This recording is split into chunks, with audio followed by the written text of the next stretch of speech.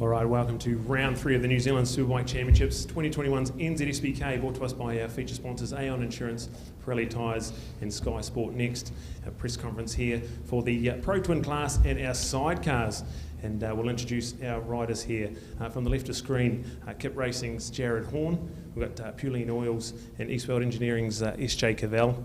We go to the man from Suzuki New Zealand there, Carl Hooper. And then we go to our sidecar pairing of Barry Smith and Stu on the Carl Cox Motorsport machine. Awesome to have you guys here. We'll start with you, Jared. You've leading this championship. You've got some experienced campaigners behind you. You've got an MNZ board member in behind you there. How's it feel and how's the nerves coming into this one? Yeah, there was a few moments this week where I was sort of thinking about little scenarios of what was going to happen and get my heart going, but you know, whatever happens, happens, and I'm just out there to have some fun and rail it. Awesome. And SJ, awesome to catch up with you a couple of weeks ago at the round 2 of the New Zealand Motocross Championships in Rotorua, balancing the off-road and on-road stuff. How did that feel? Yeah, man, it was good. It was a cool experience, eh? Like, I'm not a motocross background or anything, so and I'm first to admit that I don't know one end of a dirt bike from another. So to go there and see the country's best going at it was amazing. I especially enjoyed that MX2 start, like 40 guys just barreling into that first turn at Rotorua there and heading down the hills. It was just, I've never seen anything like it, and I can see why the guys who come from motocross to road racing are such good starters, because man, it's all on for hell and leather and that. So no, it was really cool. It was a great experience. All right, Pro Twin Championship wide open. How are you feeling coming into this weekend? Yeah, man, we're good. We've had a good build up and we've done all the prep that we can. So we know Taupo, so we'll give it a crack. And like Jared said, see how it washes up on Sunday. But yeah, we'll have some fun along the way. All right, awesome. Carl, hometown. You've had an up and down season, to be fair, but certainly got the pace out there. Still well and truly in the hunt for the championship. How are you feeling coming into this one? Oh, I'm feeling good. I'm glad to be back on my bike and sorting a few things out today. But as you say, these two guys next to me are very quick around here, and I'm looking forward to some good battles on Saturday and Sunday, but also having some fun. All right, so what's some of your big challenges been this year, and tell the fans at home sort of a bit of your story? Oh, you know, obviously money is a bit of a challenge, so trying to balance training and actually getting out on the track with work has been quite tough, but coming out and riding has been good. And you know, we've had a few challenges with the bike. It pretty much took us this whole break from round 2 to round 3 to fix my bike up, so this is the first time I've actually ridden it, but enjoying the challenge and look forward to making some more progress. All right, over to the boys on the sidecar outfits and leading the championship. Barry, must be pretty exciting, and have you coming into the weekend? Yeah, we just have to see how we go. Obviously, we'll just keep doing what we've been doing. Obviously, it's not over till the fat lady takes to the microphone, as they say. So, yeah, we've got a good setup, and we like Taupo. So, hopefully, if we can just finish up there in the points again, we should be fine. And Stu, first time with Barry this season. How have you been going? You enjoying it? Yeah, definitely. The right team to be in, very professional, and yeah, it's very good to team up with them. And yeah. All right, I'll keep on the sidecar, boys. Either one of you can answer this, but sidecar races are widely known as the entertaining bunch of the crew. Is there any sort of reason you think behind that, Barry? I think probably because you've got two people on the bike. Obviously, from a spectator point of view, it adds a bit more interest, and I think they become a bit of a crowd favourite at some events, obviously, because of that kind of thing. But there's always a few jokers in the pack too with sidecars, so I guess that also adds to it. All right, awesome. We'll go for some quick fire questions. We'll start with you, Jared. Looking at Barry and Stu there, the sidecar team, with you three there in the Pro Twin team, or maybe even one of the other Pro Twin exponents, who do you reckon will be the best on a sidecar outfit out there? Maybe SJ would be pretty good at a swinger, I reckon. Pretty long. Yeah, I don't know. I don't know. Yeah. Nice. What about you, SJ? There's a few boys in the field from out west Auckland there, so maybe one of those guys? Yeah, man, maybe Alex Butson, I reckon he'd go right on the sidecar, tucked down in behind the fairing. He's sort of got the right stature for it, I think. So, yeah, could be, see if Barry and Stu might want to give us a lend of it on Sunday or something. All right, Carl, what are your thoughts there? Who do you reckon would try their hand? Oh, same thing. Alex Barrick and Vaughan Main, he would be pretty good on there. He's a bit nuts up in the old head. So I think he'll do quite well as swinging on a sidecar. Ted has no fear. All right, I suppose Barry and Stu, the other way around, who do you reckon would go right on a Pro Twin in your class? That's a good one. Probably, I think Stu would go quite well, actually, to be honest. He's ridden a few solo bikes around before, and I know he's no slouch on two wheels, so I'd probably pick Stu to go quite well. I don't know really about the other guys. I know Dave MacArthur's done a bit of riding. I don't know, Scrivy might go quite well on two wheels too. He's a bit of a wild man, so I think he'd probably go all right. Well, what do you reckon, Stu? Yeah, I think Scrivy go quite well. He's a bit of a loose cannon, isn't he? Yeah, So, yeah. He's normally on two wheels anyway. Yeah, true. All right, so back to the Pro Twin boys. Jared, we'll get you to ask a question to either SJ or Carl and see what's going on there. I didn't come prepared.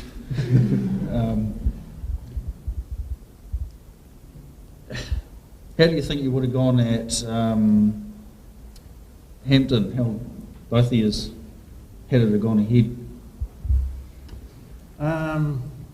I think it would have gone all right. Obviously, it would have been tough against the guys from up that way who ride there all the time and do a lot of laps there. But we got a test day in there before the COVID sort of shut that round down, and felt pretty happy and was doing respectable time. So I think we would have been there or thereabouts. So yeah. I thought I would have done pretty good, but I reckon that MT-07 with that bigger rear tyre would have given us a really good run for our money, especially on that shorter circuit. So I definitely think it would have put a few more riders into the action, definitely for the lead battle anyway. All right, SJ, what have you got for these other two here? Jared, what do you reckon the trickiest corner on this track on a Pro Twin bike is? The hairpin onto the back straight. I hate that corner. You won't mind if I pass you there? Go for it. Sweet. All right, Carl, have you got a question for these two? SJ. What do you find is the most effective way to train for riding a motorcycle? Apart from riding a motorcycle. Apart from riding a motorcycle, been doing a lot of like cardio and endurance stuff, as well as a bit of strength stuff. Been in the gym, sort of 3-4 times a week, and some running in there as well. So just been trying to just a bit of a wide range really. So hopefully it helps on the weekend. All right, and lastly, Barry and Stu, tell us a little bit about background, how you got into sidecar racing, and hopefully it might inspire some newcomers to give it a go.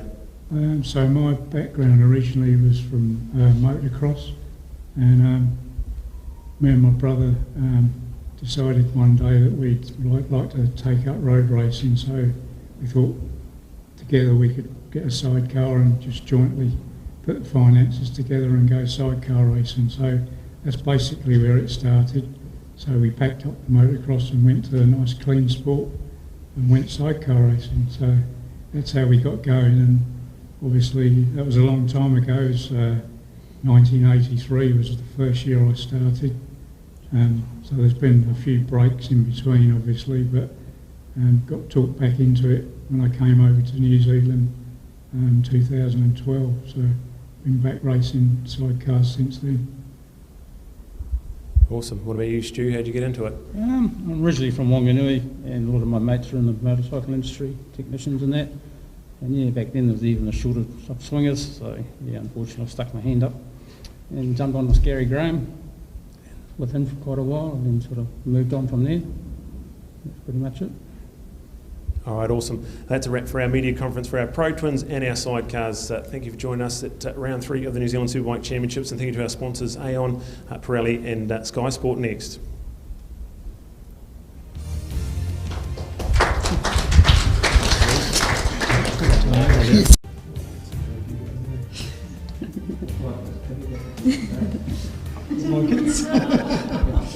There's candy in my bag.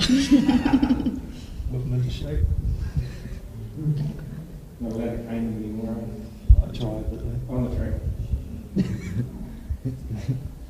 All right, here we're at round 3 of the New Zealand Superbike Championships 2021's NZSBK, and brought to us by our sponsors Pirelli, Aon and Sky Sport Next. We are joined here by our Supersport 300 and Supersport 150 class, and on the left of your screen introducing them, leading both championships, the New Zealand Yamaha development rider Cormac Buchanan. Next to him, his teammate on the Yamaha Blue Crew R3, Harry Parker. The TR20 Yamaha R3 of Dave Fellows, and our Supersport 150s on the Get Off My Moto machine, Sam Guthrie. We've got Helicraft Racing's Georgia Elvin, and the White Line Suzuki Gixxer of Billy Fuller. So welcome everyone, thank you for joining us. And we'll start with you, Cormac, leading both championships. Must feel pretty good coming into this one. Yeah, I definitely want to be in my seat coming into this round, 62-point lead, so yeah, I definitely feel confident, and considering we did actually quite well here for Suzuki Series, I have good knowledge of this track, and today went well, so yeah, I'm very happy with how we did today, and hopefully we can just build on that all weekend, and hopefully we can wrap up the title here. All right, after this, straight over to Europe for the Red Bull Rookies Cup. Have you brushed up on some Spanish, or have you done a bit of Google Maps over there?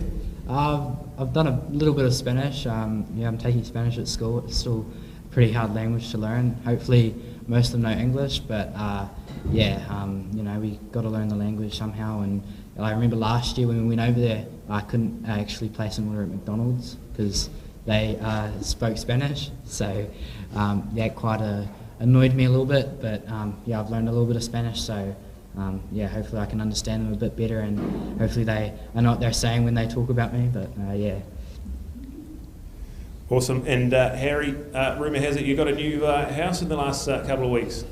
Yeah, I ended up getting a new house, I think it was in December, so we're all moved in there, call it the Parker Palace, so whenever you guys are next down south, come over and we're going to have a few drinks, but yeah, it goes alright, until the bills come, so sets me back a bit, but that's alright. So still mathematically possible to take out the championship. You've had an up and down season, but you've got to be pretty happy with your pace and what you've shown this year? Yeah, it hasn't been the best season, to be honest. Like, we've had a few problems with motors and crashing and all that carry on, but today felt really good on track. We're doing some real good lap times, faster than we were doing last year, so I need to keep up with Cormac, and hopefully we can sneak back in front of him. Also, there's a rumour you've popped a few stitches on your leathers at a Yamaha track day a little while ago. Was that moving out of home? A few too many 2-minute noodles maybe, or shrunk in the wash perhaps? Yeah, something called an air fryer. Old chips and chicken nuggets. Put a few pounds on, zip the suit up and tune splits, so it's the way to get fixed. Oh, fantastic. All right, Dave. We saw you at round 2, you'd made some big setup changes. You're running under a bit of a fitness cloud by the end of the weekend, but you've got to be pretty happy with how you've hung in there so far? Yeah, we've got things going pretty well back in Timaru. Sort of nursing a wrist injury, and then in the first race got taken out and damaged my elbow pretty badly, so had to manage that for Sunday. So yeah, it was a challenge, but I was pretty happy with the results in the end. And yeah, I guess you've got a new bike now for this this round, so I jumped on it for the first time this morning and managed to get that going pretty well. So yeah, feeling happy, still nursing injuries, which is a bit frustrating given I've been working hard on my fitness. Just good, but yeah, we'll have to see how we go. Yeah, I was just going to touch on that. One of the hardest working guys out there, and a great team around you. You've got to be somewhat happy with how you've gone so far? Yeah, I've been really pleased this year, like going a lot faster than last year, and I mean Cormac and in particular and Harry as well, just been on another level. So I've just been pleased in a bunch of races to be able to sort of stick with them for a bit. But they're putting a lot of us forward and making us work super hard to try and be competitive, which is great. And I'm sort of proud of the strides I've taken over the last couple of years. But yeah, I'm just really excited about Cormac's journey over in Europe. I think he's a definitely an up-and-coming talent, so excited to see how it goes. Awesome. Go to our Supersport 150, Sam. Some awesome racing at levels at round 2. You're at the business end of the championship now. You're going to be pretty happy with how your season's going? Oh yeah, I'm happy in second place, but I'll try and keep up with Cormac. But yeah, no, the season's been good. Yeah, no crashes or anything. So yeah, happy. So you're still having fun when you put the helmet on? Still loving it? Yeah, loving it. I haven't had the chance to do any motocross in between races, but no, it's good fun. Yeah. Awesome. Georgia, Helicraft Racing, been pretty cool this year. You enjoying your road racing? Yeah, it's been an insane season so far. We're a little disappointed with Hampton Downs, but we weren't really sure going into the season how it was going to go, but we've just been hitting each target and then some, and it's going well, or at least for me. So we weren't here last year to COVID shutting down round 4. Have you ever been to Taupo before? No, this is my first national series, so I've never ridden here before. I did Google map it, had a look at it, but yeah, today's been quite a big day, just trying to work my way around here and try a few different things, try and get up to speed. Awesome. Billy, awesome season so far. Love this place as well. It must feel pretty good being the most successful sibling in the family with all that Red Path prize money. Is that something you bring up at the table all the time? Well, not really actually. I'd like to bring it up a bit more. But I definitely enjoyed this season. It's been a big step up with just learning new skills and all that. And awesome thanks to Redline for the money this season. It's helped out a lot. Awesome. So we were here at Labour Weekend. You won the 150 endurance race here. Is that still shining, that feeling, or is that worn off by now? Oh, it's a bit worn off by now, but I was pretty happy with it with my results at the time. Yeah. Awesome. All right, quick fire question for everyone. We'll start with you, Cormac. We all keep an eye on MotoGP over in Europe, so who you reckon is going to win the big Premier class this year? Well, there's a few contenders. I'd say Marquez is out of it, Rossi's out of it, but I'd like to see Jack Miller win because he's an Aussie and he's pretty close to home. But yeah, it'll be interesting new season. If it is like last year, then yeah, it'll be good to watch. Go back home and I'll be there, so get to watch it live. And yeah, I'll really enjoy meeting up with the guys. Mum wants me to get a few photos with them, and I'll brag about it the whole time, and then come back, get my butt whooped for it. But yeah, I'm really looking forward to going there and experiencing it. Yeah. All right, Harry. Yeah, you got a favourite MotoGP rider? Who you reckon is going to be there at the end? I don't know. I'd really like to see Miller on top. Like Cormac said, he's an Aussie, and yeah, but I don't know who's going to win it. So we'll just have to wait and see. Like, we didn't expect Suzuki to win last year, but somehow they did. Oh, David, do you keep an eye on the MotoGP? Yeah, absolutely. Yeah, I quite like Fabio Quartararo. I mean, he's pretty exciting racer to watch. I think he could do pretty well this season. But, yeah, I'd be happy to see Miller up there as well. All right, Sam, you got a favourite GP rider? Favourite's probably Alex Rins, but no, he didn't have the best season last year. Crashed quite a lot, but yeah, hopefully it goes well this year. What about you, George? Do you follow the MotoGP scene? Oh, yeah, a little bit when I can, but I'm looking forward to watching Brad Binder on the KTM this year. See how that goes. And Billy, you got a favourite GP rider? I wouldn't say I have a favourite because whenever I go to watch it, it's always deleted off the TV.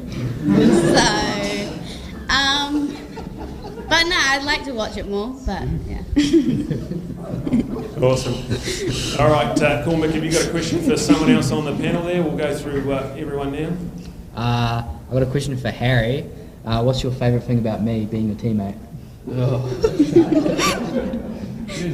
Probably the favourite thing is you're the test dummy for all the suspension work, so we just copy what you do. That makes life pretty easy for me.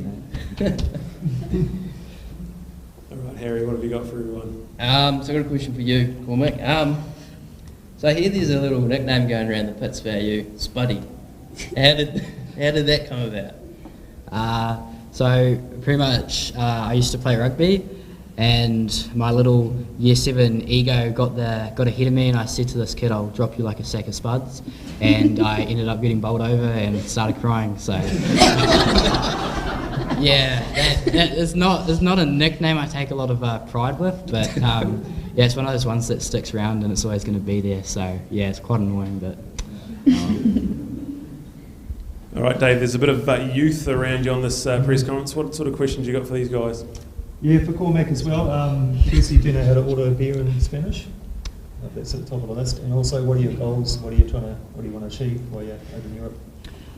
One, I don't know how to order beer in Spanish because I haven't taken any practice to that. But two, yeah, my goals for Europe, and because since it's completely new to me, I'd like to do really well. But at the same time, I also want to improve and stay on the bike. And if I can just finish every race and improve constantly, yeah, I'll be really happy. All right, Sam, you've got a question for someone on this panel? Billy, how long have you been riding motorbikes for? Road bikes, this is my first full season, but I did the Suzuki series last season, but I wasn't very good, so. And Georgia? I got a question for Sam. Obviously you've ridden here before the Suzuki series and sort of been around the mid-pack. How are you finding going around here on the Yamaha, and do you think you'll be able to do a bit better this weekend? Yeah, hopefully I'll do better, but it definitely feels a bit different on the R15 than the Gixxer. A bit more power and a bit more grunt out of the corners, but hopefully I'll go well. And Billy, have you got a question there? I've got a question for Cormac. What's been your favourite bike to ride since starting road racing, and why? I've ridden a few bikes, but I'd definitely like to say my favourite bike is the one I'm riding right now, my YZF R3. Yeah, I've ridden heaps of bikes, and hopefully I can ride a few more, and hopefully I get a new favourite. But yeah, just riding every bike, it's actually quite hard to adjust to a new bike. But that's one of the things hopefully I'll be able to do quite well in Europe, because when I raced in Aussie, every track was a new one for me. So yeah, hopefully I'm just able to adjust to the bike. But yeah, I've ridden a few bikes, but yeah, my YZF R3 would definitely be my favourite right now. All right, fantastic. That's a wrap of our 300 Supersport and 150 Supersport press conferences. Thank you for joining us here at round 3 of the New Zealand Superbike Championships. NZ SBK, and thank you to our sponsors, Aon Insurance, Pirelli Tyres and Skysport Next.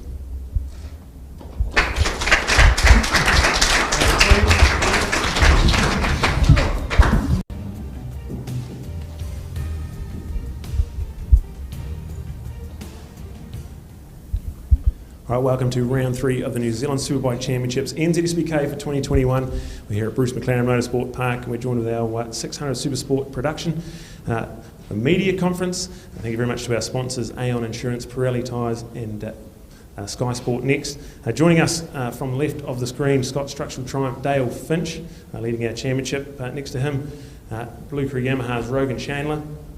And then go to MTF Finance, Kawasaki's Avalon Biddle, and of course, Team Rees Honda's Zach Fuller, and also Top Spec Engineering Suzuki's Hamish Fox. Welcome, team. We'll start with you, Dale. Leading the points quite handsomely. You must feel pretty good coming into this third and final round. Yeah, I am. I've been feeling pretty comfortable on the bike down south. Done a few laps around here for Suzuki Series, and sort of jumped back on the track and started where we left off at the start of the year, well, at the end of last year. So yeah, I'm pretty happy and looking forward to tomorrow. So obviously you've got a pretty busy life, a couple of little ones there. You do a bit of mountain biking, or you try and mountain bike. Sometimes you fall off and blowing up bikes, other things in between. How's life going for Dale Finch? Yeah, it's busy. Sort of got a mountain bike at 5:30 in the morning because I want to get home and help Ali put the boys in the bath and get them to sleep, and then after they go to bed I've got to go to the workshop and work on the bikes, and yeah, it just doesn't stop, but I love it, and yeah, life just flies by when you're busy, doesn't it? All right, Rogan, you've had some success in the past at this track. You're back in your beloved North Island. You must feel pretty confident and happy to be here at round 3? Yeah, not bad. Would have liked to be at Hampton, but yeah, no, get along with this track pretty well. So looking forward to tomorrow. You know, we sort of came here today the same pace as what we finished last year off with. So yeah, pretty happy. So yeah, obviously the TT win last year was a big one for you. You must be gutted we didn't have that round at Hampton Downs. Yeah, a little bit. I mean, it's a short track, so it's different. Like that was at the long track last year, but yeah, it is what it is. We'll just carry on and do our thing and just finish it off on a high, I guess. So have you got some tricks up your sleeve this weekend? You got something to stop Dale? No, not really. I'm just going to ride, and then whatever happens, happens. I've offered a few guys a couple $100 to maybe clean me out a little bit, but nah, I'm just going to do what I can, I guess. It'd be nice to finish the season on a high, and then see what happens. Awesome. Have much better 2021 than 2020. You must feel pretty happy with how your season's run so far? Yeah, I'm definitely happy. Probably not as good as 2019. That year I was actually a lot faster lap time wise than I have been even this year. It's been a real challenge the last couple of seasons, but crashing out at round 1 and qualifying last year really didn't help my case, so things are going much more consistent this season. Really happy with the bike, the package that I've got underneath me, and a bit of a new team around me that are working really well together. They're putting in heaps of effort behind the scenes to make it all happen, so yeah, so far so good. Yeah, I've noticed that Avalon Biddle Smiles back in the pits there, so must be feeling pretty good about this weekend. Ready to mix with those boys out in front? Yeah, definitely. I think we all love riding at Taupo. It's an awesome circuit. It's got a bit of everything, the tight infield and then some hard braking, long straight. So really looking forward to it. Can't wait to get into qualifying and race 1 tomorrow. All right, Zach, rookie season, but must be pretty stoked with how it's panning out so far? Yeah, for sure. Ruapuna was pretty challenging for me, going there without riding the track, and unfortunately had a crash which put me back in points a bit, but we come on strong at Timaru and got 3 podiums, which I was really happy about. Yeah. So how's your preparation heading into this one here? You're under control heading into round 3? Yeah, no, feeling good. Bike's going good, and yeah, the team's working well. Shame we didn't get to go to Hampton Downs, but yeah, looking forward to the weekend. Must be pretty cool as well, having mum and dad here, the sisters in the High Sun Cup and the Gixxers and that. It must feel awesome to have the family all here. Yeah, it's pretty cool. All coming down in the camper and cribbing up for the weekend, and it's cool to see Billy in the Calcox Ninja Cup this weekend, and hopefully she can wrap up a Gixxer Cup title, no pressure. All right, Hamish, rookie season on the 600, pretty stoked with where you're at? Yeah, actually, I'm over the moon. It's been more through, I think, good fortune than good riding. I've sort of managed to finish every race, and hey, you have to do that. So, a bit more speed would be great. Aidan from Resto Race Motorcycles came down today, and we threw just the everything at the bike to try and get a bit more comfort out of it, make it a bit less terrifying. So we managed that, and I'm ready to go. All right, so you've had quite a limited pit crew, for the want of a phrase, this year. Has it made it fun or hard, or what's your 2021 been going like? Yeah, it's a lot of work. So I just come down with my partner Anna.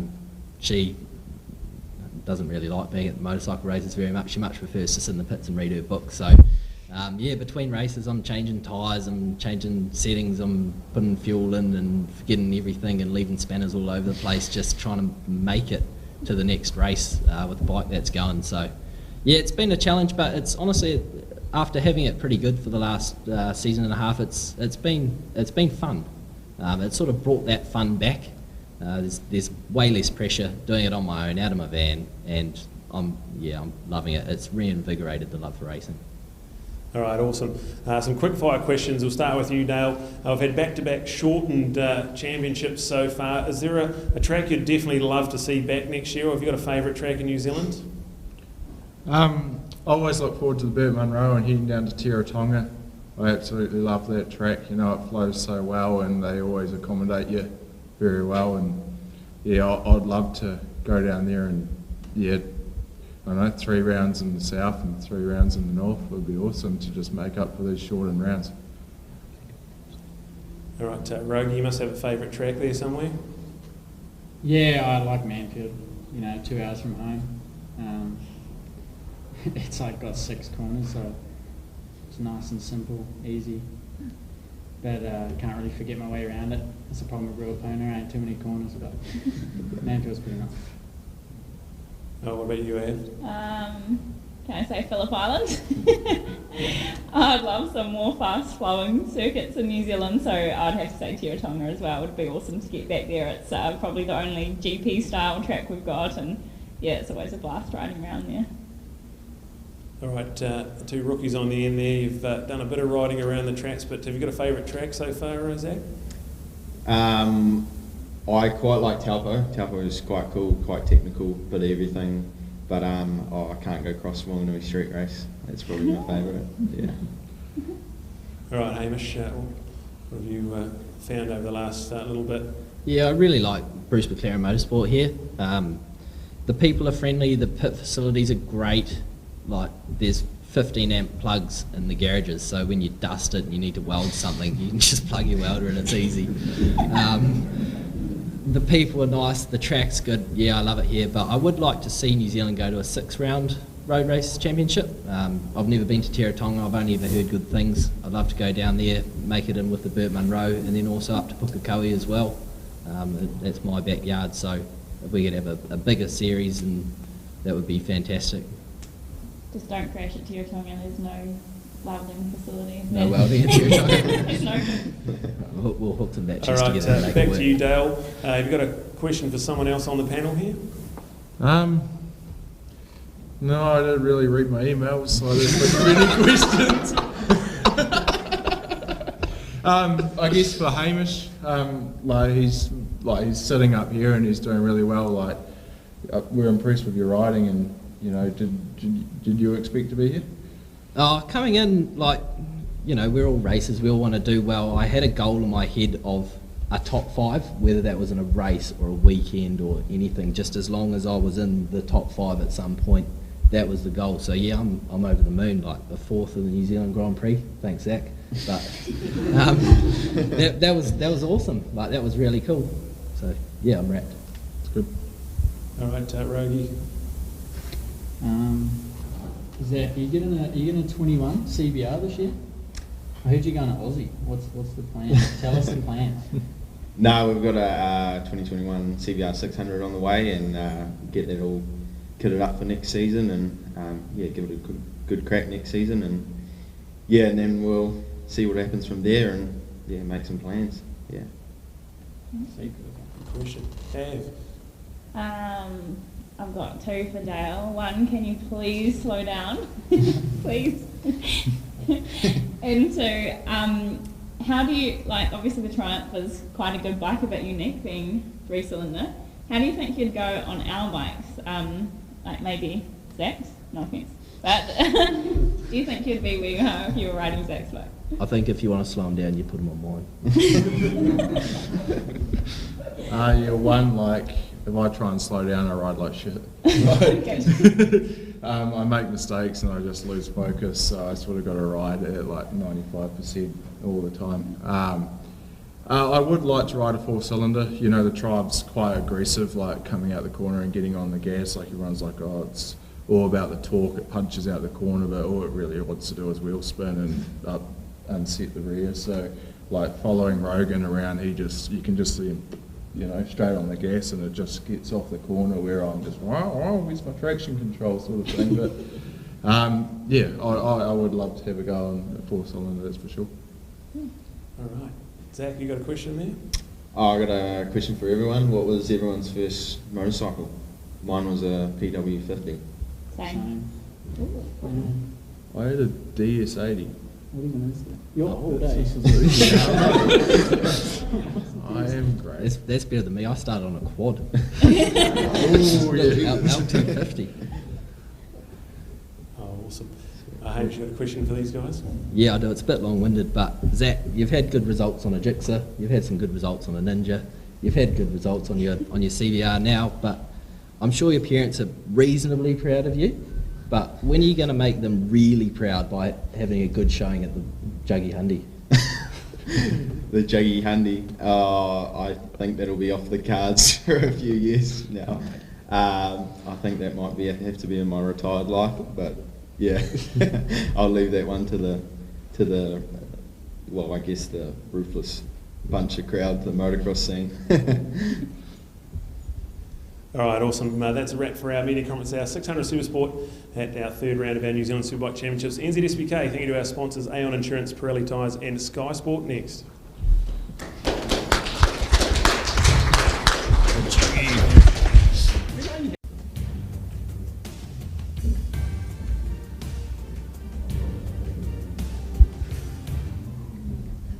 All right, welcome to round 3 of the New Zealand Superbike Championships, NZSBK for 21.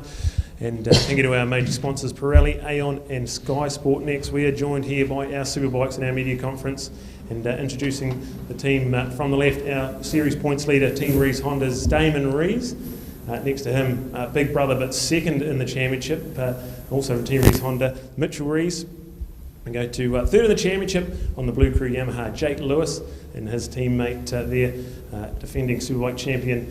Fourth in the championship, Al Hoogie, and on the end there, fifth in the championship, the man from Pro Moto, CD Vandermeer Builders, Scotty Moyer. Awesome to have you guys here. Welcome. We'll start with you, Damo, leading the championship, recently engaged. How good is life for Damon Rees at the moment? I'm on cloud 9. I mean, it's been a pretty cool break between the South Island and the North Island. Obviously, like you said, got engaged to my long-time partner Talia. We've been together 8 years next month, so I thought I'd better get my stuff into gear, you know, pretty quickly, because she'd been putting in the hard word for a little bit now. So yeah, I mean, it was a pretty cool step for us to take, and yeah, I'm looking forward to the rest of my life with her at this stage. So yeah, everything else is pretty good. Just riding bikes and planning the next part of my life, which is obviously going back to England next month. So pretty much your home track here. You love this place, been pretty successful here. Quite confident you can hang on to this Superbike Championship? It's never over till it's over. I mean, just going to ride with my head screwed on, right? And do the best I can. Obviously, these boys are not slouches around here. Actually, the last time I finished a race, I got my butt whooped by the two men on the far left. So definitely not going to lie over and circulate. I've got to put my best foot forward this weekend, and this big dog here, Mitch, is probably going to wipe the floor with me. But anyway, I'll have a go at him and we'll see what happens.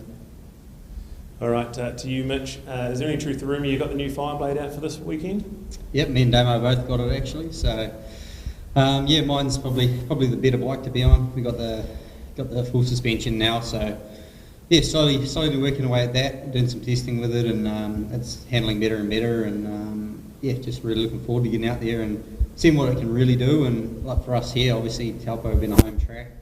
In the past, we've been really fast here, lacked in horsepower, whereas now we've got the horsepower, but we're sort of missing the handling to a certain extent. But hey, you don't know what happens. Turn up tomorrow, you can be faster than you've ever been. You just, yeah, it's one of those things. You've got to keep trying stuff. You've got to keep progressing, and really looking forward to see what we can do with the new blade.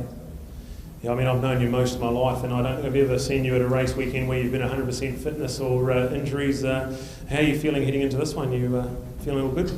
Yeah, really good actually. Probably the best I've felt for a long time. Probably not pre-broken leg, but we're definitely getting there. So, I mean, it's exciting, you know, just getting fitter, getting healthier, and slowly losing some weight, which always helps with some straight line speed. All right, and to you, Jake, you've had some awesome results so far. You're pretty happy with how 2021's going so far?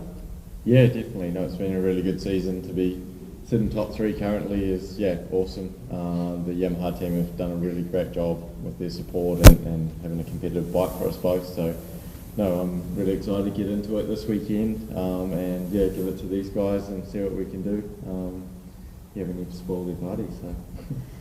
Yeah, so what's the approach coming into this weekend? Are you going to do anything differently, or just try and do your thing?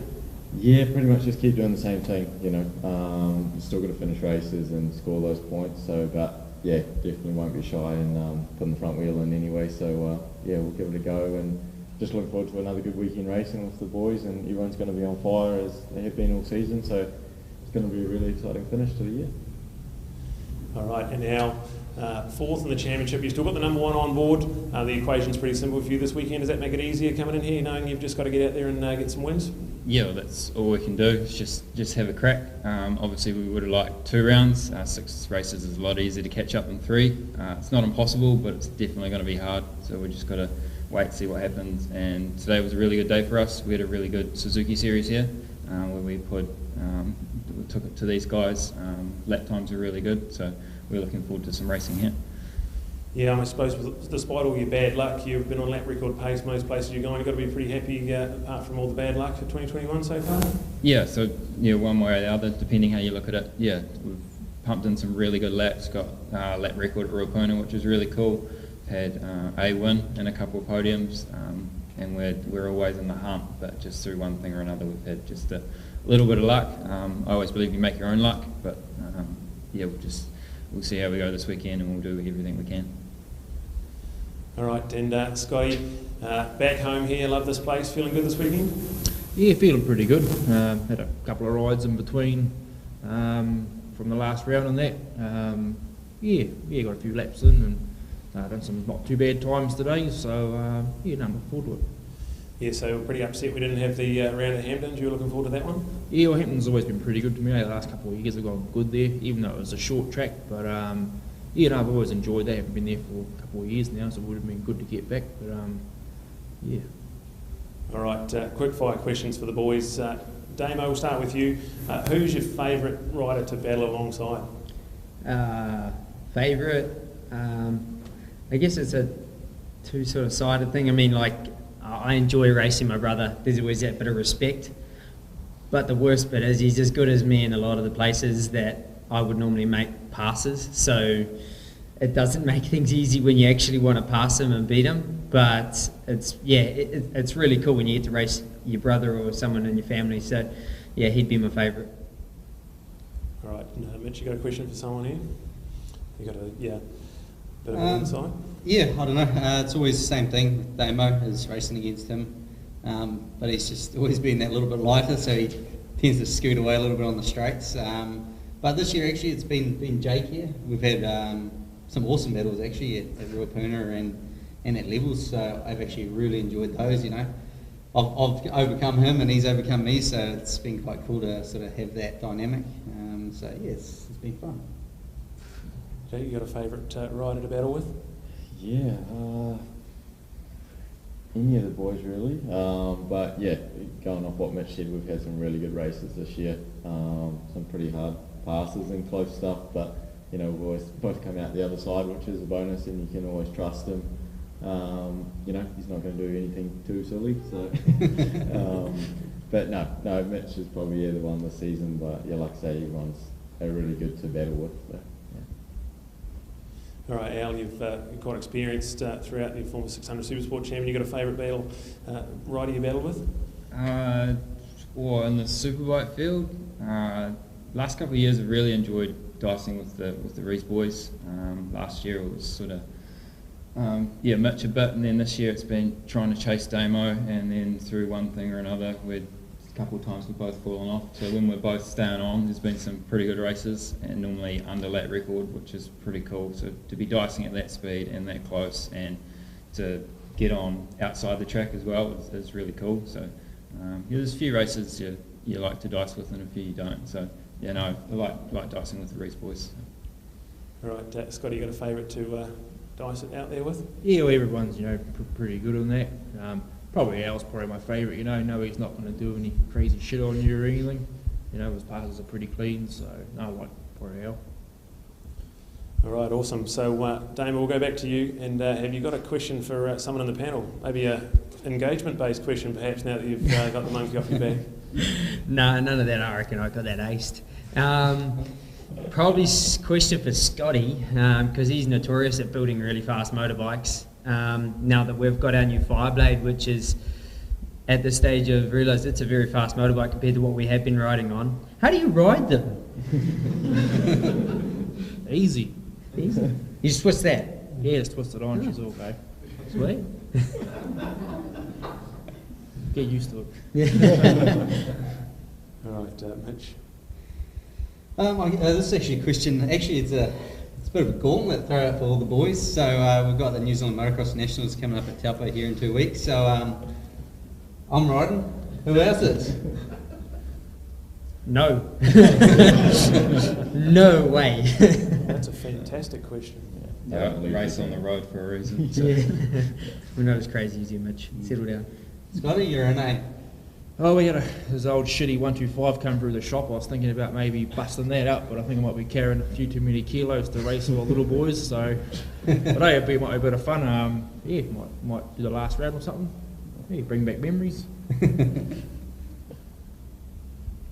Awesome, Jake. Probably to all the guys as well. Who do you think's going to come out on top on Sunday? I like to say it'll be me, but obviously everyone here wants to win the championship. That's why we're all here.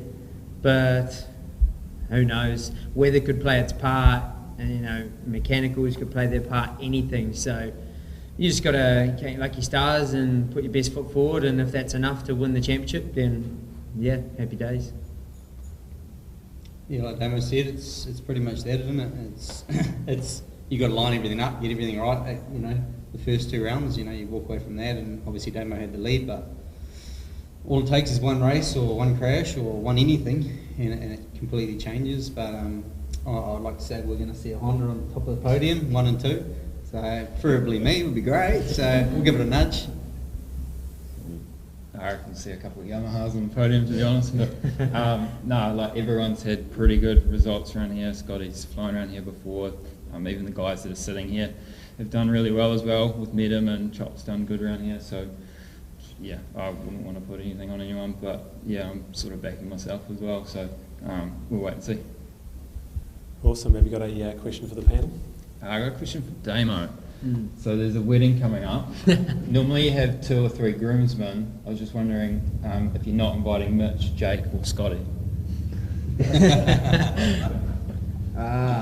None of us. Well, particularly if you don't let me win this weekend. So yeah, it's no. All right, Scotty, you got a question for these young whippersnappers? Couple of questions. A question for me, Day and Mitch. New bike. I mean, you haven't been on it very long, but I mean, have you see a bit of potential there? You think you've got more out of it to come yet?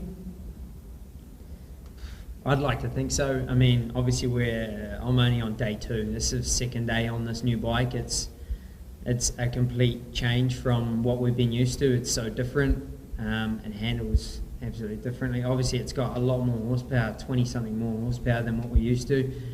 It just has a different characteristic. So it's been a real challenge, but I've enjoyed it.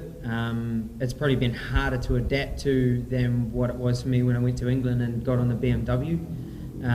Which is kind of weird considering they're not even the same manufacturer. So yeah, there's definitely a lot more potential. We've just got to find what we need to make it a winning mixture. So I think we're not too far off though. Yeah, it's pretty much that. I've had a few days on it now. Obviously Suzuki Series. Managed to figure the bike out pretty quickly there, but I think that it's one of those things like certain bikes suit certain tracks. Obviously found that Manfield, the bike was good there, it's fast, and even the stock forks I could go pretty well on it. Here's a different ball game altogether. You've got a completely different track, and like I said before, for us we've now got a bike that's got enough power, or if not the most power in the field. So trying to ride it in a different way is quite hard. So I think more than anything is it's all about comfort. It's not potential in a bike; it's potential in your comfort and making it what you want. And yeah, I think we can get there. I think we can go faster than we've ever been. And yeah, I mean, hey, bike's faster. You'd like to think you go faster. All right, awesome. That's a wrap of our Superbike Media Conference for our 3rd and final round of the New Zealand Superbike Championships for 2021. Thank you, boys, for joining us, and thank you to our major sponsors, Aon Insurance, Pirelli Tyres, and Skysport Next. We're looking forward to this weekend. It's going to be awesome.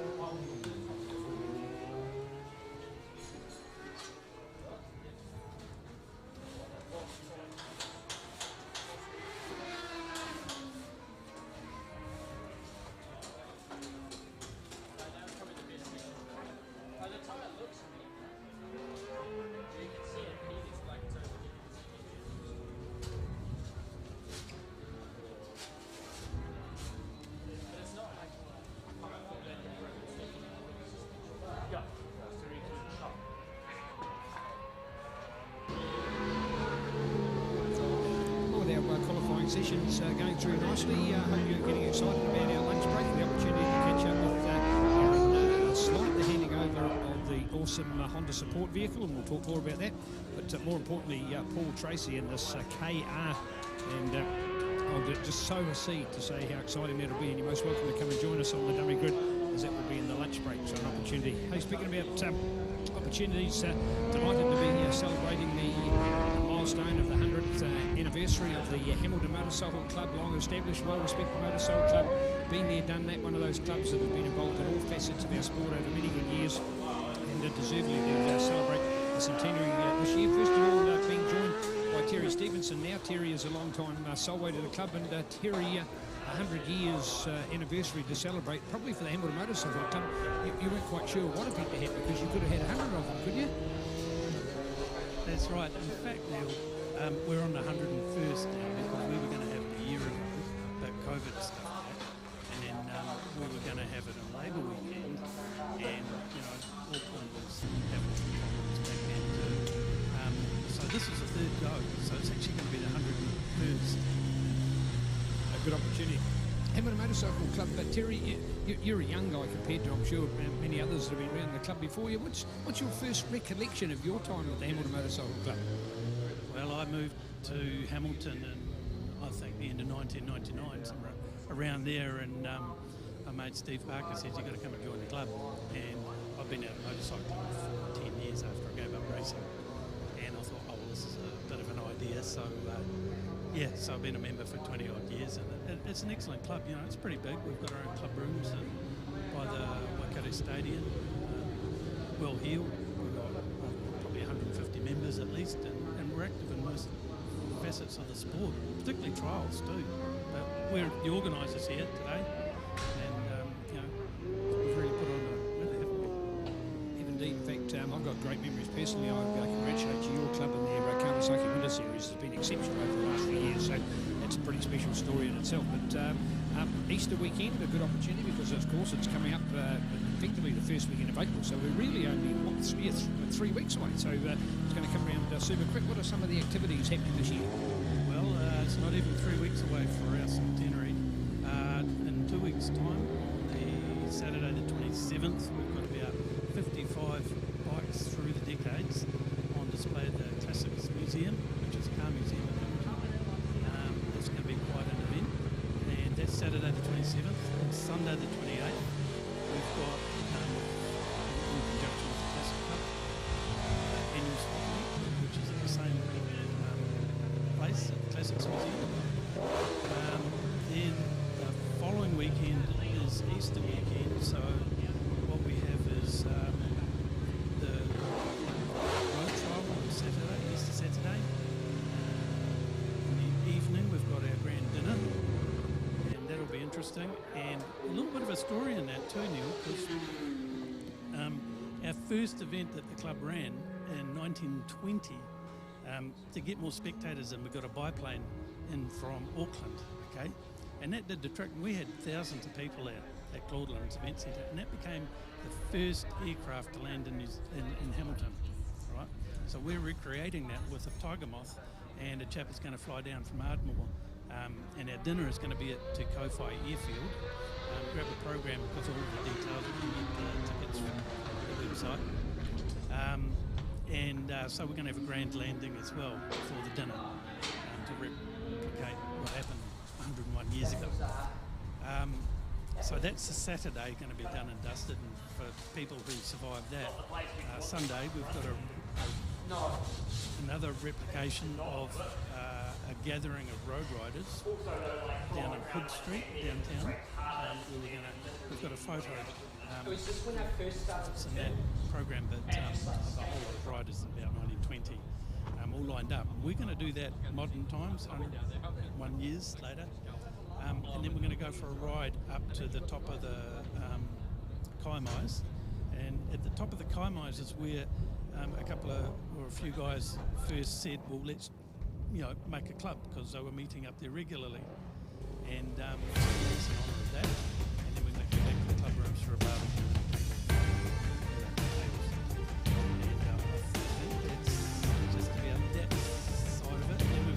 Trial Monday, Easter Monday. I think it's Sunday, Monday. Welcome to all our viewers around New Zealand and all over the world. We're here this weekend for the third and final round of NZSBK 2021.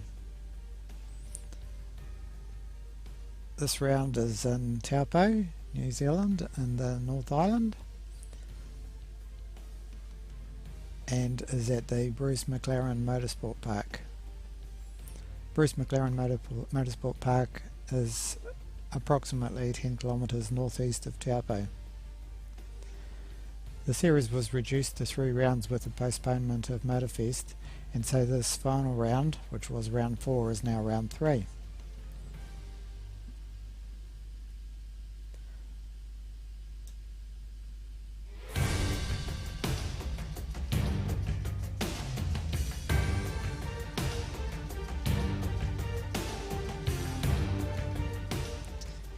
So we're just taking a bit of a look at the track now. Features a long back straight, referred to as the back straight. It's actually the side of the track. It runs along beside the road. It has a shorter front straight in front of the control tower, a technical area through the middle, and the sweeper at the far end of the circuit.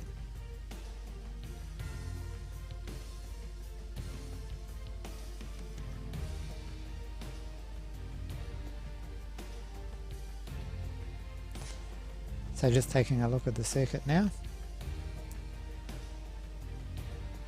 The front straight is on the right of that picture. So when the bikes start, they come down, their first corner is turn 1. Turn 1, round to the left, bit of a sweeper. Quite often there's passing, especially after the start of the race. Riders will often go down the inside, not always successful, but they'll give it a go. After turn 1, we go through turns 2, 3 and 4. So they are a bit of a technical right, left, right, and they go through turn 2 is a little bit low, and then they rise up, go over a bit of a brim of a small hill on turn 5.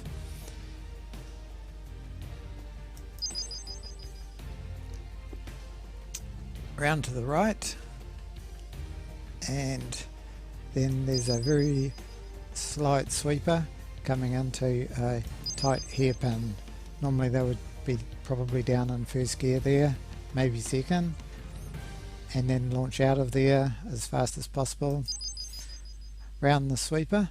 Now quite often riders will try to overtake, but they won't normally get a pass on that corner. However, going fast around there, often around the outside, will give them a shot at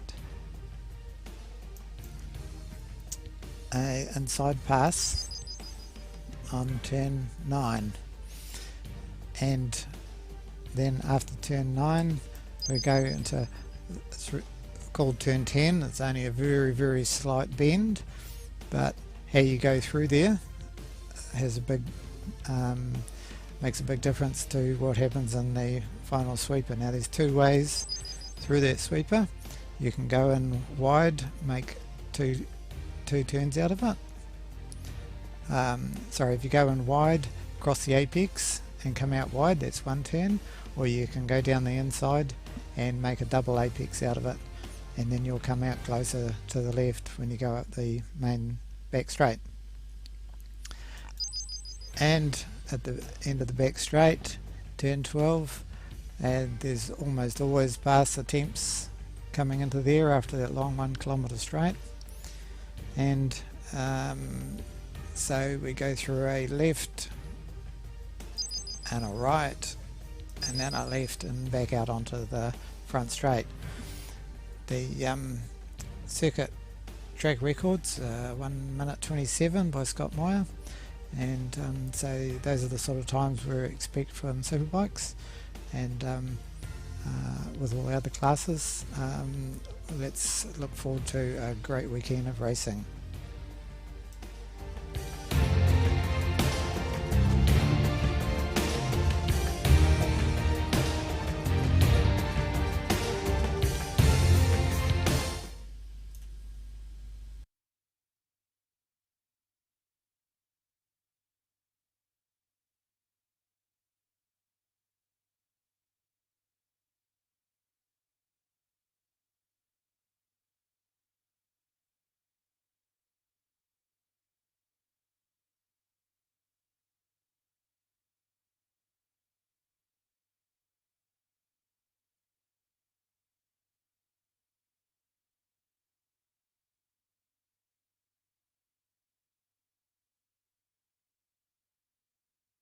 3 of the New Zealand Superbike Championships, the final round at Bruce McLaren Motorsport Park in Taupo. This is going to be absolutely spectacular. Our host club, the Hamilton Motorcycle Club, with our MNZ Series Director Grant Ravage, our race director for the weekend, Graham Barstow. We've got Monique Parkinson, our clerk of the course, with Catherine Carlaw. An assistant clerk of the course. We've got our stewards, Craig Mills and Larry Mowat, and our technical official, Steve Maynard Smith. We've got MXT Motocross and Track Timing doing our awesome time here, and we are almost ready to go. We're still in our qualifying sessions at the moment, but a massive big welcome to everyone there tuning in. This is going to be absolutely spectacular. The weather forecast is looking better and better every time we look at it, so can't wait for this one here. Round 3, the final round of the New Zealand Superbike Championships, coming at you live on Sky Sport Next, and also here at Bruce McLaren Motorsport Park.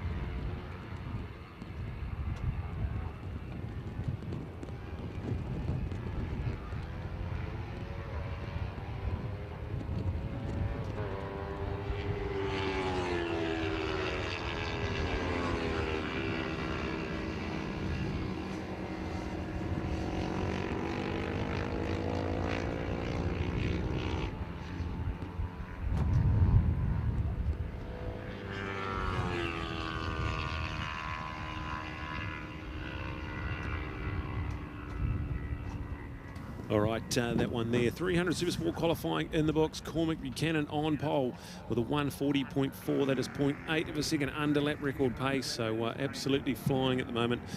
Brilliant stuff. We've got Harry Parker, Dave Fellows and Dan Jenkins. Also have Dan on the 300 this weekend. Jason Hearn, Campbell Grayling, Blaze Evans and Logan Rowell, row number 2. Luca Durning, Dylan Byrne, Kane Bentley and James Hoogie. Rounding out row number 3. So that's the 300 Supersport qualifying in the books.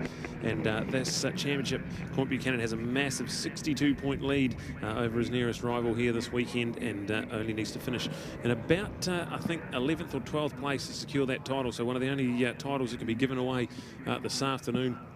And Harry Parker must win just to simply keep the championship alive, with Cormac having to finish in about 11th or better. And that one there, certainly dominant performance so far from the young teenage sensation, Cormac Buchanan. And he's put himself on pole, so we'll get an extra bonus point for that to make it a 63-point lead in the championship. Absolutely outstanding. Well, one more qualifying session to come, our Ninja Cup and our Hyasun Cup. And then we're going to have our lunch break with awesome hot laps with Aaron Slight. Can't wait for that. And then we go racing with a big 10-lap feature Superbike race coming up on the program.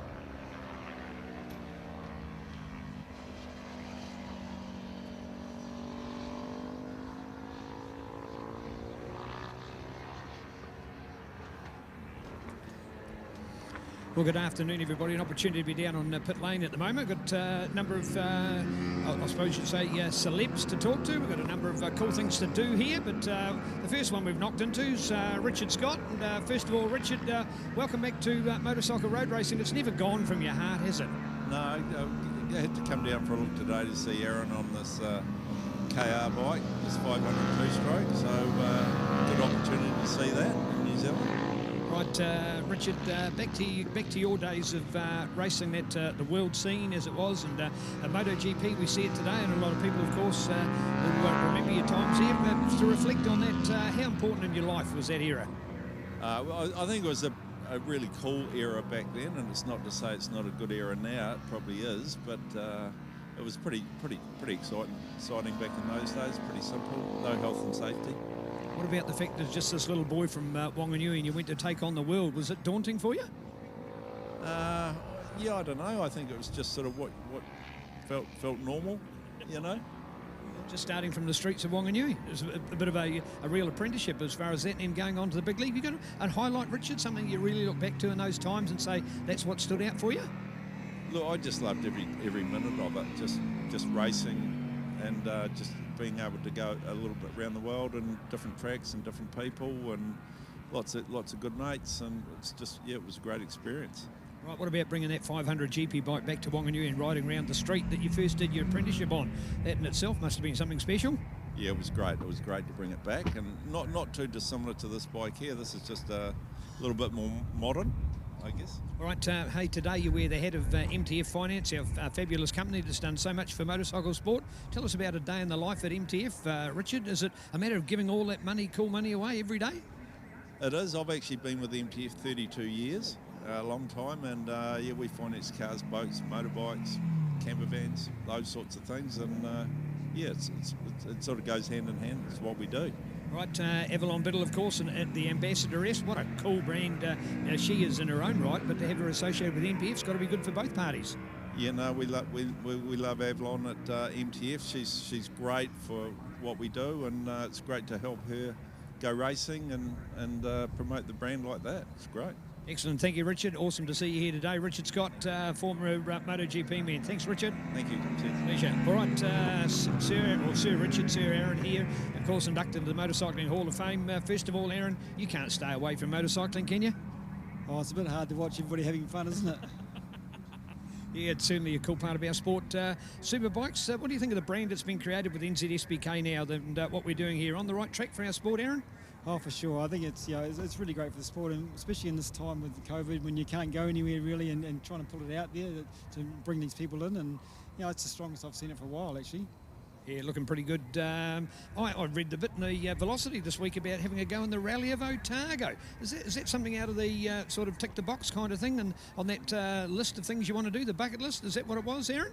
Well, it's actually a COVID special, actually. Every year they bring in an import and they drive the car. So they were looking for somebody, and I put my hand up. And, to go and do some skids and a BDA escort on the gravel would be, awesome. I've always wanted to do that. So, it is great, but it wasn't actually on my list, but it appeared, and I'm jumping in their hands and all.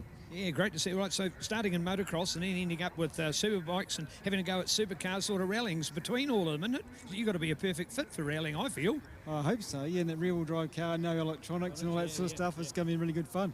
Great to see you. All right, Aaron, special day here, of course, with an opportunity for this Honda medical vehicle. When I see a vehicle like this and I look straight away at those disc brakes, you know that thing's going to stop when you put your foot on it, isn't it? But more importantly, does it go when you put your foot on the other one? Oh, it's pretty special, this car. Yeah, it's really quick, and it's only a front-wheel drive car, but it drives so nicely. It turns in the corners beautifully. It's a really cool car and fast. Right, indeed. Hey, we see it with MotoGP and World Superbikes that we see their medical support vehicles right in behind the passage, that first few laps. It's quite important that we have a fast vehicle to stay on the pace with those guys for an incident over that first lap. Yeah, for sure. You want to get there as quick as possible if anything happens. And, the doctor's in the car and he wants to be there and see what's going on. Don't want anybody moving people and disrupting things like that. So, yeah, they need to be keeping up with them. Now, on the other hand as well, we don't want the fact that riders are coming around and sort of saying to that vehicle, can you get out of my way? I'm coming back here. So the fast one's a good one. For sure. Yep. Right, so tell us about this one. Anything else that you like about it, Aaron? Well, this is a Type R, which Honda's been making Type Rs for a long time, but we haven't been bringing them into New Zealand. It's sort of not been in our market, but they've made this new car and they've brought it in for a couple of years now, and I think it's around the 320 horsepower mark, front-wheel drive, and it's got all the buttons. You can put it into race if you like, or into R mode and things like that. So it's a pretty cool thing. All right, indeed, an opportunity here for a few laps. Do you like Taupo circuit? Oh, it's a great circuit and a great teaching circuit too, because it's got a bit of everything. Got to connect all the corners from turn 1 into 4. It's really cool. All right, indeed. All right, so some part of our ceremony to do here at the moment.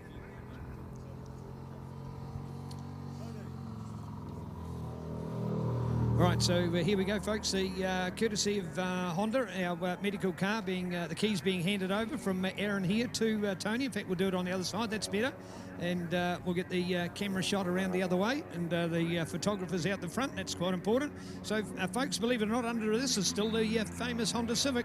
In fact, if we go back to 80s and 90s, New Zealand's most popular small car in New Zealand. So great to see. So here we are with Tony from Bruce McLaren Motorsport Park, and Aaron handing over the keys as an opportunity for this Honda vehicle. And with that part out of it, Tony, an opportunity. That's a double smile on your face, because is this going to become your new work car? No, he's giving me the key to the bike. Oh, right. Well, that'd be a bonus as well. You wouldn't know which one to do. But what a great thing for Bruce McLaren here, Tony. I think it's a monster. I've already heard that it goes very, very quickly around the track. Exactly. All right, as far as Bruce McLaren Motorsport Park's concerned, a week in the life of the crew here, there's something happening all the time? Absolutely. We're sort of 7 days a week full on. It's been very good. I think COVID, the sort of shutdown and people wanting to stay at home and get out on the track, has been marvellous. Great to see you. All right, here we go. So an opportunity. Thank you, Tony. Thank you. Well, you can sweep that off. And I think we've got the handing over ceremony, have we? And we'll take it out for a couple of laps. I don't know what the point of them driving a car off. Oh, George is going to hop in the middle. There's an opportunity as well.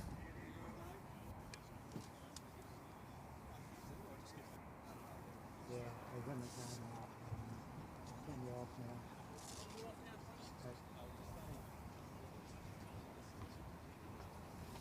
Well, we're going to catch up with Paul Tracy here in a moment, but more importantly, we're going to start up this beautiful KR machine, the Proton, of course, teamkr.com, the Kenny Roberts and the two-stroke. You heard before about Richard talking about it. You heard about Aaron talking about it. Richard Scott, of course, here today. Super excited. One of our former MotoGP riders, of course, one of those that rode these big, beautiful two-strokes as well. So cool to have Richard joining us here today.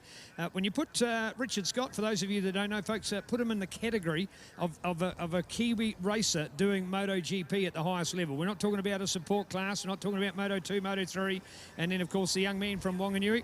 And here we go. Look at this for a machine to start it up, folks. Here you go. Now, watch this. This is how you start a MotoGP bike. This is what they don't show on the TV for you, all right? Oh, I love it. Get your camera shot on this one. This is fantastic, all right? Look at that. You see? You can do it just like that.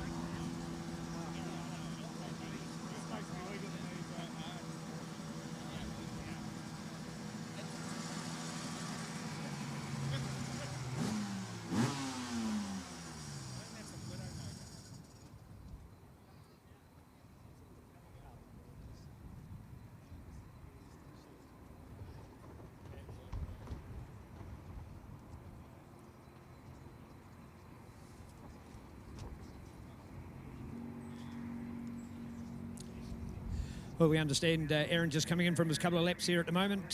Welcome to Paul Tracy today, of course inducted into the Motorcycling Hall of Fame. Too many years on tar seal and black asphalt over those years, Paul. First of all, welcome here today.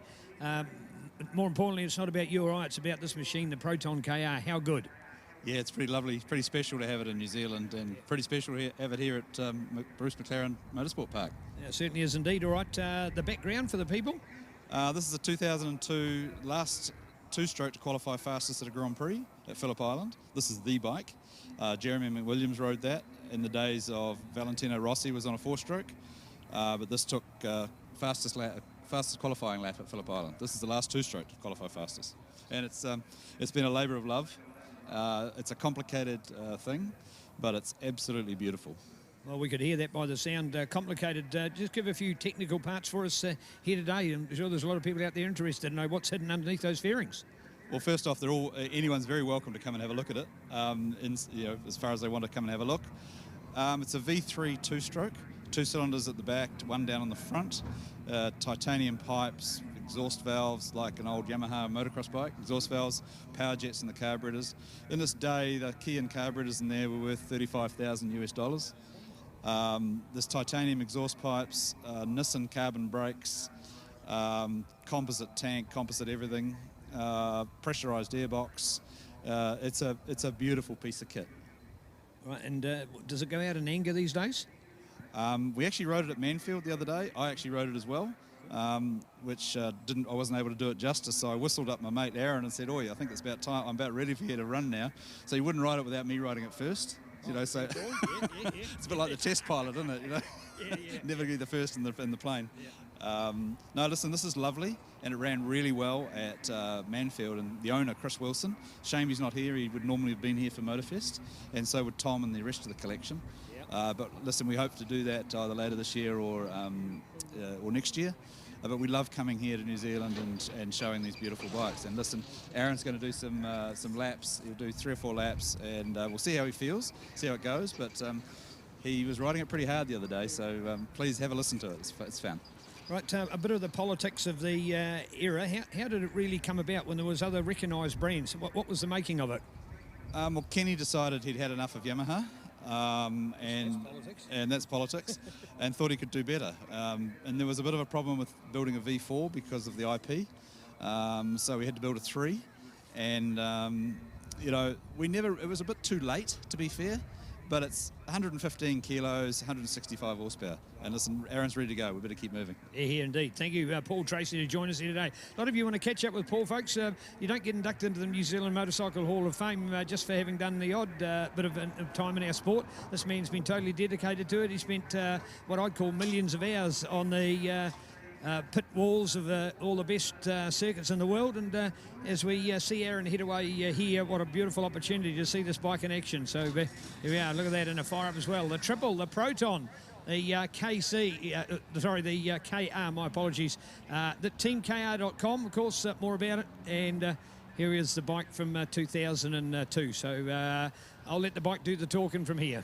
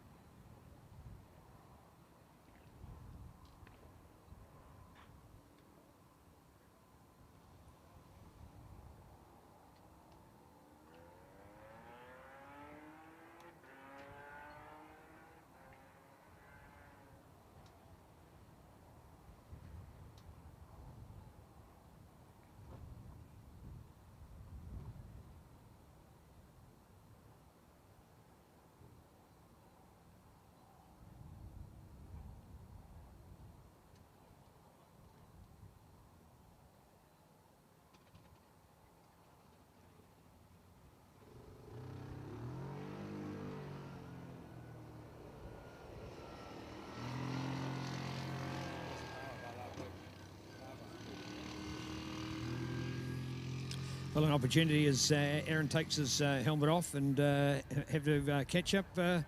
First of all, we weren't sure, was that a slip of the clutch, Aaron? No? No, it was actually a wheel spin on the white line. I was quite surprised, really, because we did have some clutch slip with it last time we rode it, but it was actually wheel spinning on the white line. So, yeah, it was a little bit daunting then at the first lap. Indeed, indeed. Hey, just the sound of it alone is enough. But certainly that power band, we notice you're very gentle when it comes to throttle control. Do you give a lot of admiration for those in their heyday that were mustering these bikes around circuits around the world? Oh, for sure. And they learned a special way to ride them. And I remember talking to Mick Doohan one day, and what they were doing in those days was actually under-gearing them, so riding them right at the peak power, so when it spun, it actually spun into no power, so it wouldn't high side you. With some of the other guys were riding a bit lower, and when it would spin, then it would get more power and just flick you over the top. So that's how they were riding them. And yeah, for sure, it's a whole different ball game back then. Right, indeed. Hey, from a weight point of view, this is something pretty light compared to modern machines? Yeah, just going down to the turn one there, feeling out how good the brakes were, and the back wheels come off the ground every time you give them a dab. Yeah. So things really, really light, and with those carbon brakes, you'll stop at 1,000,000 miles an hour. Well, of course, that was machinery. It was around like this in MotoGP in your heydays, and technology that we still admire today. So the bike can still be regarded as state-of-the-art.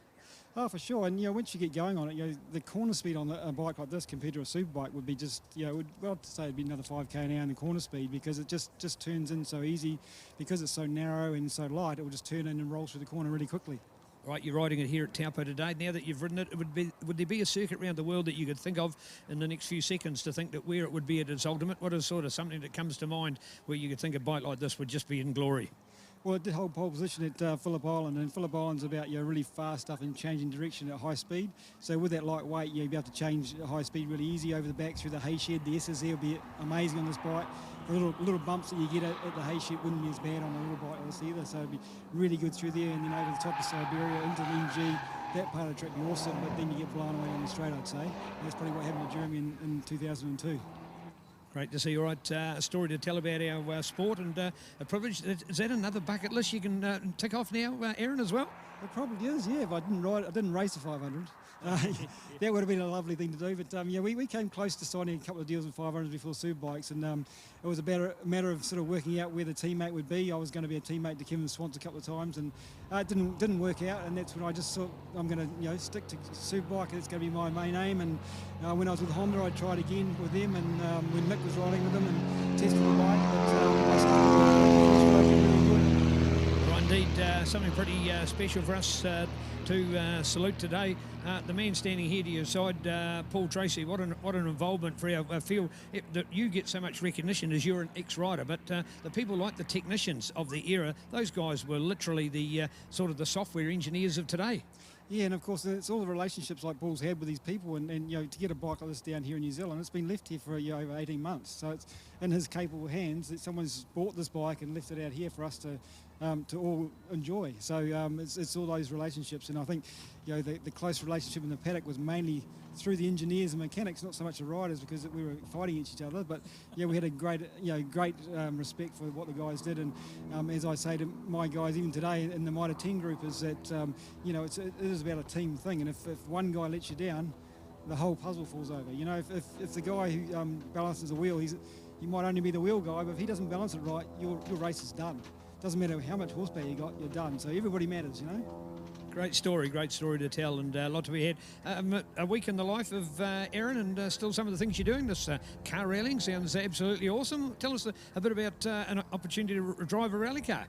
Yeah, well, this came about through COVID. Once again, COVID stopped a lot of people and stopped travel from Europe. So they have a BDA escort for Otago Rally, which they always put a celebrity driver in, but usually someone renowned in a BDA or something. And I think last year was Michel Mouton in the BDA. So this year was supposed to be Mika Kankinen, but he couldn't get out here, so they were looking around, and I put my hand up.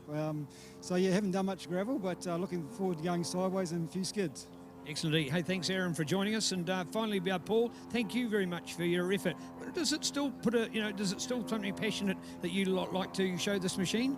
Oh, absolutely. I'm very passionate about this era of motorbikes, particularly the two-strokes. And we're lucky enough to have Tom Dermody that comes out here regularly for MotoFest and for the Timaru Classic meeting. He brings his lovely collection. We've got a few more two-strokes coming. Yeah, we've found a couple more Yamaha YZRs. We've had an original Rainy YZR, so that'll end up in my workshop somewhere on the line. And part of the deal is that if I look after them, I bring them to New Zealand events to help the sport. Fantastic, and thank you very much. And we'll certainly, what's the best way of finding out when MotoFest might be hopefully relived? What's the latest? Listen, we're working with Hampton Downs and Tony Quinn in conjunction with Motorcycling New Zealand to find an appropriate date that works for everybody, works for the public, works for the riders, and works for the people that we can bring some collectible bikes here. It's a bit of a juggle, you know, with our current government scene. You know, it's a bit of a lottery as to where we go. But listen, we're very keen to do it. I think a lot of people are quite passionate about MotoFest. I believe it's probably the largest motorcycle event in the country. So, listen, we want to support it. Hopefully we'll do it probably, I've heard talking sort of mid-November might be a good time before the Tri-Series, so that some of the riders can use that as a bit of a practice session. But we'll try and put some sort of good festival together for everybody to come along and join us. Thank you very much, Paul Tracy. Thank you, Paul. Thank you for your passion. This is a man who lived in the pits of the world's best, was a well-astute engineer on an international standard, and proud that he's a Kiwi, of course, inducted into the Motorcycling Hall of Fame as one of our explicit engineers, and a bike from his era, and personally involved in this actual machine. So we thank Team KR and their fabulous response. There it is, folks, the Kenny Roberts built Proton, and a nice photo here with bikesportnz.com, Andy and Paul as well. Hey folks, of course, here it is now, time at 2:30, not far away for race number 1.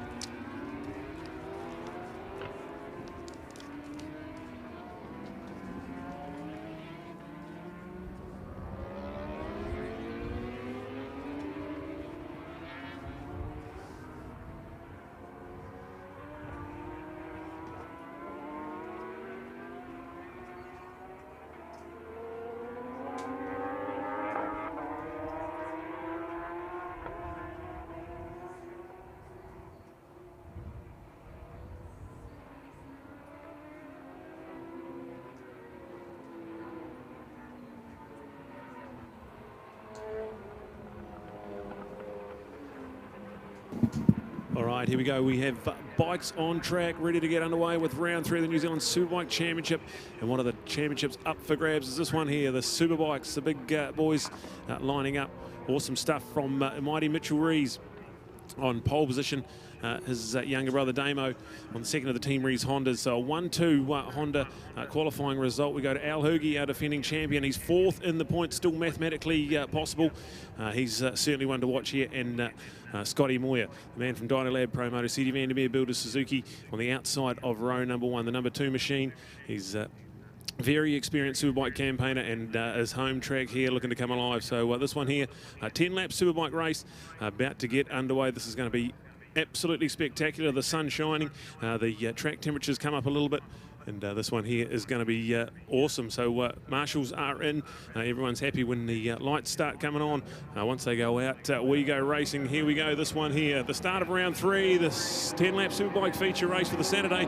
And a horror start from Damon Rees. He's well buried in the pack there. We go into turn 1. And look at this one here. 12 strong Superbike field. And Mitchell Rees gets the job done. So Mighty Mitchell leads Al Hoogie going to try and have a look into turn 2. Not going to be quite there. So Mitchell Rees, Al Hoogie, then go back to Scotty Moyer. Good start from Jake Lewis off the 3rd row of the grid. He's got himself into 4th place as well. Also good starts for Daniel Middham and Sloane Frost alongside me. Neil, this is going to be pretty special. It is awesome. In fact, we had 12 to start our qualifying, but then only 10 out in the race, so we've already lost a couple along the way. Wasn't sure as to what had happened there, but more importantly, Mitch Rees in the start, and as you picked up, Brad, as well, an absolute shocker from Demon Damo, so he's got some work to do from further back in that pack, so looking out for him. But Al Hoogie, man, out of turn number 1, heading to 2, and he was going to have a dab up on the inside of Mighty Mitch and try and steal the show, but Mitch still to hold on. Of course, these two Honda boys on the brand new 2020 model Honda, I'll call them a triple R, but of course the RR with the R on the end, because there are different other letters of the alphabet that form up different models of the new Fireblade. So awesome for Team Honda here today. But check that out with Al Hoogie in hot pursuit there at the moment. The man, of course, has the number 1 plate, but he's in real jeopardy of losing that. But what a championship we've kicked off here, Brad. And look at that already for Mitch, and there's that Honda showing its class with a clear break out of the blocks. Yeah, look at this one. Mitchell Rees into the flip-flop for the first of 10 times here at round 3. Bruce McLaren Motorsport Park looking an absolute treat here. Mitchell Rees leads Al Hoogie. Have a look at this, guys.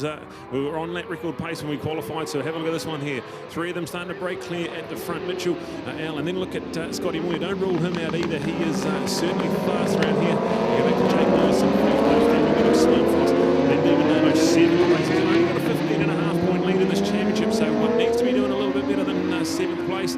Keep an eye on this one here. Fireworks expected as we've won in the books. We've got 9 laps to go. And look at Al Hoogie having a little look into turn number 5. He's not going to be quite close enough.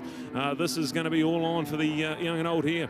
Well, we see the 3 of them breaking clear, and we've got each of the colours represented. Red for Honda, blue for Yamaha, and the yellow of Suzuki. They're tucked in there at the moment as we go racing for our Superbike opening race of this round number 3. Effectively race number 1 of the 3 for the weekend. We have 1 full round here today, another 2 tomorrow. This is a finale, of course. Although it's been called round number 3, it was to be round 4. We lost round 3 due to COVID for Hampton Downs last weekend, so the whole season's been shortened. We'll only get 3 rounds in, as we did last year. We were scheduled to have 5 rounds last year, only got 3 in. Here we are, only getting 3 in again this year. So all the work's got to be done. So for those that are holding on to the lead coming into this championship, they've got to do a reasonable amount just to stay consistent. But a man who's not been consistent is Demon Damo. Damon Rees has that points lead, but I'll tell you what, 7th place after the end of that first lap with a horror start. He really has got some work to do out there, Brad. But that trio going for it, and it's Al Hoogie loving Taupo. You can see why he loves Taupo. He's all over the back of Mighty Mitch at the moment.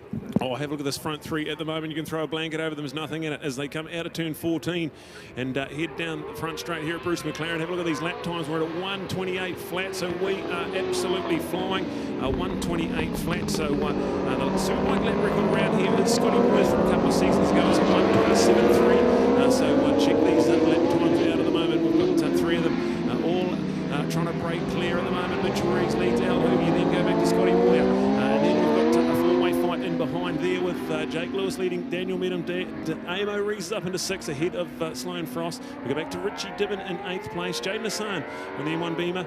He's in 9th place with Dave Sharp, Rakeley and Dennis Charlotte. Rounding out our 12-strong Superbike field as we've got action all over this racetrack with the front 3. They have almost cleared out and got in there on some real frantic pace. And then look at this one, the battle in behind him. Demon Damo Rees, will keep an eye on him because he will be desperate to try and carve through that pack and maximise his points. He had a 16.5 point lead heading into the weekend, but Mighty Mitchell gets the bonus point for qualifying on pole, so 15.5 points.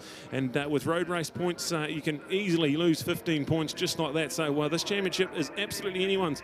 Mitchell Rees doing everything he needs to at the moment. He leads them down the big long back straight here at Bruce McLaren Motorsport Park. Have a look at Al Hoogie though. He is really good under brakes. And then Scotty Moyer in there as well. That's the front 3. They are flying at the moment. This is going to be a beauty. We've still got 7 laps to go when they cross the line. All right, Mitch, Al and Scott, that's the way we're going here at the moment. We love them by their first names. They're cool guys. Everybody loves them in the pit paddock as well. And these 3 showing us their true colours, of course. You've got 2 times runner-up and Scott Moyer in there. You've got last year's champion, of course. The people in 2nd and 3rd, they're separated by just 1 point over the championship lead. Last year, fabulous TT. Man who's got away to a great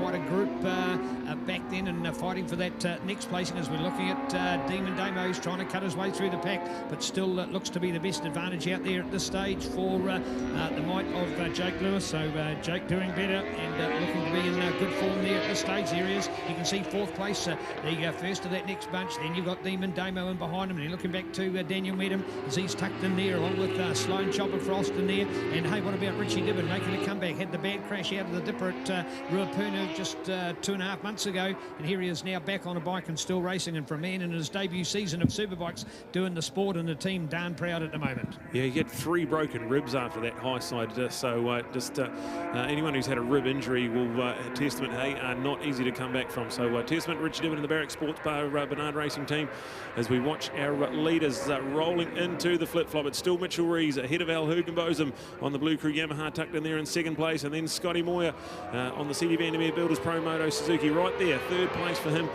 Awesome to see Scotty right up the sharp end. He's had a pretty good South Island stint as well, and that's sitting 5th in the championship. So this one here, plenty of points up for grabs with 3 races for these guys this weekend. There's only 6 laps to go in this one here. There we go with Damon Rees now up into 4th place. So he's got ahead of Jake Lewis. That's good news for Demon Damo. 4th place now and lapping in the low 1:28. So he's on the same lap times as the guys out in front. Can he do anything to try and reel them in? This is going to be a beauty. Still 6 laps to go, but it's still Mighty Mitchell, Al Hoogie and Scotty Moore, the top 3. But have a look, Damon Rees is now clear and got some clear track ahead of him. That'll be awesome if we can see Demon Damo tuck onto that one there and make it a full-on 4-way at the front.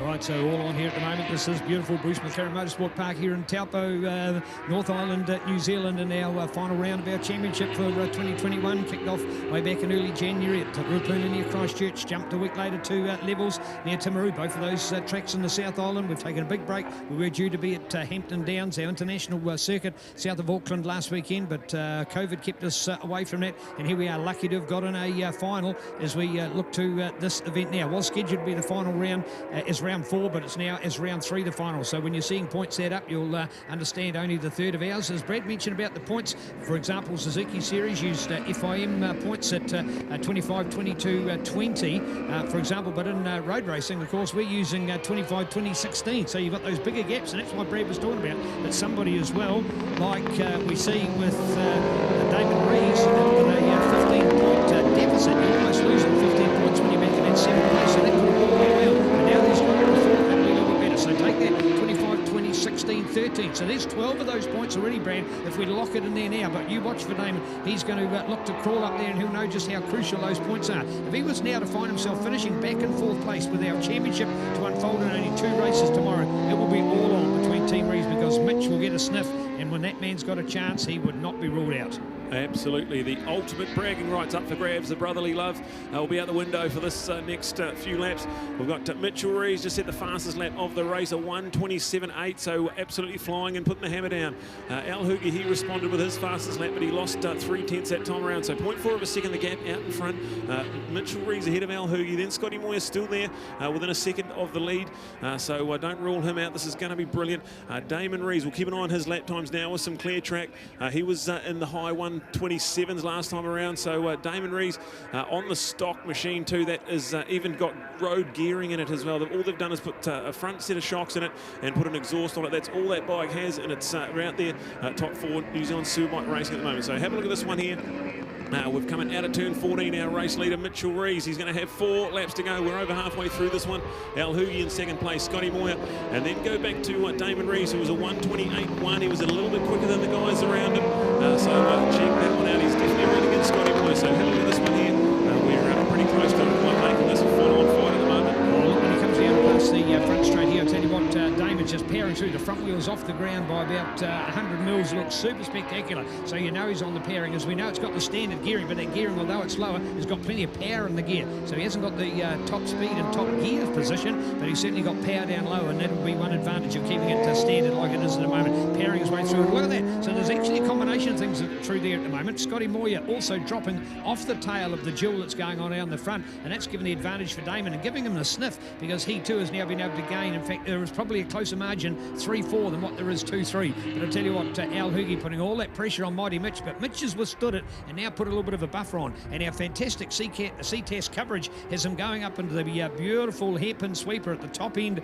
of our circuit here at the moment before the camera position changes, and then you find them coming towards us. We're going to come down this straight and watch them as they fly. Probably one of the longest straights on a road race track in New Zealand as we fly underneath the shadow of Mount Tauhara here in beautiful Taupo, the adventure capital of the country, and we are in flying good form here at the moment as we watch our superbikes unfold. Mighty Mitch out in front ahead of Al Hoogie, go to Scotty Moyer, and now with Demon Damo in there for that 4th place. Don't rule out the next pack going on and behind it, because it is Jake Lewis, Dan Medham, Richie Dibbin moving up all the way. He's now got himself in front of Sloane Frostbread. Oh, this is absolutely brilliant. So that last time around at 128.4 for Mitchell, and 128.2 for Al. So they're getting down back to 0.4 a second. Absolutely nothing in it at the front.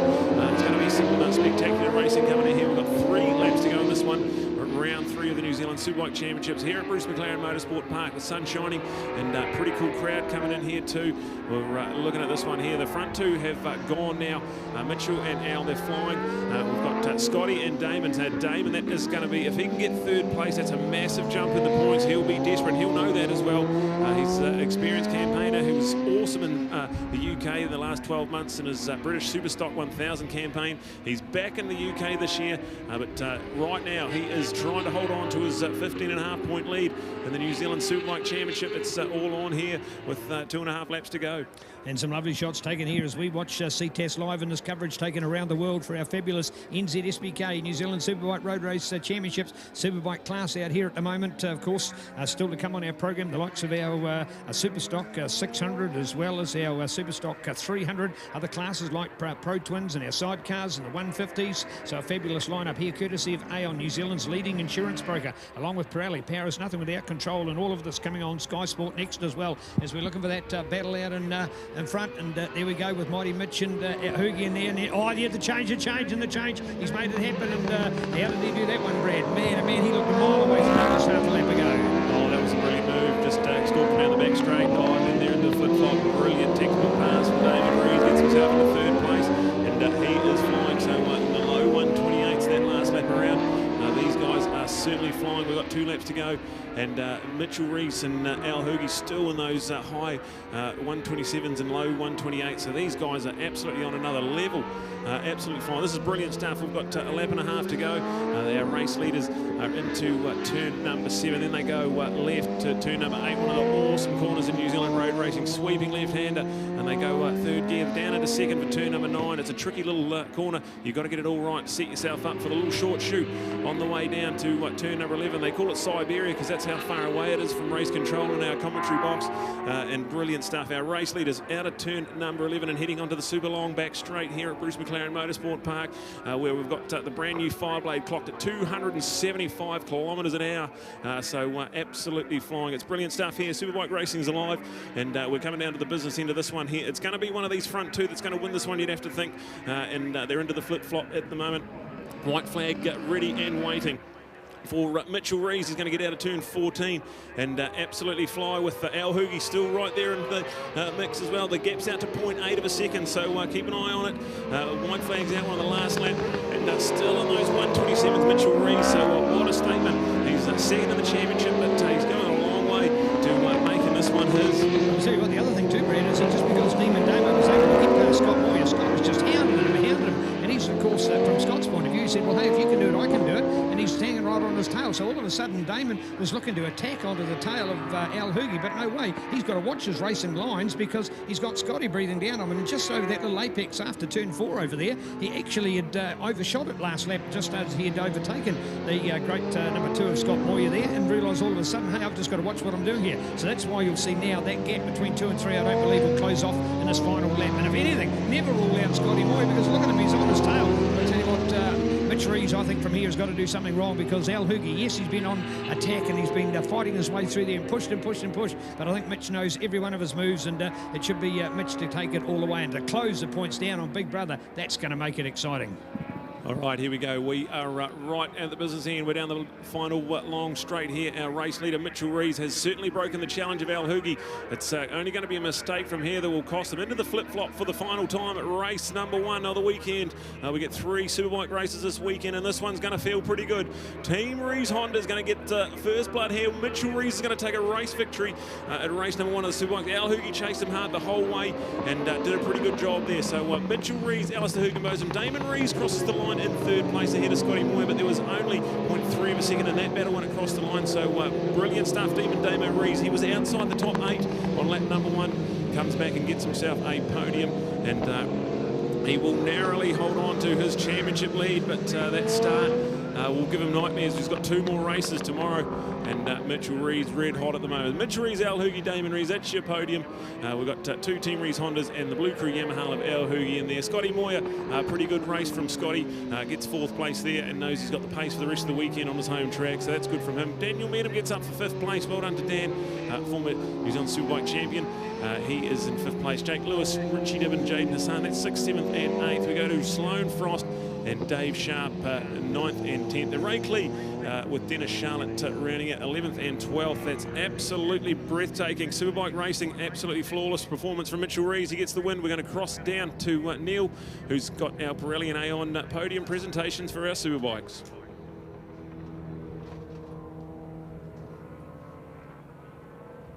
Thank you, Brad, and thanks to Spider for your feedback on the PA. Hopefully we've got the volume sorted out to be matching microphones, which is always important to do.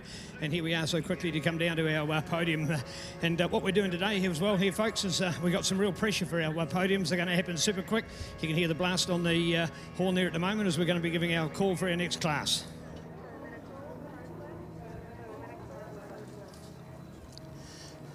Wow, here we go. First one I've got to catch up with is that a smile on the face of Tony Rees? Please, just a little bit. Yeah, no, 1-2 would have been better. hey, you can't, come on, Dad. Good ride from Mitch, actually. He needed that, you know. Disclosed the points up between him and Damo, so scary fast tomorrow. Yeah, indeed. Hey, but a bit of a muck up there from Demon Damo, but perhaps good for his riding because it's never perfect every day. No, the problem for Damo is that he's running a stock road electronics, so the bike's essentially a road bike with race fairings and suspension in it. So it's so tall geared, it's 275 in 4th gear down the back straight, but it's too tall in 1st gear to get it off the line, and yeah, he got smoked off the line. Yeah, but damn good for his riding. Thank you, Tony. Nice to catch up with the legend of our sport. So, Tony, here we go. Demon Damo's coming already, and Al as we get our boys. Yeah, look at that from Mitch. He knows it as well. High fives all around as he pulls it up here. And look at that. He gives the bike a big pat as well. And we'll get them straight up onto this podium at the moment. So, super fast and exciting here. Wow, what a race.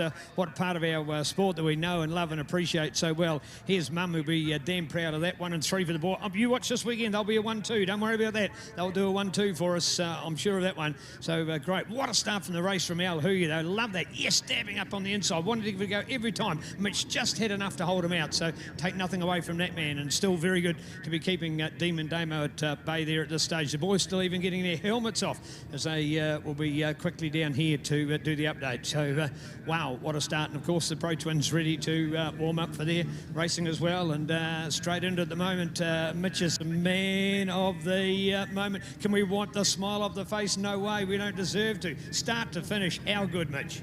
Oh, yeah. Al got me for about 1 second, I think. But I managed to outbreak him. So, no, that was an awesome race. I didn't know who was behind me, actually. I didn't know if it was Damo or Al in the end. So I was just pushing. And, yeah, it was good to clock off the laps. And lap times were pretty consistent. So pretty happy with that.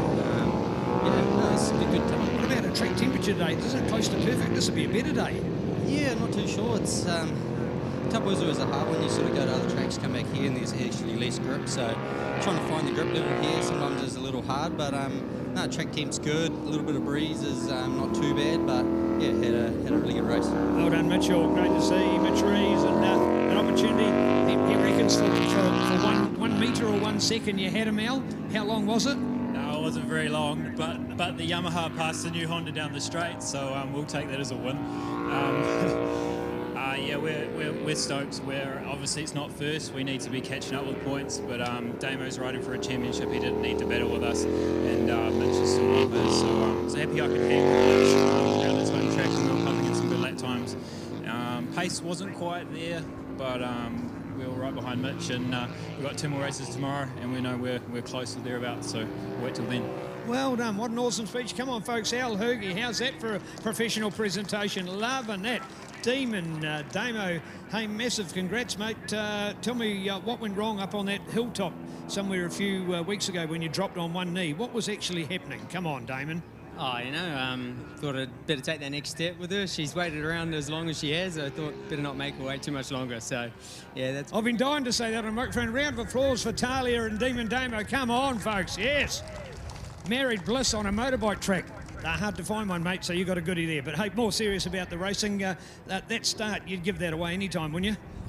Yeah, I mean, I think it's two in a row now. The first race of the Suzuki Series first race, as well as this one. So anyway, you win races and you lose races, but we still came away with some good enough points. And obviously I'm disappointed, but yeah, it's all good. We'll just come back swinging tomorrow.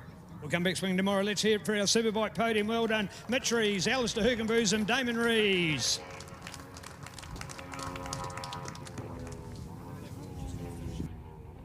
All right, fantastic scenes. Superbike podium. We have got bikes on track. We're ready to get underway with race 1 of the weekend for our 650 Pro Twin class. And this championship is wide open. Absolutely brilliant racing at round number 2, these guys. And we've got 1 point separating first and second in the championship, and the man on pole, SJ Cavell. What a lap he did right at the end of this qualifying session. So he's on the 41 machine. He's on pole position. Next to him, we've got the 28 of Carl Hooper. We go to a former Pro Twin champion, Benno Rosendale at P3, and then Jared Horn, our championship leader, on the 74 machine. He is leading this championship by 1 point. We're about to go racing. The lights have come on, and we're underway. This is a 10-lap Pro Twin race, and a great start from Benno Rosendale. Also, Carl Hooper gets a good one. We've got Jared Horn tucking in there. SJ Cavell gets a horror start. We've got contact into turn number 1. Everyone gets big moment there for our Pro Twin boys. As we go racing. 10-lap thriller here.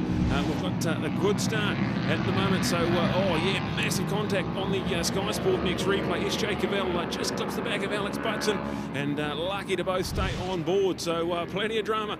This one is going to be brilliant. We've got a former championship winner, Benno Rosendale on the 65. He's just come out for this round. He didn't do it to the South Island, but at the moment he's flying in the lead. SJ Cavell, after that big moment in turn number 1, he's got himself into P2. Carl Hooper's there in 3rd place. Jared Horn in 4th. So Jared, our championship leader, he's going to have to try and get some points out of this one. 4th is not going to be good enough.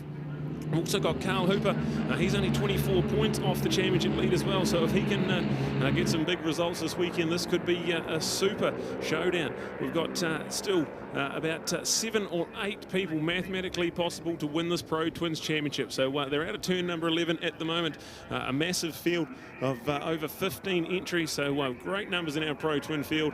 And some of the best racing we've had so far this summer has been from these boys. So let's check them out. Down the back straight, our race leader, Benno Rosendale. He is doing a great job. We've got SJ Cavell, he's put himself into the flip-flop as well. So SJ Cavell now, the man on the Puline Oils Eastfield Engineering Highway Tyres machine, out of turn number 14. Look at this, the bits between the teeth, and SJ is flying with Carl Hooper there in 2nd place. Then go back to Benno Rosendale. So talk to Benno, he said he hasn't done any riding for a long time, so it's going to feel pretty unnatural for him. But he is a former champion.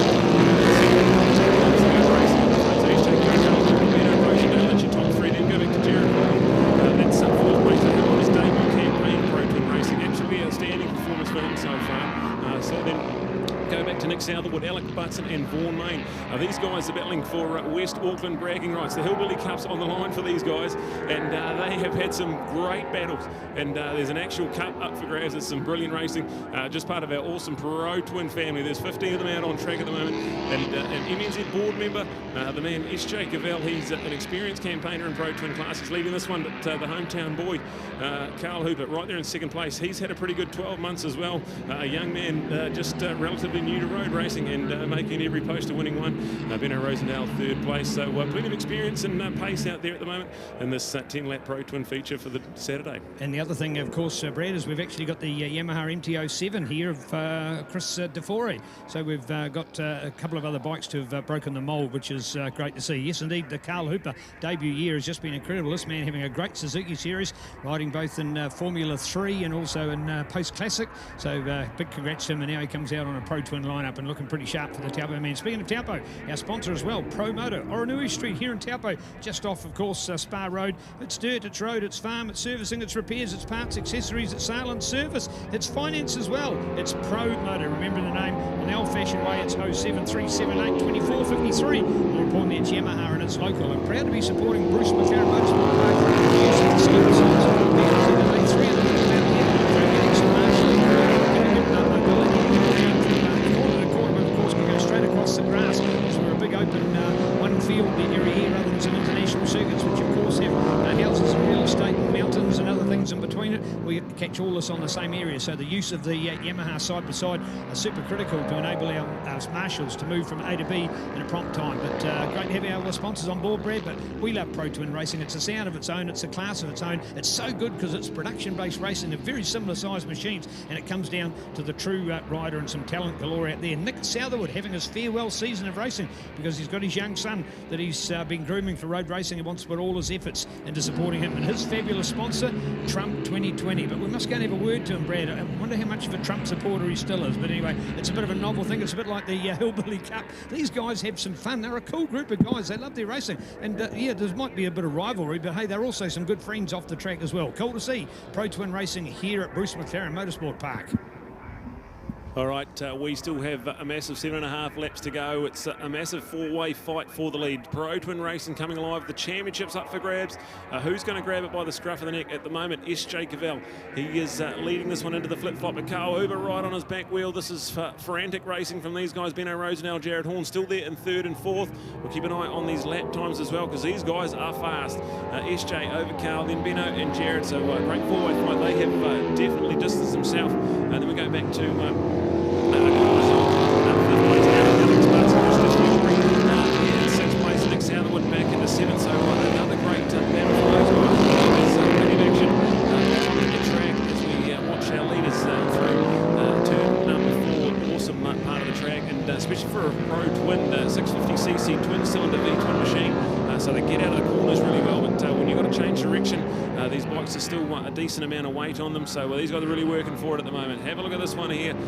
It's anyone's at the moment. Any one of those top 4 can grab this, and someone's going to need to grab it too because the championship's separated by 1 point. We're going to keep talking about that. We've had some drama in our Superbikes already. This is the final round of our New Zealand Superbike Championships, and boy oh boy, we're in for an absolute treat. The sun is shining on Bruce McLaren Motorsport Park, and in the thick of it at the moment. 6.5 laps to go in our Pro Twin race one for the weekend.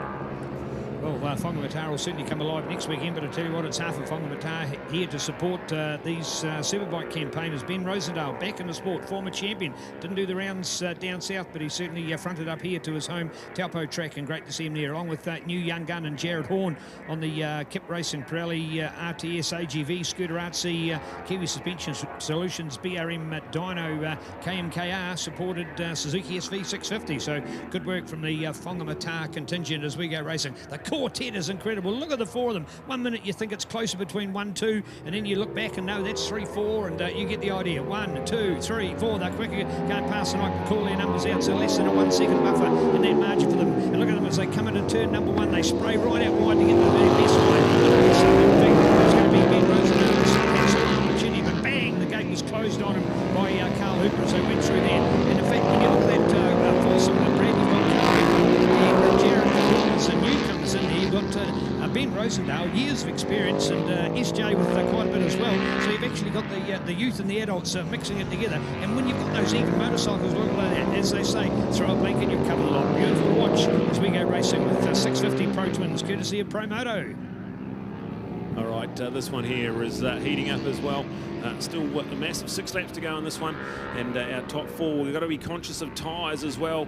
These guys have to use the same set of tyres for qualifying in all 3 races, so maybe this battle here might be won in the short term by someone, but how much strain are they putting on those tyres? There's a couple of different tyre manufacturers at play out the front as well, so plenty of dynamic moving parts in this Pro Twin battle. It's still SJ Cavell. Look at Jared Horn up the inside of both of them, so have a look at this.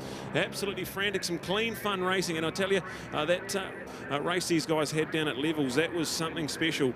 4 of them crossed the line within a second of each other, and absolutely frantic. So awesome stuff. Pro Twin racing, we've got 5 and a bit laps to go. SJ Cavell still hanging on to this one. Can he hang on? He's withstanding a lot of pressure at the moment. Carl Hooper had a little look up the inside of turn 1 as he gets to drive out of turn 14.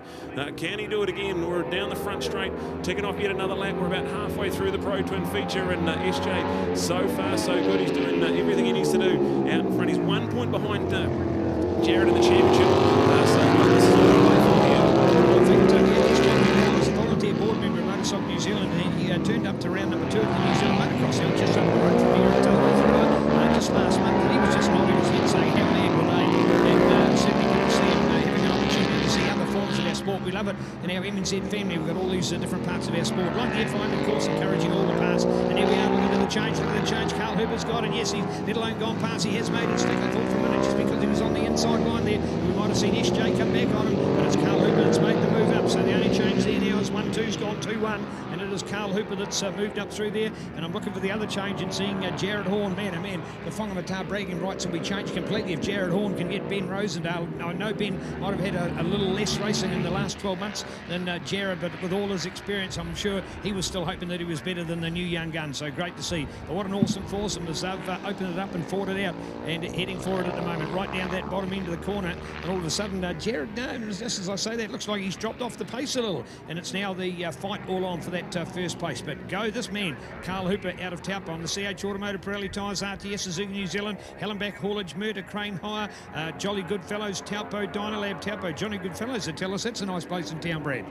Oh, absolutely, yeah, no, very good. They did support some of Carl's sponsors the last night there, so good times here. Pro Twin Racing, we've got 4 laps to go and a brave move into turn 4 a lap ago. Sees Carl Hooper now leading this one. SJ Cavell now tucked back in second place, so plenty of work to do as Carl Hooper just his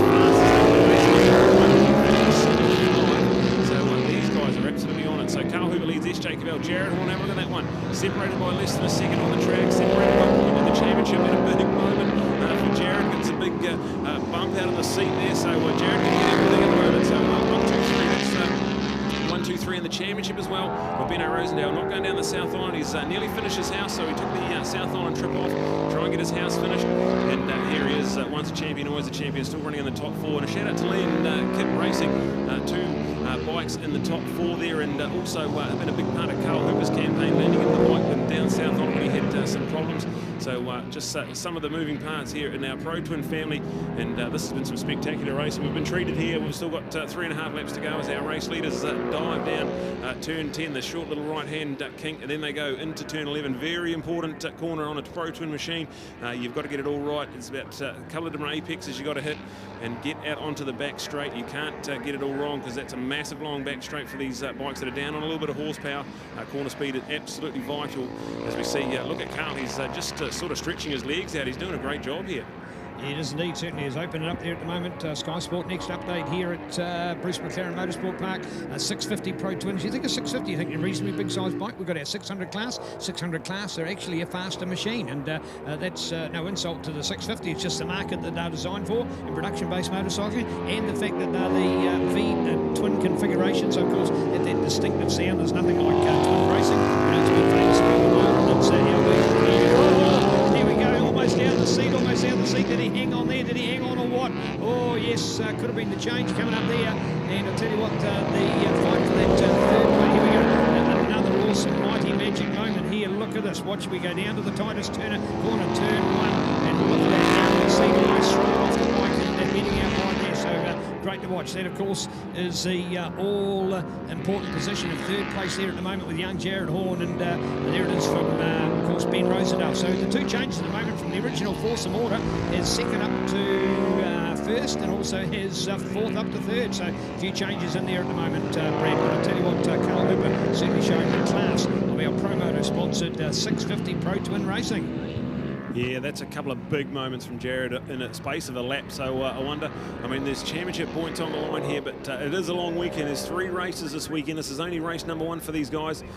Definitely going to be a drama if you throw away a non-finish here at this stage of the championship. So we've got 2.5 laps to go. We're down the back straight with our race leaders at the moment. We've spread out our 15-strong field of Pro Twins, and there's still some great battles out there. The last lap around, Carl Hooper has put a massive squeeze on, and now he finds himself the fastest lap of the race. A 1:37.2, so 2/10 off lap record pace and getting quicker and quicker. He's certainly extended that gap over the last lap as well as he gets out of turn 14, down the front straight, taking off another lap. We've got 2 to go here in the Pro Twin Racing. Another 1:37.4, so he was nearly a second quicker than the guys that behind him and got that gap out to 2.3 seconds. So this is not a display from Carl Hooper. He's still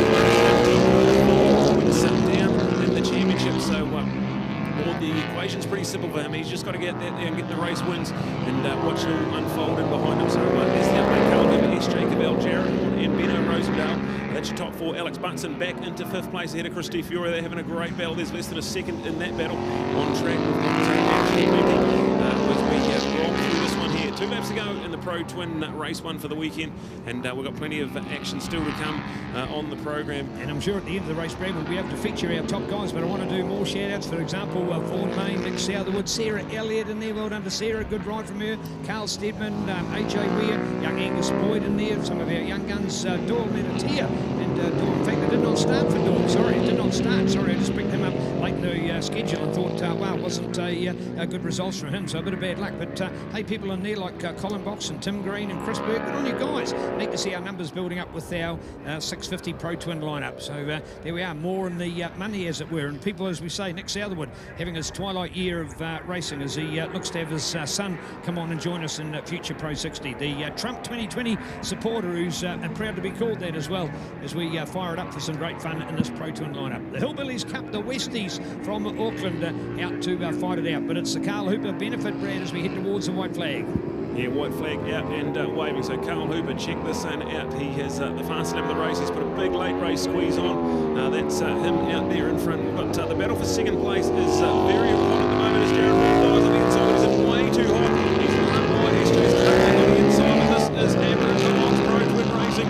And this is the fight for the championship. There's 1 point separating these two in the championship. And this one here, so far, Jared Horn giving it everything. We'll see it on SkysportNext replay. Yeah, just way out of shape, way hot. Nearly got it stopped, actually. Just about took the line away, but SJ, a bit of experience, just squared that corner up and back into second place. But on the track is still right there in third place. So watch this one on the last lap. Carl Hooper, he's gone. He is well and truly ahead of these guys on track. But the battle for second on track is the battle for the championship as well. These guys can't afford to throw this race away, so we've got plenty to look forward to here. Oh, look, SJ, how's he holding on to that one? I've got no idea at all, because first of all, when Jared came down and stole his line, if you notice, as he tried to turn and come back in, he hadn't seen him there, and he had to quickly take an adverse action to it. And then, of course, because of the fact that Jared had overshot the corner, he had to square it off. So actually, he did that sweeping corner with 2 corners in it. He actually did a turn 1 and a sort of a turn 1A to get out of it as well. So super tight and super exciting to watch that kind of racing. But hey, if Jared's not going to give it a dab on the inside, you're not going to find another place. Going down the straight, the 650s aren't going to change position, folks. It's braking and it's accelerating and its corners are the places where these guys are going to make it happen. As we're all on the last lap, it is a Carl benefit. We've lost one of the others. One of the others dropped right off it. I wonder whether Ben's just said, hey, I'm going to come bring it all the way home, Brad. Here we go. Carl Hooper's out of turn 14. He's done a wonderful job, and he will take a race victory here.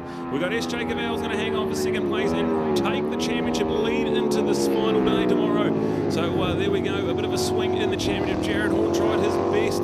It's going to have to settle for third and relinquish that championship lead, but still well and truly in the hunt here. So that's in the books. Carl Hooper, S.J. Cavell and Jared Horn. That's going to be your podium. We've got Benno Rosendale. Great to have Benno back in Pro Twin Racing. He sits there in 4th place. Alex Butson, Chris DeFiore and Vaughan Main. That's 5th, 6th and 7th with Nick Southerwood and Sarah Elliott 8th and 9th place. We then look at Carl Steadman. Good performance from Carl in the 77 machine. That's 10th place for him. Absolutely brilliant. So Carl Hooper's going to feel pretty good about that one there. Ends up winning by 2.5 seconds on his Suzuki New Zealand SV650. SJ Cavell on the Pewdling Hills Eastworld Engineering Highway Tyres machine. That's a good second place for him and new championship leader. So brilliant from SJ. Jared Horn on the Kit Racing machine. That's P3 for him, but certainly knows he's got the speed to get through this weekend. So all on here for Pro Twins. We've got Ben Rosendale, Christy Fury, that's 4th and 5th. Alex Butson and Vaughan Main battling out for the Hillbilly Cup, 6th and 7th. Nick Southerwood and Sarah Elliott to 8th and 9th. Carl Steadman, Al Ware and Angus Boyd rounding out our top 12. Pro Twin Racing well and truly alive. What a performance from Carl Hooper. Gets the win, and we'll cross down to Neil, who will have our Aon Pirelli in Sky Sport next podium celebrations for our Pro Twin race one of the weekend.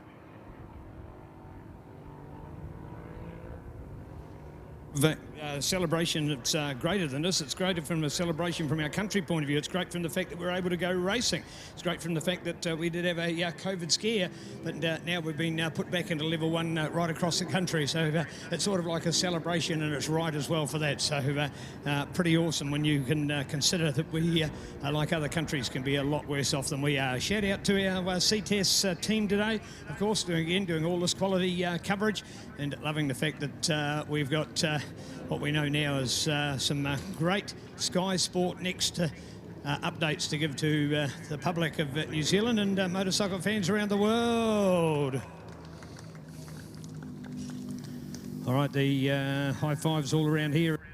SJ comes in to bring that Pewdling, Garnet, Dyno Lab, Bridgestone, Vandermeer Builders, East World Engineering, Suzuki into second place, third in here. Love it for the 74 out here at the moment of Jared Horn. He's on the double brown machine. Can't believe that label on a motorcycle. It's that label's 20, 30, 40 years old when double brown was around. And here it is for our 28 and Carl Hooper to quickly get up here. You'll notice with our order of doing our podiums today, we're doing a 1, 2, 3. So effectively it means that we can hopefully get through our podiums quicker. And if in fact SJ will come straight up, we'll put him into second spot. He's first up, he's best dressed. He can be straight out here. SJ, welcome back to Ben Rosendale, because all of a sudden there's 4 of you. How cool's that? Yeah, mate. Nah, it's good to see Benno back. More in the classes, the better, eh? Yeah. So really good to have him out there, and it was a hell of a battle, so really enjoyed it. All right, hey, we watched that replay on Sky Sport Next, mate. Take an opportunity to watch it, and all of a sudden you don't catch him out of the corner of your eye. Jared's coming to poke his nose up on the inside, but you had to have a double take on the corner. Yeah, I saw all the boys dive up the inside, and I thought, well, it's nothing. There's no way in there, so I better try something else. And I moved out, and then did someone. So yeah, it was pretty busy in that first corner. And Scott Wilkins can probably now be a bit quieter about us road racers not starting so well, because that was kind of like a motocross start. So nice one, nice one. Here, shout out there. Oh, Carl. Afternoon, Carl. Nice to see you here, mate. Enjoy this place. Yeah, no, home track, so I really enjoy this track, and I've done a few laps, but so has everyone else, so I expected the racing to be tight, and it was, and you know, I had to work really hard for it, so no, I really happy with the result. Hey, speaking of competition, Ben Rosendale's come to join you here today. Great that you've been able to have some extra quality numbers at the front. Yeah, no, it's cool that Ben came out. Bit of a shame Nathan Jane couldn't make it, but that's all right. But no, it's cool to have Ben there, and there was a moment where I went a little bit wide, and he came up the inside. I was like, oh, not today, Ben. So no, that was fun though. Well done indeed, great to see you. All right, Jared, this debut season, you couldn't have Ben Rosendale being your mate. That's what you had to prove. You had to beat your fellow Whonga mate, didn't you? Oh, for sure, and he's pretty much been my mentor throughout my short career in this. And yeah, it was pretty good to get in front of him. But he'll use the excuse that he's a bit rusty and hasn't been on the bike much this year, but I'm still going to hold it against him. Indeed. Hey, what's Taupo like today? I had the rear end doing all sorts of funny things, and I just could not get past SJ, man. I tried quite a few times, but he made himself pretty wide, and yeah, that was hard work. But I'm glad I brought it home on the podium again, so see what tomorrow brings. Well done. There we go, folks. Our 650 Pro Twin Promoter sponsored class. What a podium out there. Carl Hooper, SJ Cavell and Jared Horn. Take it away. Thanks, guys. That was awesome and prompt. Well done. Don't mind the order. The 2-1-3. All right, well done, Pro Twin Podium. Absolutely fantastic, and just a bit of a heads up, we do acknowledge that we might have been a bit loud on our sound system, so we've tried to adjust that there. Hopefully everything's coming at you A-OK right now. We are about to get underway with Supersport 600, race 1 of the weekend, and these guys have been quick. Rogan Chandler, Dale Finch, certainly electric low 130 lap times when we went qualifying. We've got Zach Fuller and Seth Devereaux. Awesome to have them on the front row. Row 2, headed up by the number 50, the bright yellow machine of Avalon Biddle. We go Tarbin Walker, Nick Kane and Luca Dooney. That's row number 2. And then Hamish Fox, who hasn't qualified here today. He is away at a wedding today. He'll be back here tomorrow. So Hamish Fox, 5th in the championship. He will be back tomorrow. But at the moment, let's have a look at this one here. The championships alive in our 600 Supersport. We've got the Scott Structural Triumph for Dale Finch, the championship points leader, on pole position when the lights go out. Great start, Rogan Chandler, so brilliant from him. He knows what he's got to do. He's just got to win 3 from 3 this weekend and see what else happens. We've got a great start from Seth Devereaux, but he's in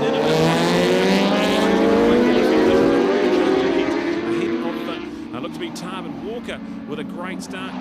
We've got Zach Fuller and Seth Devereaux there. So Seth and Zach having a good little battle there into turn number 4. We've got action aplenty and 9 strong field of the 600 Supersport racing. This one's going to be brilliant. A 10 lapper on the cards here. They get 3 races this weekend, and the man out in front, Rogan Chandler on the Blue Crew Yamaha number 15 machine. Great start from Tarbin Walker off the second row of the grid. That's phenomenal stuff. He's done quite a few laps around here. He did the Hamilton Motorcycle Club's Winter Series here, and he also did the Ride with Rees endurance race here Labour weekend last year. So Tarbin Walker quite prepared for this track here, loves this place, and sitting there in second place at the moment. So we watch our race leaders in this 10-lap 600 Supersport race. Into turn number 11, it's Rogan Chandler. We go back to Tarbin Walker, who's under a lot of pressure from Seth Devereaux. So have a look at that awesome MV Augusta Helicraft Racing machine, number 11, Seth Devereaux.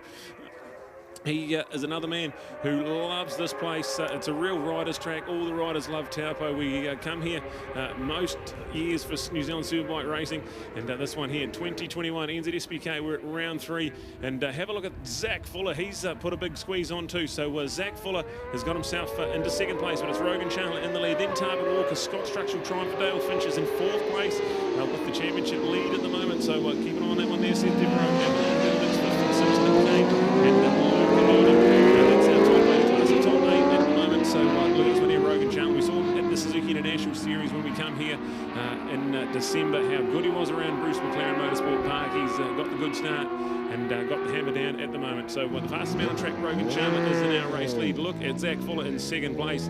This is going to feel pretty good. His rookie campaign in 600 Supersport racing, and he is loving it at the moment. So that's second place. Tarbin Walker on the Simply wrought iron machine, the Kawasaki New Zealand sponsored rider, in 3rd place. He's doing a great job there, holding the Scott Structural Triumph of Dale Finch at bay. So look at this one here unfolding. There's 8 of them on track at the moment. We've got Hamish Fox. He's away today, but sends his best, and he will be back here tomorrow. So great to have Hamish Fox, and his rookie campaign is 600 Sport Racing. We're into this one here. So this is a 10-lapper. We've got 8.5 laps to go, and our race leaders in town into turn number 11 and screaming down the back straight. Rogan Chandler, this is a pretty good performance so far. All right, 2 great motorcycle shops out of the great Waikato capital of Hamilton City, Hamilton Motorcycle Centre, and Boyd's Motorcycles, proud to be sponsoring racing with us, courtesy of Pirelli, Aon and skysportnext. So superb that we know that good teams are getting in behind a good cup. This is hosted by the Hamilton Motorcycle Club in their centenary year, which was 2020, but unfortunately with COVID that was put off, so they're actually having a 101st centenary celebration. So great to know that they're doing that so well. So well done to the Hamilton Motorcycle Club and to those local sponsors coming together. Yes, indeed, Seth Devereaux, the man out of the machine sponsored for Monica. He comes, of course, from Cromwell, his new home now in beautiful Central Otago with the helicraft helicopter support, Joe's Garage, Dragonware, night and day Super Finishing supported MV Augusta 750. But I tell you what, Rogan Chandler, he said this all along from the South Island, Brad. He just wanted to get out of the South and come to the North Island tracks. His host, Victoria Club, of course, they use the circuit for one of their rounds each year as well. So he'll be certainly feeling more at home here than he will be on the South Island circuits. And those exact words, they said what he was able to do. He's proved it right here today. So well done, Rogan Chandler. Setting the pace, setting the scene for the Upper Hutt man on that Yamaha New Zealand, Steve Lloyd, Auckland Steel Blasters, Stephen Leslie, Bailey's Real Estate, Nick Prestige Builders, Godspeed Media, KSS Pirelli, along with Fasada and Ixon Sharp helmets. So some cool brands and people in behind this young gun from Upper Hutt, Rogan Chandler.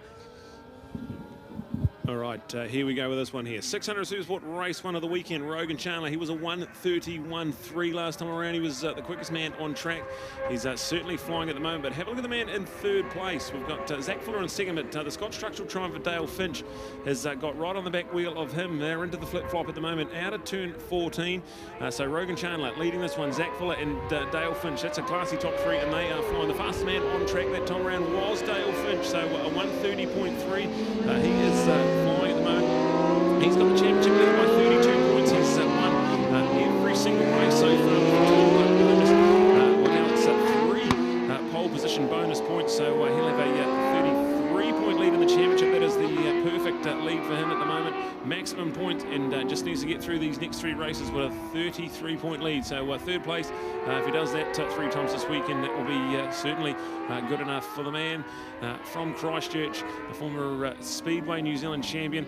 He's the man at the moment. The number 17, Scott Structural Triumph, Dale Finch flying at the moment. So Rogan Chandler, Zach Fuller, Dale Finch, that's your top 3. Then go back to Avalon Diddle, got herself up into 4th place, the former 600 Supersport champion on the number 50 machine. Go Taupo Walker down into 5th place now with Nick Kane, Luke Durning 6th and 7th, and unfortunately for the MV Augusta of Seth Devereaux dropping off the timing screen. So hopefully everything's a-okay for Seth. But this one here, 600 Supersport racing, we've got 6.5 laps to go and flying at the moment. Well, certainly for Seth, things, or for not just Seth, but for the Helicraft team, have just not gone so well for them this year. And we actually thought after the South Island that they may not have fronted in this campaign. So congratulations to Helicraft, a long way to come from beautiful Central, but and well worth the show. But unfortunately not getting the rewards for it. But here we go. This is the Rogan Chandler show. And the cool thing is this, he said this is exactly what he would do. Give him his home North Island tracks, and I'm sure he's gutted that we've not got a double header in the north after the COVID cancellation of fantastic Motorfest last weekend. And as you heard from Paul Tracy before, Motorfest has got a few different ideas coming back somewhere after Labor weekend before the Suzuki Series, a good warm-up to the Suzuki Series, and who knows, hopefully with borders open and some international riders to come back, we might see more of Motorfest. And in November and springtime up there at Hampton Downs, still some nice weather and a great track to hold a quality event. Mike Pero Motorfest, don't rule it out for 2021, folks. Might be cancelled from an NZSBK COVID point of view, but hopefully back later this year. More details to come. More details at Hampton Downs, MNZ or NZSBK. Check it out. But this is our Supersport 600 class, and Rogan Chandler just defying everything that happens in the South Island. He is very open about the fact that he doesn't feel at home on those tracks. They're not the tracks that he races on, and he wants to be here in the North Island. He said, when I get back to the North Island, I'll be winning on those tracks. And now it's not just talk, is it, folks? Because he's proving it with actions here as well. So Rogan Chandler, bring it home on the number 15 out there for the Upper Hutt Yamaha pilot. Part of the development squad, along with, of course, Harry Parker, and also in there, young Cormac Buchanan. So Yamaha doing an outstanding job as well. They've got their top Superbike racers and Alistair Hugenboosum and Jake Lewis, but this is part of their development team. And this young man, Rogan Chandler, the builder from Wellington, and one of them going straight ahead. That was Rogan going straight ahead. Oh, he's coming across the grass, and that'll lose a place, but hey, he brought it back under control, but he didn't go into the corner, Brad, and had no idea why that came about, but he's left the door open, and the change is there, are we? Keen to see. Dale Finch has got it. Where did he end? Oh, he's coming to second. He's come back in the second place. Not too much lost from that in the end, but hey, he was well out front, just too hot about it. Lack of concentration, I'm sure, Brad, but that was completely uncharacteristic. Yeah, just outbraked himself into the flip-flop there. He was actually, that was quite a skillful performance to get that down onto the grass and then back onto the racetrack and just tuck back into second place. So, yeah, outbraked himself down the back straight. Bit of drama here. But these guys are in the 130, so So 130.3 that last time around from Dale Finch. So these guys are fair flying and easy to make a little bit of a mistake there. Rogan Chandler hasn't lost too much. He's still on the back wheel of Dale Finch, but this one here, three of them now right within a handful of each other. It's now Dale Finch on the Scott Structural Triumph leading this one. Rogan Chandler and Zach Fuller there, second and third. Avalon Biddle will only ride in fourth place for Av. Then we go back to Tarbin Walker and Nick Kane. Nick ahead of Tarbin on track at the moment as we watch this one unfold. This is 5 laps to go in our awesome Supersport 600. We've got this one here coming down to the wire, and Dale Finch, Rogan Chandler. These guys have been the fastest two guys all summer, and they are 1-2 at the moment. But Zach Fuller, have a look at this young man. He is on his debut campaign, 600 Supersport Racing, and the Team Reeves pilot certainly going to be in the mix. He dropped the big bombshell at the press conference. He's getting a brand new CBR 600 for next season, so that comes in about April. So some brand new machinery under him. Have a look at Zach Fuller in 12 months' time. Should be awesome. So Dale Finch, get the leg out. He's a little bit hot. Rogan Chandler, but Charles got the inside. But good defensive move. Dale Finch takes that line back away. Look at these guys. There's 3 of them, and they are swapping great through the S's here. Turn 2 and 3. Bruce McLaren Motorsport Park, they're absolutely flying. Round turn number 4. Easy to take a bit too much corner speed into there, but these guys are doing a good job. And you've got Avalon Biddle there in 4th place. Nick Kane and Tarbin Walker 5th and 6th, having a great battle as well. And then we've got Luca Durning, another man on his debut campaign in 600 racing. Rogan up the inside, and that's left the door open for Zach. So Dale Finch goes from 1st to 3rd out of turn number 7. So Rogan dived up and had to stand Dale up. We'll have a look at this on the Sky Sport Next replay as we see Rogan, good move, just stalked him in there, dived up the inside. That's a great classical move into turn 7, and then that made Dale had to stand up and lift off the gas, and that opened the door. Look, Zach Fuller didn't need a second invitation either, did he? He was straight up the inside. So a bit of a shake up here, and some great racing. 600 Supersport, we've got 3.5 laps to go. They're down in turn 11, our race leaders at the moment, but there's action all over the track. What about the fact as well, of course, we've got 4 different manufacturers represented with our first 4 bikes. We've got the Yamaha out in front, we've got the Triumph in second, we've got the Honda in third, and the Kawasaki in 4th. So pity we haven't got Seth Devereaux to put the MV Augusta up and amongst them as well. Would give us 5 of our recognised brands in the lineup, and of course with Supersport Racing as well, you've got Luca Durning, of course, on a Suzuki, taking away nothing from that quality brand as well. So there you go, manufacturers fight it out for the glory. Super close and exciting to watch. Rogan Chandler back in front, made the mistake with the 2-later braking, coming down for the flip-flop off the fast back straight. But since then he's been able to make up for it in a fantastic fight back here to move himself into the lead, and let alone into the lead. Folks, he's now just pulled out an extra 2 or 3 bike length advantage. You get an idea on that shot on CTAS Live. See that? In fact, it was a very close gap between 1 and 2. He's pulled that out. He's probably got about 20 bike lengths in there at the moment. So good work on board for young Rogan Chandler. So Rogan Chandler, but I'll tell you what, a completely different pilot in that number 2 slot after so long. It had been the man on the Scott Structure bike, the man with a big lead. And in fact, really for Dale Finch, I don't think we're going to see the true best of Dale this weekend. He's going to be super conservative. He's got a big lead in the championship. Those 3rd places again and again for 3 laps, Brad, will be good enough. And you're not going to see him at his decisive best. And that goes back to the old saying about those rounds in the South Island, a real advantage first up. If you can get those good placings down there, means when you come to the North Island, you can be cruising and hold the results. And quite often at the last round, we don't actually get the best performance of all riders because they are riding for a championship, which they should be, and maybe just holding those positions when they otherwise might be dicing for them. But take nothing away because, of course, nothing to lose for the 2 men out in front, throwing everything at this one as we look out for Rogan Chandler and Zach Fuller coming. Look at the 3 of them through the flip-flop, spectacular. And it's more than just a flip-flop through there, actually, folks. When you get an idea and look from the aerial view, you actually, it's not just a matter of going left, right. It's a matter of after the little right kick as well, you've got to turn a fraction, so it doesn't go straight. It goes straight to a curve before it straightens up again. So a fantastic part of the circuit as we look for this young gun, Zach Fuller. Remember, of course, he was a previous lap record holder in Gixxer's here about 3 years ago. 2 years ago, he lost that record to young Clark Fountain, who still holds it to this day. But here's a man who's made huge progress and gone out of Pro Twins from just 1 year into this super spectacular Supersport 600 class and taken this 2006 model Honda CBR 600 into a spectacular 2nd place. What a kid. All right, this has got 2 laps to go. Rogan Chandler leads Zach Fuller and then Dale Finch. So those 3 there are separated by not much at all. Less than a second in it as they fly around turn number 8. They go to turn 9. Look at Dale Finch having a little look. He knows he doesn't have to do too much risky passing manoeuvres, but Dale Finch is the the ultimate racer. He's come from a speedway background. He's good on a dirt bike as well, and out here he is loving it as well. So always a racer. These guys don't have a second gear, so to speak. That's what Dale said in the press conference. He said if you're not riding at 95 to 100%, you start making silly mistakes and the brain can switch off. So he just said, I'm going to do what I always do. That's how I've got my 33-point lead in the championship. I'm just going to go for it, and it'll be on here. So into the flip-flop, and Dale Finch dives up the inside of Zach Fuller. So a good move, gets it done.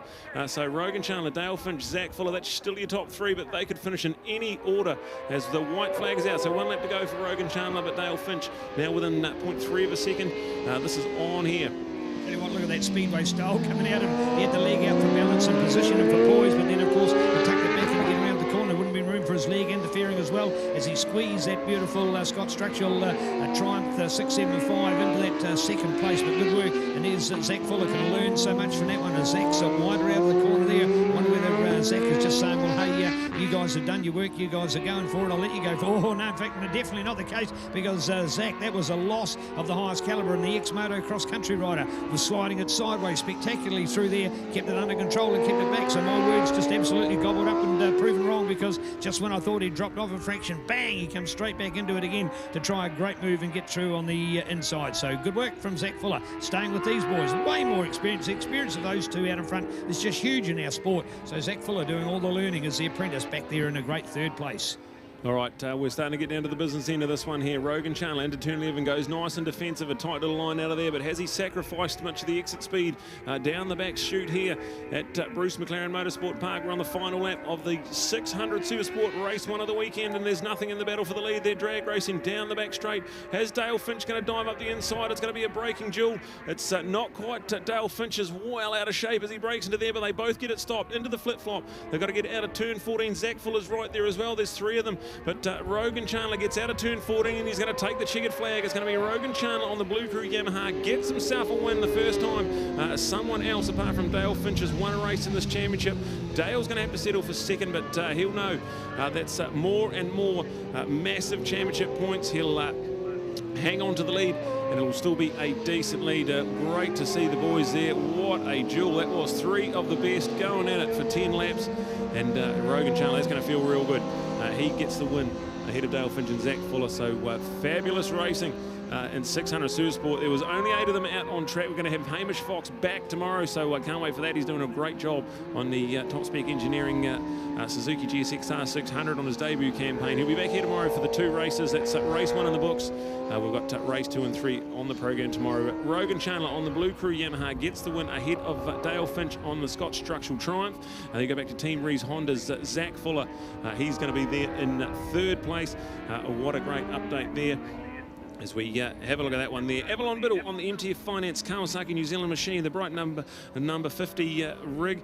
She is a former 600 Supersport champion, has to settle for 4th place in that one there, but awesome to see Av out there and loving it.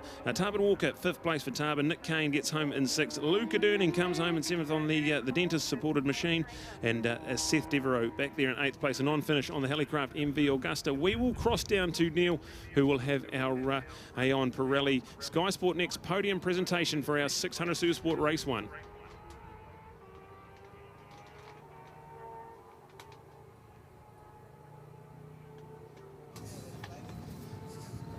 And a massive thanks as well to Hamilton Motorcycle Centre and Boyd's Motorcycles, 2 quality Waikato-based motorcycle teams getting them behind the Hamilton Motorcycle Club and hosting this event. Hamilton Motorcycle Club celebrating a massive 101 years, missed their centenary of 2020 due to COVID, so they've postponed their proceedings 1 year, 101. Might be Ben Townley's race number, certainly as well. The celebration of the Hamilton Motorcycle Club kicks off in 2 weeks' time with a classic motorcycle show, and lots more to come over the remaining 3 weeks. Check it out, more details, hamiltonmcc.org. Listen to the applause for Rogan Chandler. Listen to this. This is incredible. Wow. He said he would win. He absolutely said it. He might have made that one little mistake, but man, did he ever recover from that. And he has done so in fantastic style. So, man, what a comeback. Nearly lost it late in that race. The applause continues. Zach Fuller getting high fives all around here in the Honda pits as well. And now look at this with Dale Finch in a very good second. And just when we thought that third place might be good enough that he was going to hold, he was not happy with that and went through and got the second. And then, let alone the fact, on the second to last corner of the entire race on this beautiful Bruce McLaren Motorsport Park circuit, bang, has a go and gets up on the inside. No, at the exit of it, he had missed it. But I tell you what, went all the way to the wire. Here's all the teams congratulating each other as well. So it is Yamaha from Triumph ahead of Honda, and a great run for the podium. The helmets are off, the caps are getting on. We're close to our podium here with Pirelli, Aon and SkysportNext as the next class is heading out on the racetrack already. And we'll take an opportunity to get them here at trackside. So, well, the feature that I've been saying through the entire commentary is that this man said that when you get to the tracks in the North Island, you were going to win, Rogan, and you've done exactly that. But I'll tell you what, that was a bit closer a couple of times there. Yeah, unfortunately I missed a gear off the back straight and made it hard on myself. But yeah, with not being able to use the slipper anymore, I was like, I kind of got a dirt track and get across, and yeah, got lucky with that. Yeah, these boys are riding great. I didn't expect to see Zach like so close to me and Dale, but having him there, I just I need to buzz down ASAP because Zach could be right on the tail. But no, it was a good race, and yeah, great result. I'm sure we'll see you again. Dale, always made your work here. How good was that?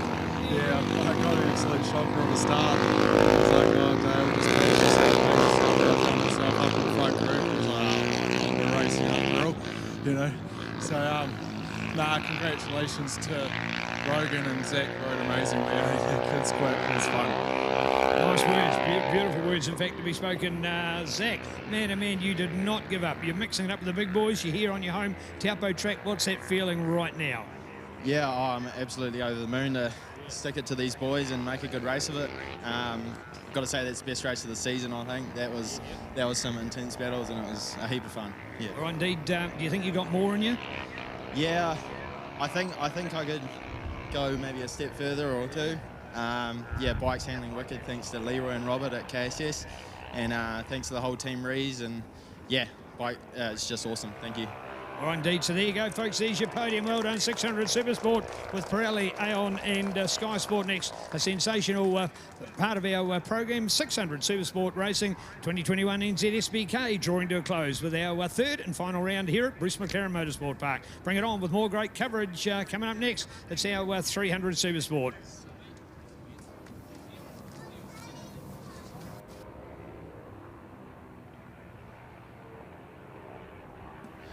All right, lining up on the grid, we have our Supersport 300 race one for the weekend for these guys. And this championship is firmly in the hands of the number 28 machine. He is on pole position. Cormac Buchanan on the Yamaha development team. And alongside him, the only man that can stop him in this championship, Harry Parker. He is 63 points behind him, so all Cormac has to do is finish inside about 11th place, I believe, if my maths is correct. So 11th or better secures him the 2021 300 Supersport National title. That is providing that Harry wins this. So we're all on here. This is going to be 8 laps coming up on pole. Cormac Buchanan, Harry Parker next to him. Dave Fellows is in the mix as well. And when the lights go out, we go racing. It's a great start from Dave Fellows. Cormac Buchanan gets a pretty good jump, and he is going to head into the centre of the track. Harry Parker's going to try and dive up the inside. Let's have a look at this one here. Turn number 1, Harry Parker gets the late braking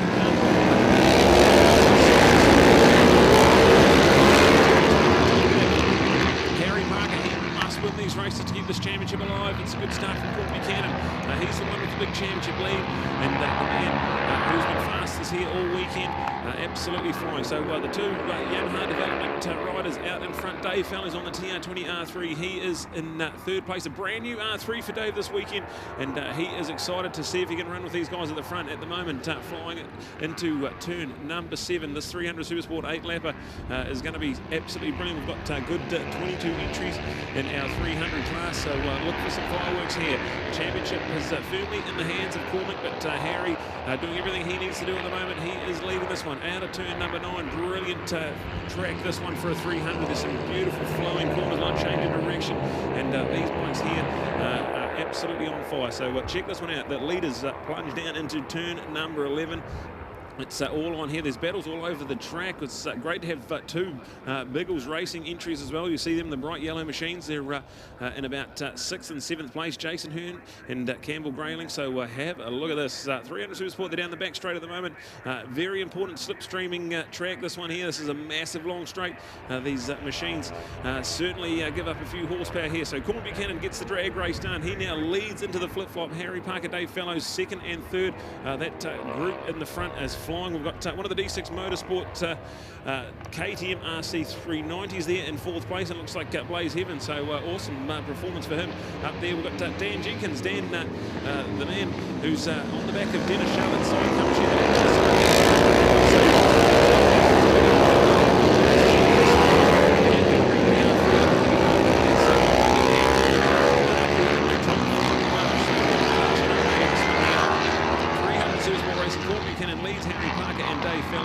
We then look to Blaze Heaven, headed Dan Jenkins with Logan Rowland there, Jason Hearn, Campbell Grayling. That rounds you out the top 8 as we check this one out. Have a look, Cormac Buchanan already just stretching out a little bit of an advantage. There's going to be definitely important for Harry to keep on that back wheel. We saw in qualifying Cormac Buchanan with a 1:40. That's well under lap record pace, so we will be going lap record hunting. We've only one lap into this one. But Cormac Buchanan, the number 28 machine, he is on a plane at the end of the month to go to Europe and start the Red Bull MotoGP Rookies campaign. We can't wait to see how far Cormac Buchanan can go. Just a young teenage sensation from Invercargill, and he's got the whole country in behind him this year. 2021, the big year for Cormac Buchanan. I'm just as excited as he is, I think, to see where he can end up. It's going to be absolutely brilliant. We saw Joanne Mayer, our MotoGP World Champion. He come from the Red Bull MotoGP Rookies Cup, so I can't wait to see Cormac go and mix it with those boys over there. Let we go, this one here. Race leaders into the flip-flop. We've got an 8-lapper here, so check it out. Cormac Buchanan, Harry Parker, Dave Fellows. That's still your top 3. And have a look at the D6 Motorsport 390 Blaze Heaven, 4th place. Dan Jenkins, Logan Rowell, and then go back to Jason Hearn. That's your top 7 as we see them cross the line. Take off another lap. And still plenty to go on this one here. We've got fastest lap on track, a 1:41.5 from Harry Parker. So that's 0.3% of the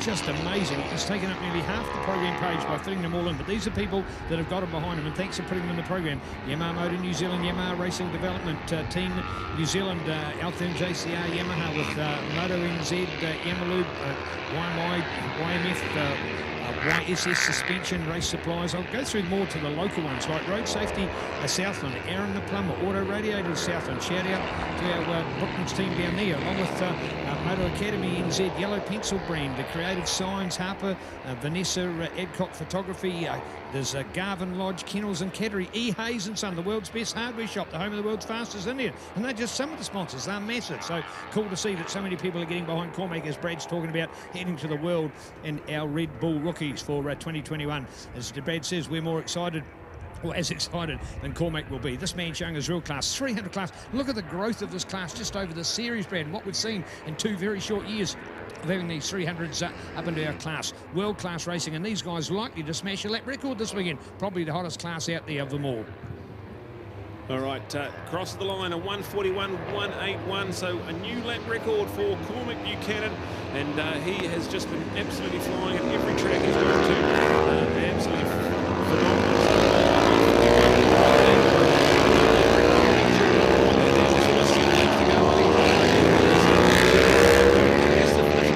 Inside the top 10, and he will secure himself 300 Supersport national title. But at the moment, he's absolutely flying. So out the lead, Cormac Buchanan.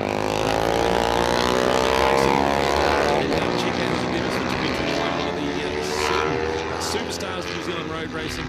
At just 14 years of age, he's flying. Harry Parker doing a good job in 2nd place, so he has certainly not lost touch.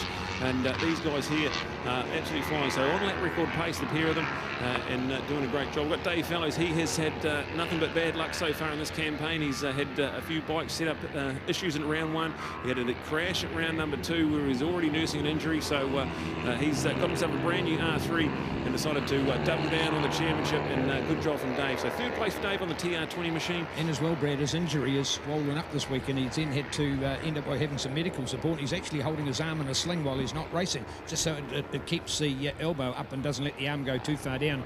So there you go, there's a man in some discomfort, but still wanting to do it all for this final round. And an all-round good guy as well, supporting plenty of other people in the paddock. So good story to tell. We love him and hope you do as well. Get him behind Mr. Dave Fellows out of Wellington on his Yamaha R3.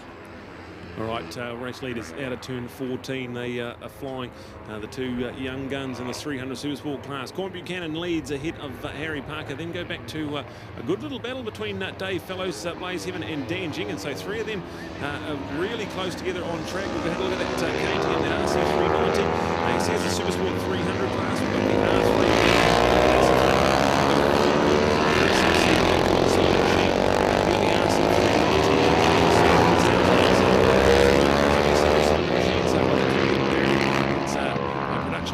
Racing that we modeled it off worldwide Supersport 300 class in the World Superbike campaign, and we run those similar rules over here at the moment.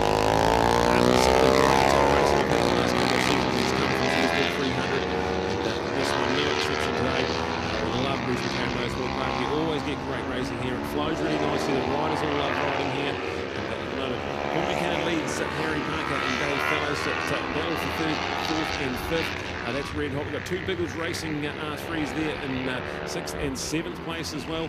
And check out Logan Rowell, Luca Durning and Dylan Byrne running out our top 10. That's our Supersport 300. We've still got a massive 6 laps to go. And the front 2 guys are certainly going to be the ones that are going to win this race. But if it isn't Harry Parker, this championship could be on. We could be giving away a New Zealand Superbike championship already day 1 of the weekend. Well, indeed, there we go, as we put it all on with our Supersport 300. A reminder, of course, at the end of tomorrow, we'll be running the Alan Ramage Memorial. It was a special 300 race tucked on to the end of the program for levels 2 months ago, but unfortunately we ran out of time at the end of the day due to resource restrictions, and here we are. We're going to rerun that prestigious race tomorrow, and we'll incorporate the best of some of our Carl Cox Motorsport and Ninja Cup riders in amongst them as well. So we're trying to get the best riders all to come together and awesome. So bring it on with our Supersport 300, the feature race tomorrow.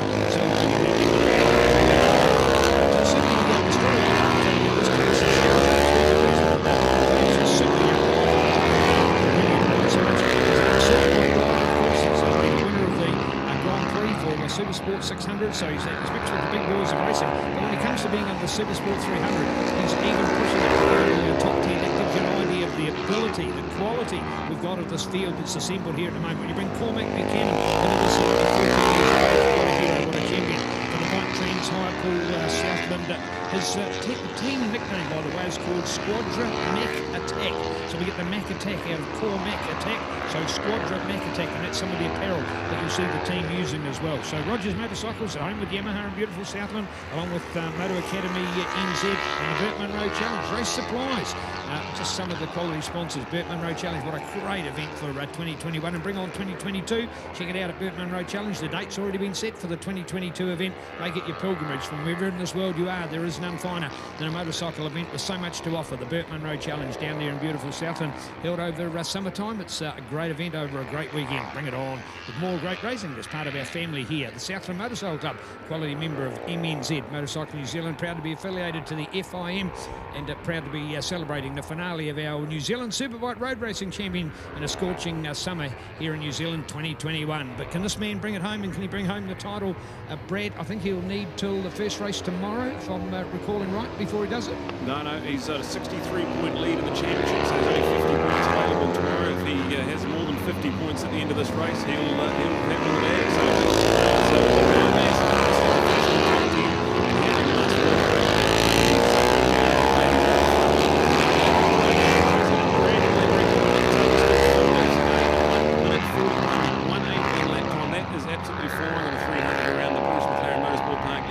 circuit, and this is cool. So our front two, Superman discount Harry Parker, he's right there in second place, and he's done a few laps around here. Loves this track as well. His hometown in Levels, he had a bit of a horror weekend. That's why they got a 63-point deficit in the championship. But Harry has shown some great pace throughout this campaign. So look at this one here, the Yamaha Rider Development Team, 1 and 2 at the moment. Dave Fellow still doing a great job holding off Blaze Evans, so 3rd, 4th, and 5th for Dan Jenkins. So great to have Dan.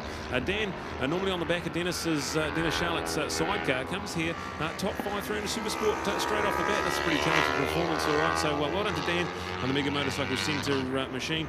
He is up here from the South Island doing a great job. So that's our top 5. We'll update you throughout, but we're over halfway through this, and we're down the back straight with our race leaders.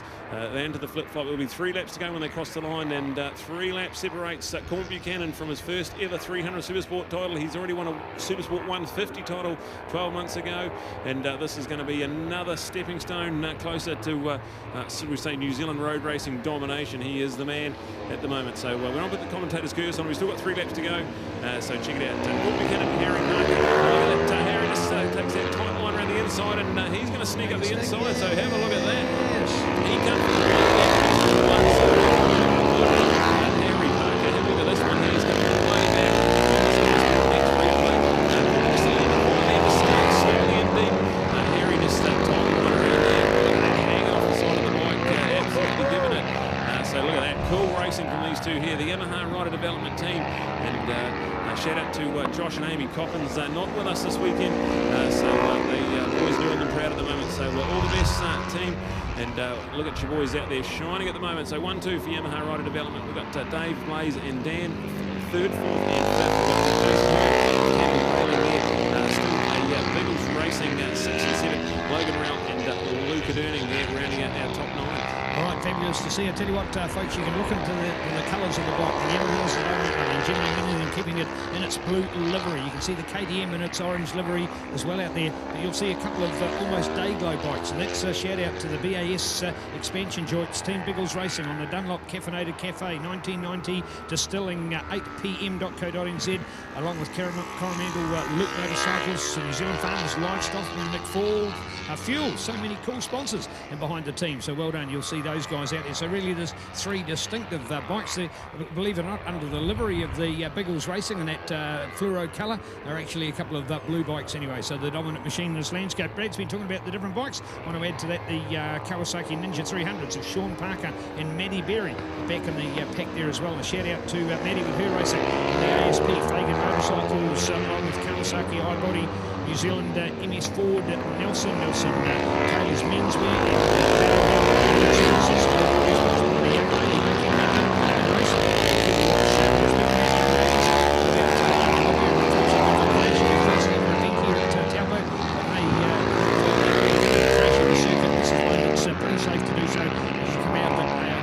we'll be back for racing a little later on in our 150 lineup. Shout out to the NPD, Nelson Petroleum Distribution, supported team Helicraft 150 pilot. So well done out there to Olivia. All right, back to our racing at the moment, and all on for the championship. And as Brad has pointed out, with the points advantage, a second place still will be pretty darn awesome.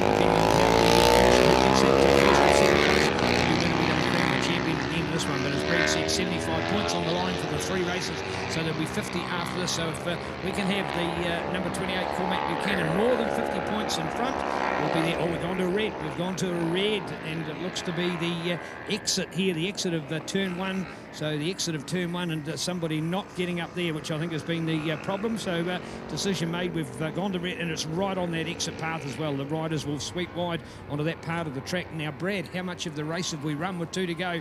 I think we'll find that'll be declared. That will be declared, and I would suggest that we've got a new 300 Supersport national champion. Cormac Buchanan will win that one. He was the last one to cross the line in first place. Harry Parker in second place. Dave Fellows in third, so that'll be declared, that result, with with only 2 laps to go in a 10-lap race.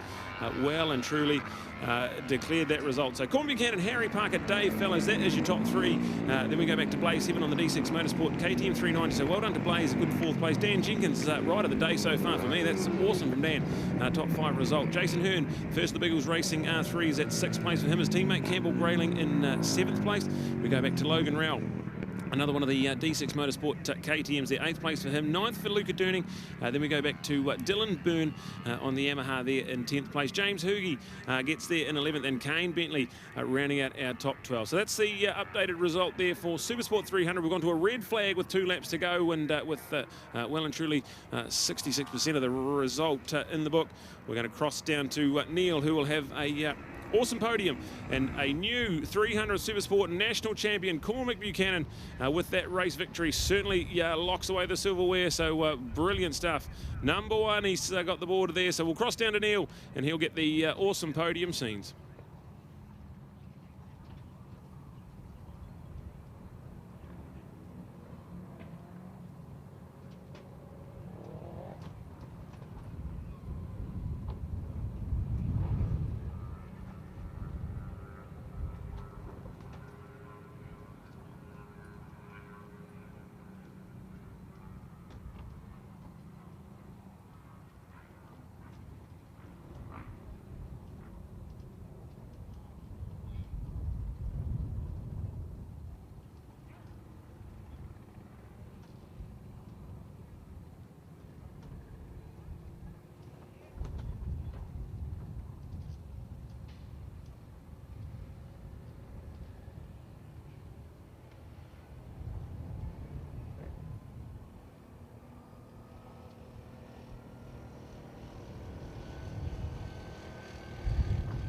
How good is that? How good is that to see these boys up here? Look at that. The shirt is on here. Ready, come on for the Mac Attack. What about a round of applause? National champion. The first one to be crowned this weekend. The first one to be crowned. And well done, Cormac. So does that mean you'll pack up and go home now? I think the other guys want me to, but yeah, no, I'm going to definitely do those other 2 races today, tomorrow. But yeah, it's unfortunate we didn't get across the finish line because I really would have liked to have battled it out on that last lap with Harry. But, you know, it is what it is. I'm champion and it feels so good, you know. I got to give a whole thanks to the Yamaha team this season because, you know, they're the reason why I'm wearing this T-shirt right now and I'm number 1. And, you know, we've been so consistent this year and I think that's the key to our success. And big thanks to Robert Taylor at YSS because, you know, that bike, that race, it was a bit bumpy out there. So, yeah, thanks to the suspension for keeping me upright. Thanks to everyone at home, Hugo, for, you know, sticking by my side. For you guys, yeah, I'd be stuffed. So thank you guys, and yeah. Woo, well done. He did all that with one breath too. He can be a commentator when he fills in for us. Well done, Cormac. Harry, mate, what a race with him. You can still do it, mate, and you had a dive and dab on the inside. Yeah, no, it was an awesome race. I just wish it went for the whole race, but we're catching him near the end. I was just trying to ride smart and just stick behind him the last couple of laps. But he rode awesome and it was hard to catch him, but I'm absolutely knackered now, but I'm glad we're finished on the podium. Massive thanks to the team at Yamaha. They've put all the hard yards in. If it wasn't for them, I wouldn't be here. And Hayden, he's been working flat stick this weekend and he's pretty much gone over the top and he's done everything right and I couldn't ask for anything better. Right, hey, some people that come to tracks like this, for example, and they say, oh, but you guys are from the other islands, so how do you ride so well? What is it about Taupo? I don't know, there's just something about here that's awesome. Like I've said this before, it's like Timaru Levels and Ruapuna joint, but it's just so fast and it's an awesome track with some cool blind corners and we love it. We love it. That's all that counts. Well done. Long way from home, but it is. Hey, well done, Dave, with the bravery, mate. You've been able to put into it, and then you put in a race like that. Do you realise half of New Zealand's behind you guys? What an awesome race to be in. Thanks, Dale. Appreciate that. Yeah, that was super hard work. First few laps were feeling pretty good, but I made a big mistake down the back onto the back straight, and I mean, these guys had already got a reasonable gap, but I was just worried about who was behind me. But yeah, the wrist and arm were getting pretty sore towards the end, and I was just trying to manage a gap behind me. It was hopefully the person who crashed is all right, but I was sort of kind of pleased to see the red flag, to be honest. I was pretty wrecked. So it was against the other boys, but it played in your favour. For you as a North Islander, you come back here to a North Island track. These South Island boys love coming here for a local track. Do you enjoy it as well too, Dave? Yeah, I love Taupo. It's a really awesome track once you find your groove in it. Like when you don't know it that well, it can be quite frustrating. It's hard to get your groove, but it's awesome. And Cormac was saying the same yesterday. Now that he sort of got the flow with it, and Harry, they love this track. But a couple of years ago, probably had an advantage on likes of Harry, but that's long gone. These boys have figured it out well and truly. Well done. There's your awesome podium, folks. Sorry, mate. Thanks to Dylan and Joe, TR20. Those guys are awesome. Got a new bike that turned up yesterday, so. Got it all dialed in and running well, and congrats to Cormac for the championship. Just couldn't be more deserving. Amazing rider. Beautiful words, Dave. Well done. Here to our Supersport. Look at that. Dave's loving it as well. Look at those Pirelli caps, reign supreme again. Part of our Aon Mac Media MNZ Pirelli Sky Sport Next coverage. This is NZ SBK 2021 coming at you here at Taupo for our final round. Day number 1 of our 2-day event, of course. One race for all classes here on Super Saturday as we wrap it up tomorrow. And again, 2 races for all the classes. Stay with us. Great forecast, Louis, and the sun shines and beautiful Taupo, the adventure wonderland of New Zealand, as we enjoy more mighty NZ SBK live, loud and proud here on Sky Sport Next.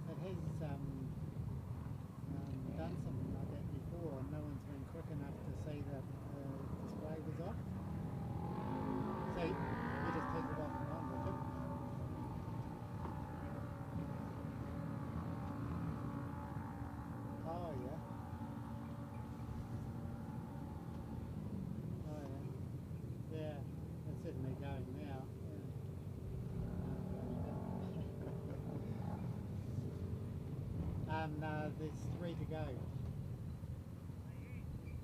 Yeah. Hey, is there some point in time you need to go to get back before it gets dark? Okay, yeah, that's all right. Yeah.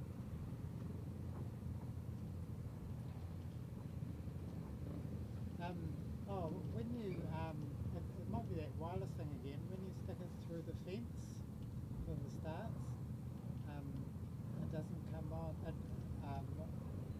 Sometimes all the metal in the fence can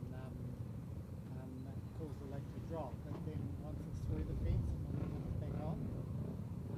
But it's yeah, because it comes back on just after I've started, sort of thing. So whether you can get it through the fence. And just any time, just make sure the antennas have got a clear line to me, sort of thing. Just help it reconnect. But no, otherwise it all looks good. 150, Gixxer cap 150, the track is open.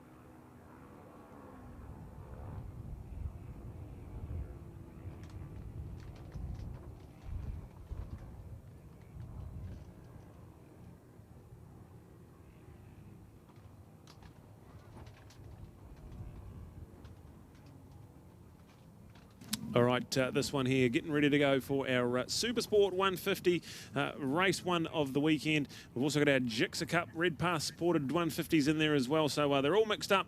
This is going to be awesome. So Corn Buchanan just recently won the 300 Supersport Championship.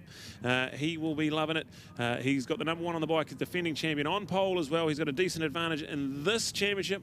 We've got a newcomer, Tyler King, in the championship on the number 24 machine inside him, and Samuel Guthrie, Billy Fuller running out row #1 as we get underway. Supersport 150 race one of the weekend, and Corn Buchanan, great start from him. As we catch this one here, Tyler King in second place. We've got Samuel Guthrie as well. Some great racing from Sam down at levels at round #2, and Sam goes up the inside. So James second place. We've got some frantic racing on there. It's awesome to see the Honda Type R Civic medical car. So thank you so much to Mick and the team at Honda Cars New Zealand for that awesome 300 horsepower Type R Civic, just 62,990. That is the best bang for your buck for a sports car in New Zealand, a Type R Civic. And check out hondacars.co.nz or ring Mick Ruane at Honda Cars Palmerston North to check stock availability. 3 different power modes, 300 horsepower. It's got a turbocharged 2-litre VTEC engine, and it is supplying the medical performance for us this weekend as a medical professional inside the car. And following that all-important first lap, where we've seen some drama already at NZSBK this year on the first lap, and so to have a medical presence right there tucked in behind, absolutely invaluable. So thank you so much to Honda Cars New Zealand, and check out the awesome Type R Civic, setting lap records for a front-wheel drive production vehicle all over the world at the Nürburgring and Suzuka. So check out the stats that the Type R Civic brings you. And one of the many awesome parts of round 3 of the New Zealand Superbike Championships. At the moment, we are in a 6-lap Supersport 150 race with Corn Buchanan. He's got a 27, it will be a 28-point lead in the championship, that bonus point for pole position, and at the moment out in front of this one here. So chance to do a double. He's won the 300 Supersport. He's leading the Supersport 150 class. This young rookie teenage sensation. He's off to Europe at the end of the month. I can't wait to see Corn Buchanan action. We've got some great racing from Samuel Guthrie and Tyler King there, 2nd and 3rd place. So Supersport 150, the Yamaha R15 machine, these guys are going at it. But then we've also got our Suzuki Gixxer 150s in there as well. So the Red Pass supported Gixxer Cup at the moment.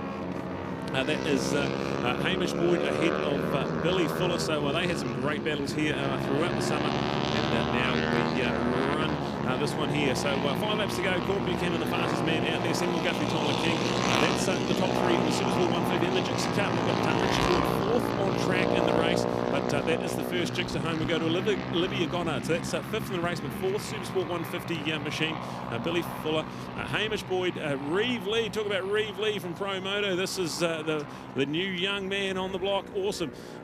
His Uncle Scotty Moyer, his mentor and guidance, and also super granddad George Moyer from Pro Moto. So awesome to have Reeve Lee. So spectacular. Just a year 7 student at Taupo Intermediate School, and out there in New Zealand road racing. That is phenomenal stuff. So great to have Reeve out there. We've also got Colin Box on the Gixxer as well, and unfortunately a non-start for Georgia Elvin. So a bit of drama this weekend for Georgia. Had a crash in qualifying, and hopefully everything's a-okay for Georgia. So that's our update for Supersport 150 and Gixxer Cup as well. Well, she was hopefully going to get through there, because they got the bike. She was taking it back to scrutineering. She said she was fine and she thought the bike was fine, but a non-start there, so bad luck for Georgia. Come all the way to Taupo for your first ever event here in the North Island. Bang, you take a crash in qualifying, and then unfortunately don't get the start in the racing. So hopefully whatever's wrong can be rectified. We'll have it back on the track tomorrow. I'd like to do a shout out for our sponsors, NV Motorcycles. NV Motorcycles, a home of quality brands like Husqvarna and Motorcycles. I think Motor Guzzi as well is another one in their stables. But NV Motorcycles in Morrinsville in the Waikato. Of course, the region around the Hamilton Motorcycle domain, which of course our weekend this weekend hosted by the Hamilton Motorcycle Club. So there we go. Cormac Buchanan, Sam Guthrie. What a beautiful presentation Sam has put on Facebook building up to this event. Well done to Sam. Great to see. Out there with Tyler King, Richard Boyd, Olivia Goddard in there. So shout out to Olivia. What a dynamic young lady she is, and just improving all the time. She's made podiums at other events, and hopefully we'll do so again here today. Billy Fuller is the best of the Gixxers out there, Super Sister, behind Zach Fuller, our 600 Supersport third place getter, with Hamish Boyd, this little man, Reeve Lee's got a couple behind him, Brad. In fact, Georgia, although not on the track, so probably fair to say only one. So 11 years of age, what a sensational story. 11 years of age, that's how we're starting. That's what we need to do in our sport. That's why we want our new Junior Cup and racing, and more details to come out of this year's Motorcycling New Zealand Conference and AGM, I'm sure, to see more of that coming, and it'll be coming to you first with Motorcycling Canterbury as well, and we saw the dynamics of that unfold at the opening round at the Grand Prix back earlier this year. Bring it on with more kids on motorcycles. Let's go racing. And the Gixxer, 11 years of age, courtesy of Country Ride Real Estate, Promoto Taupo, GGL Site Development and Earth Moving, along with Maze Landscapes, Dino Lab and Sign On. Shout out to Sign On. Brad and I would like to say thanks to Sign On as well for hosting us over this weekend in Taupo as well. So Sign On, they're fantastic. I'm going to call it their factory now, Brad. It's not just a workshop or anything. It's the factory back down here on Broadlands Road, just as you're going back into Taupo as well. So we thank Sign On for their fabulous support, and so too for young Reeve, the 11-year-old. Man, I say names like that with Reeve and racing and motocross at 11 years of age, that's fine. But here in road racing, something that we want to see a lot more of. So well done. It happens right here in Taupo with Promo. You're always a friendly, super all-round nice guy motorcycle shop. Bring it home. But look at this, Brad. 150 racing. Cormac, he's already a champion, the first to be crowned for our 300 class this year. Look at them. Is there anybody else in the race? Oh, this is spectacular stuff from Cormac. He's a real superstar, and this is interesting to note that we didn't have racing here last year in NZ SBK, and with that being the inaugural year of the Supersport 150, we will have a new lap record at the end of this race. So this is the first time we've had Supersport 150 in this capacity around Bruce McLaren Motorsport Park, and so we will be in line. We've just got new lap records in 300 Supersport racing, and we'll do it again here. So Supersport 150, we've got Gixxer Cup racing as well. Spectacular stuff. So we've got 3 laps to go. Corp Buchanan keeps dropping that lap time. It's a 1:56.275 at the moment, so he's certainly the quickest man out there. He's 18.3 seconds ahead of anyone. We've got some great racing all over this racetrack. Is going to be all on here, so check this one out. Corp Buchanan, Tyler King, Samuel Guthrie, Olivia Goddard. So with George's non-start, Olivia's going to be right in the driver's seat for 3rd overall in this championship, and also the battle for the girl power bragging rights, if you will. It's been Georgia so far that's had the upper hand and has an 11-point lead over Olivia in the championship. So the battle for 3 NZ and Supersport 150s certainly firmly in the hands of Olivia now at the moment. So Olivia and Georgia both having a bit of a mishap this morning, and this one here all on. So the battle for girl power, the battle for 3 NZ and Supersport 150, certainly red hot here as we've got 2.5 laps to go at the Supersport 150 in the Red Path Gixxer Cup. All right, the photo in your program shows that the Tiger Moth up against the motorcycle was a crowd-pleasing moment that the Hamilton Motorcycle Club hosted way back in 1920, 101 years ago, and they're going to replicate that with a part of their centenary celebrations. The motorcycle show kicking off on March 27th, going through till April 11th, and that'll culminate over Easter weekend with a fantastic event. More details, check it out at Classics Museum, Hamilton Motorcycle Club and Waikato Classics, all part of the Hamilton Motorcycle Club celebrating 101 years. Cormac Buchanan, Tyler King, Shannon Guthrie, as Brad has well pointed out, the Olivia Goddard and Georgia Elvin show. I hadn't realised the points were as close as that, and therefore with the non-start for Georgia, that's certainly giving Olivia. And here she is now moving up into 3rd place as well, so she's got, my apologies, 4th, so she's got one better than she had before over Richard Boyd. But what about Billy on this Gixxer? Man, the talent for that young lady. She was the first and fast Gixxer, but now that's been left to the number 20, the number 26 out there of Richard Boyd. So Richard, part of our 150 lineup, courtesy of RST, EBC, MT Helmets and Coning Science. The young man from Rotorua, Richard Boyd, joining our lineup. Shout out goes to Sam Guthrie and his very professional presentation that he put together for this event, sponsors on Facebook. Take a look at it, folks. If you're not a friend of Shannon, what a beautiful family, the Guthrie. Why? Because, of course, you've got the Grey Ghost. I see they call him Grey Ghost Grandad. Shout out to Neville Grandad. What an awesome family. Granddad, father, and then son Shannon racing as well. 3 generations all riding in our sport of motorcycling. Great to see. But a young man with a very professional presentation to him and looking forward to that second place in the championship. But Cormac is absolutely smoked them, Brad. That is huge. In fact, if you just held the camera on him and waited for second to come past, you'd have time to go and put the jug on, wouldn't you? Yeah, it's a massive 25.8 seconds. So Cormac over Tyler at the moment. So this one here, 2 laps to go. Cormac Buchanan down the back straight already.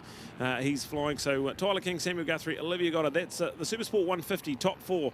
We then go to our Gixxer Cup. Thanks to Redpath for our sponsorship. They get the prize money. And Billy Fuller so far leading that championship with Hamish Boyd. There's only 1 point in it, so check this one out. Richard Boyd and Billy Fuller, Hamish Boyd, there's 3 of them not far away from each other on track. We've got Young Reevely and Colin Box there, so 8th and 9th for them. That's our update on the track. We've got 2 classes out there in one, but all under the Supersport 150 banner. Cormac Buchanan, a 156.025 with 1 lap to go. The white flag is out, and we are going to set a new lap record. The inaugural time we've had a Supersport 150 race here at NZSBK, Bruce McLaren Motorsport Park. We were online to come here last year. We had our championship cut short by the COVID-19 pandemic. But here we are 12 months later, and Cormac Buchanan gets the time to shine. So he's flying on the Yamaha Blue Crew machine. Absolutely flawless. Got the number 1 on the bike. He's the defending champion in this class. He's already won the 300 Supersport class this campaign, and he would go a long way to wrapping this one up. He's got a massive 28-point lead in the championship, and he will certainly extend that if he can win here as well. So this one here, dominant performance, Cormac Buchanan. Samuel Guthrie, second in the championship, but he's 3rd in the race, so still hanging in there, and it's never over till it's over. We've seen plenty of drama here over the years. So this one here, last lap, we're on the final lap, the white flag is out. Supersport 150, the first race of the weekend for these guys.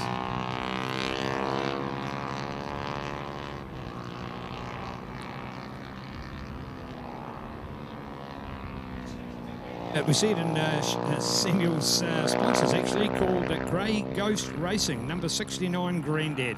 I just thought it was absolutely beautiful, and to see what the family has done in supporting the sport and this young man is great to see. And like Cormac at 14 years of age, and with Sam, a teenager as well, Olivia is a teenager, and Billy, this is where our young people come and get into our sport. These little 150s, hey, the Gixxers, folks, a whole 13 horsepower with the 150 Yamaha, a little bit more, which is why they've got the advantage on the racetrack, which is part of the reason why, thanks to Redpath, we've got our bonus prize money. And is that the title, Brad? I think with all that excitement from an ecstasy shown from Cormac, has he got a title on this one as well? He did it in the 300s. Has he done it here? No, not quite. No, that'll be, he's 28 points over Samuel at the moment. There's still 50 points up for grabs. Samuel's going to lose another bit of a handful here. He's sitting in 3rd place at the moment.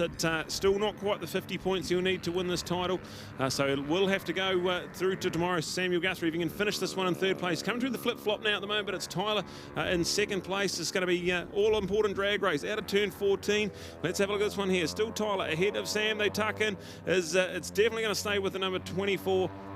So Tyler gets 2nd place. We go then to Samuel Guthrie, 3rd place in the race, but still in the championship hunt mathematically. He's got a lot of work to do, and definitely going to need some bad luck for Cormac. But Samuel Guthrie still keeps the championship alive with a good podium result there. So Cormac Buchanan, Tyler King, Samuel Guthrie. That is our top 3. We've got Olivia Goddard crossing the line on the number 39 machine, the race supplies machine from Dunedin. And we've got Billy's going to get there. So Billy gets there, the Gixxer Cup first one home, 5th in the race, but the first Gixxer home. Billy Fuller, Richard Boyd, Hamish Boyd separated by less than a second when they crossed the line. Fantastic racing. So that is the update there. We've got Reevely still out on track as well, with Colin Box in 9th place. And that will be a wrap of our Supersport 150 lineup. That's race 1 in the books for these guys of the week, and they get 2 more races tomorrow. Both of them 6 lappers. And the update there, Cormac Buchanan wins ahead of Tyler King and Samuel Guthrie. That is an awesome podium. Olivia Goddard, the first of our girls home, and going a long way to getting that deficit back. in the championship. We then go to Billy Fuller in 5th place, but the first of the Gixxer's home, so hopefully some more of that red path prize money for Billy in the Gixxer Cup. With Richard Boyd, Hamish Boyd there 6th and 7th place. Reeve Lee gets home in 8th. That's a fantastic result from the young man in his home track. And then go to Colin Box there in 9th place. So we'll cross down to Neil, who will have our Supersport 150 podium. Thank you to Pirelli and Aon, and over to Neil.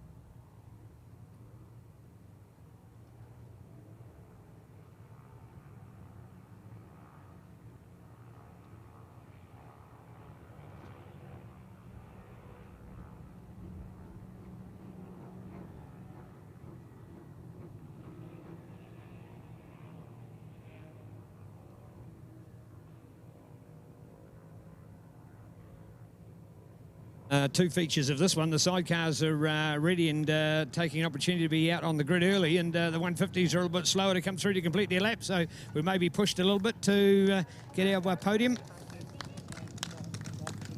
Oh, well done. Just love the applause by everybody. It's people from the other teams that applaud the other riders as well. So cool to see. Cormac, well, you haven't quite done it in this one. You can't wear the T-shirt yet. You'll have to save that for the first race tomorrow. But 150, is this bringing back memories? Is it as good as last year? Is it better? What do you think? I definitely think the level of competition behind me has gone a lot better. You know, he's second on his first ever race. Is nuts, you know. So it's really good to see those guys, you know, they're improving. But yeah, I'm extremely happy with how I went today. You know, today's my day, and today was my day. And yeah, I'm extremely happy, and just thanks to the whole Yamaha team for letting me, you know, do this class once more, giving me a chance to defend my title. And yeah, I'm really happy. Well done. Speaking about happy we are. Listen, come on, a round of applause here for Tyler. Listen to this. Yes, much better. Wow, what a day. Was that fun? Yeah. All right, what was your favourite part out there? I don't know. Just all of it, is it? So how many times you been on the bike? How many times you been racing here on a racetrack before? So my second time out on the bike. Second time on the bike. What a story to tell. And what's your background? What have you done before you come road racing? I raced motocross. It's a cool sport too? Yep. Tell us some of your achievements in motocross. What have you done? First in Auckland champs a couple times, and 3 NZ once. And 3 NZ once, yeah, so cool. Do you think motocross is a good part of our sport to start on before you come road racing? Yeah. What does it teach you? Teaches you how to just hold on to a throttle. Teaches you how to hold on to the throttle, yeah, I love that one. Hey, well done here for young Tyler, folks. What about this? Come on, another round of applause. This is our champions of the future, and great to see, so well done. All right, Shannon, you were that small once upon a time, and here is a young kid. See, you all of a sudden think you're young, they're coming at you from behind. Yeah, I was closing in on him on the last lap, but I couldn't quite get him down the straight.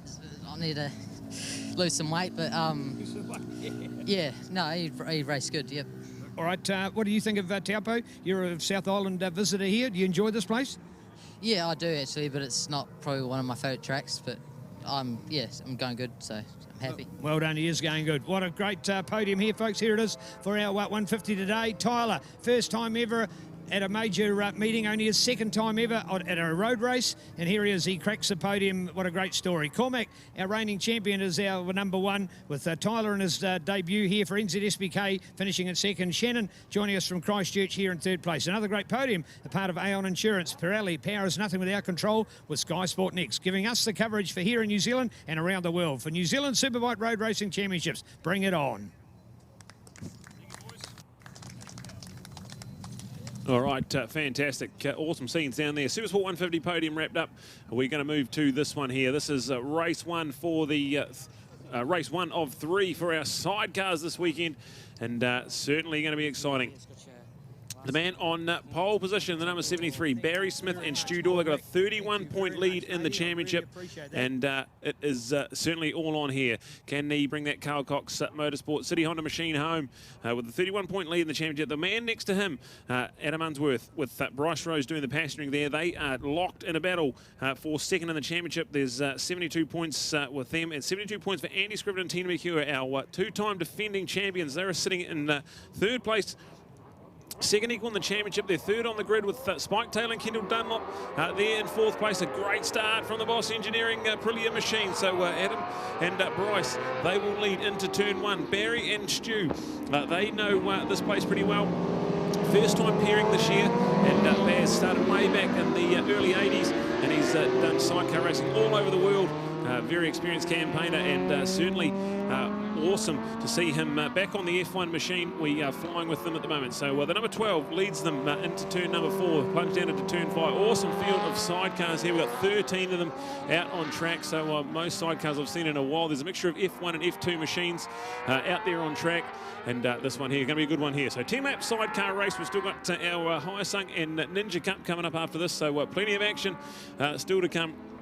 Day one of round 3 of the New Zealand Superbike Championships at the moment. What a start from the number 12. That is the Boss Engineering Aprilia V4 of Adam Unsworth and Bryce Rose. In second place, we've got Barry Smith, Stu Dorr on the City Honda Carl Cox Motorsport machine. That's awesome stuff. And Baz, got the 31-point lead in the championship with that bonus point for pole position.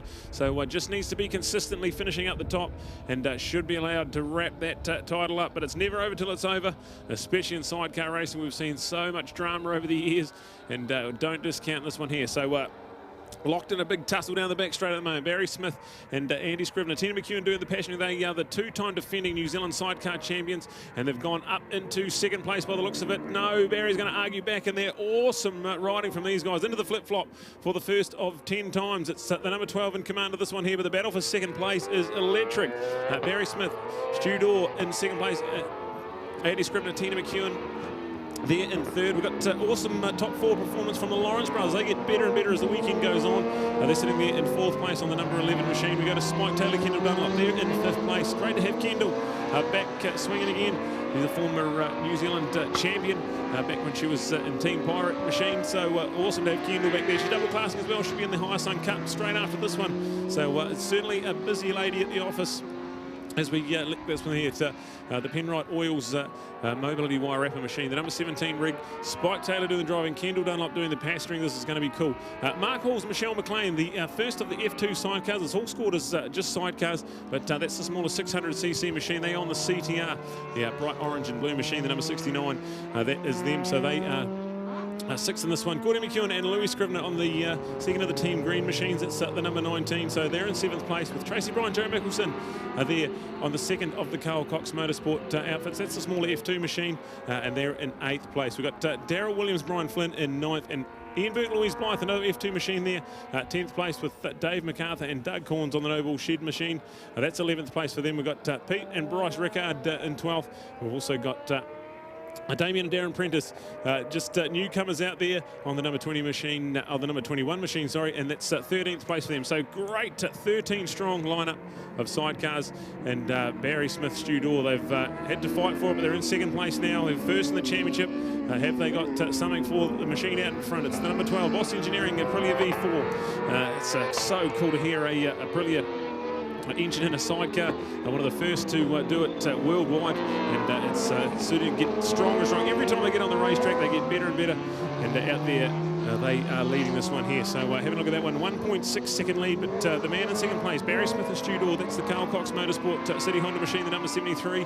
That was the fastest lap, a 1:38.4, and looking at lap records, it's Barry Smith who holds the sidecar lap record around Bruce McLaren Motorsport Park. He did that with Robbie Shorter as his passenger a couple of years ago, back in 2014. So cool to have Barry Smith. Just a real legend, nice guy.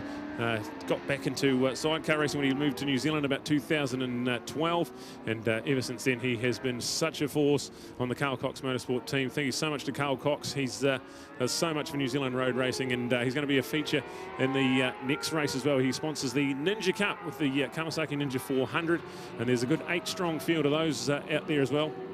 They get 3 races on the program, and including one tomorrow morning. They are first on the program, and they get the Le Mans start. So certainly a cool spectacle to keep an eye out here. So look at this one here, sidecar racing at the moment. We've got 8 laps to go. Adam Unsworth and Bryce Rose leading on the Boss Engineering Aprilia, but look at Baz stalking them down the back straight. So look at the legs of that awesome Carl Cox Motorsport City Honda machine. Pulls up right in behind. We're certainly going to have a great race here. So the 12 leads to 73 with the 99, our 2-time defending champion Andy Scrivener, Tina McEwen there in 3rd place. The classy top 3, we've got the Lawrence brothers, Chris and Richie Lawrence on the 11. They are back in 4th place with Spike Taylor and Kendall Dunlop sitting there rounding out our top 5. Awesome to have 13 sidecars out there, Neil, and certainly some great racing out the front. Gordon Skildon, the absolute legend of New Zealand sidecar racing, and a shout out from Motorcycle HQ. I'm proud to be involved with the Skildon family on a working basis, and Gordon, his passion for our sport to reflect, and he wanted to pass on best wishes to everybody competing this weekend as well. So I'm liking to do that at this opportunity, and for those that have followed sidecars for years, in the name of Gordon will be well averse to some of his great racing back in the days, of course, when you actually still made a motorcycle into a sidecar, and rather than just the engine itself that we have today. Taking nothing away from what we have today, but certainly those yesteryears of the sidecar racing. And also I'd like to have a special moment, and we'll reflect on this at briefing tomorrow morning a little bit more for the rider's point of view, but to those of you out there, to the great man affectionately known as Dog, and I called him Gentleman Jim, Mr. Jim Doherty, who passed away last week. Attended his funeral in Wellington yesterday, but what a gentleman, and more of that to come. Mr. Jim Doherty, a very sad loss for our sport, and a man who gave so much. New Zealand's first ever technical steward. He was our first ever road race referee, a man who would listen, who would talk, a voice of authority, a voice of understanding from an engineering and mechanical background. He offered so much to our sport and understanding, and even as his grandkids reflected at a ceremony yesterday, one thing you always did with a motorcycle, wear a helmet, and he was one of our best to understand the technical excellence of helmets, and was involved in many of our safety checks done to know the standards of our helmets were suitable with the best standards in the world that we had here in New Zealand. And it's certainly been something that's offset a few people over the years. Is why do we go back a few years, people were spending close to $1,000 on a helmet, the same helmet that you'd buy for under $300 today, and the people were saying it was just so much money. But of course it was the standard that we were out to, and people like Jim were paramount in supporting that endeavour to ensure that our helmets were of the high standard. Just one of the many great stories about Mr. Jim Doherty. His nickname was Dog. Why it was called Dog? Because he was God backwards. So that gives you an idea of the respect of that man. So there we are, a few things to talk about with people past and more present with Gordon's comments during the week. All right, so for sidecar racing, and there Have a Go Day as well, Brett. Want to talk about that, Have a Go Day. One of those things I've always wanted to front with, and maybe we've only got to find a day on our agenda. And of course, that is the first Saturday of May, and we're back here at Bruce McLaren Motorsport for the Have a Go Day, which is an opportunity for you to have a go on a sidecar. And hey, there's a lot of people that have fronted for that day and hopped on a machine for the first time, and bang, then they've gone out and gone racing. And Kendall Dunlop would be a great example of that, to have just given it a go and then proved to be an excellent swinger. So if you want to have anything to do with sidecars, ever dreamed of it, wanted to give it a go, put it on your bucket list in whatever shape and form, check it out, the New Zealand Sidecar Racing. Shout out as well must go to Bert Wallen, as Bert's going to be here this weekend, and there'll be a little bit of hospitality with the sidecar fraternity over the weekend as well. And for your great work, Bert, that you've done over the years, a shout out to you as well. We love sidecar racing, you will as well. It's so cool in New Zealand to see these three-wheeled monsters out there. Machines, of course, as small as 600 and are the F2 machines, but as big generally as 1,000 to 1,200 cc's that you'll find in these world-class, high-tech, high-fibre carbon machinery that we have at our racetracks. And Brad, look at that kind of racing when we get into turn one. These guys almost lock together as we come on with the Carl Cox Motorsport team throwing everything at it. And we've normally seen the number 73 team there to push it all the way, but certainly here today, it's a day for that Aprilia-powered unit, and that's a bit of a first as well for the Aprilias, because they're now getting into making these engines as diverse to be in a sidecar as well as a motorcycle, and making them world-class. And a shout-out to all the work going on back there in Italy to get the Aprilia-powered inside these fantastic sidecars. So bring it on, world-class sidecars happening right in front of us, Brad. Oh, this is absolutely brilliant. This battle for the lead's been red hot. Barry Smith, Stu Dorr got no answer for them at the moment. They've tried everything.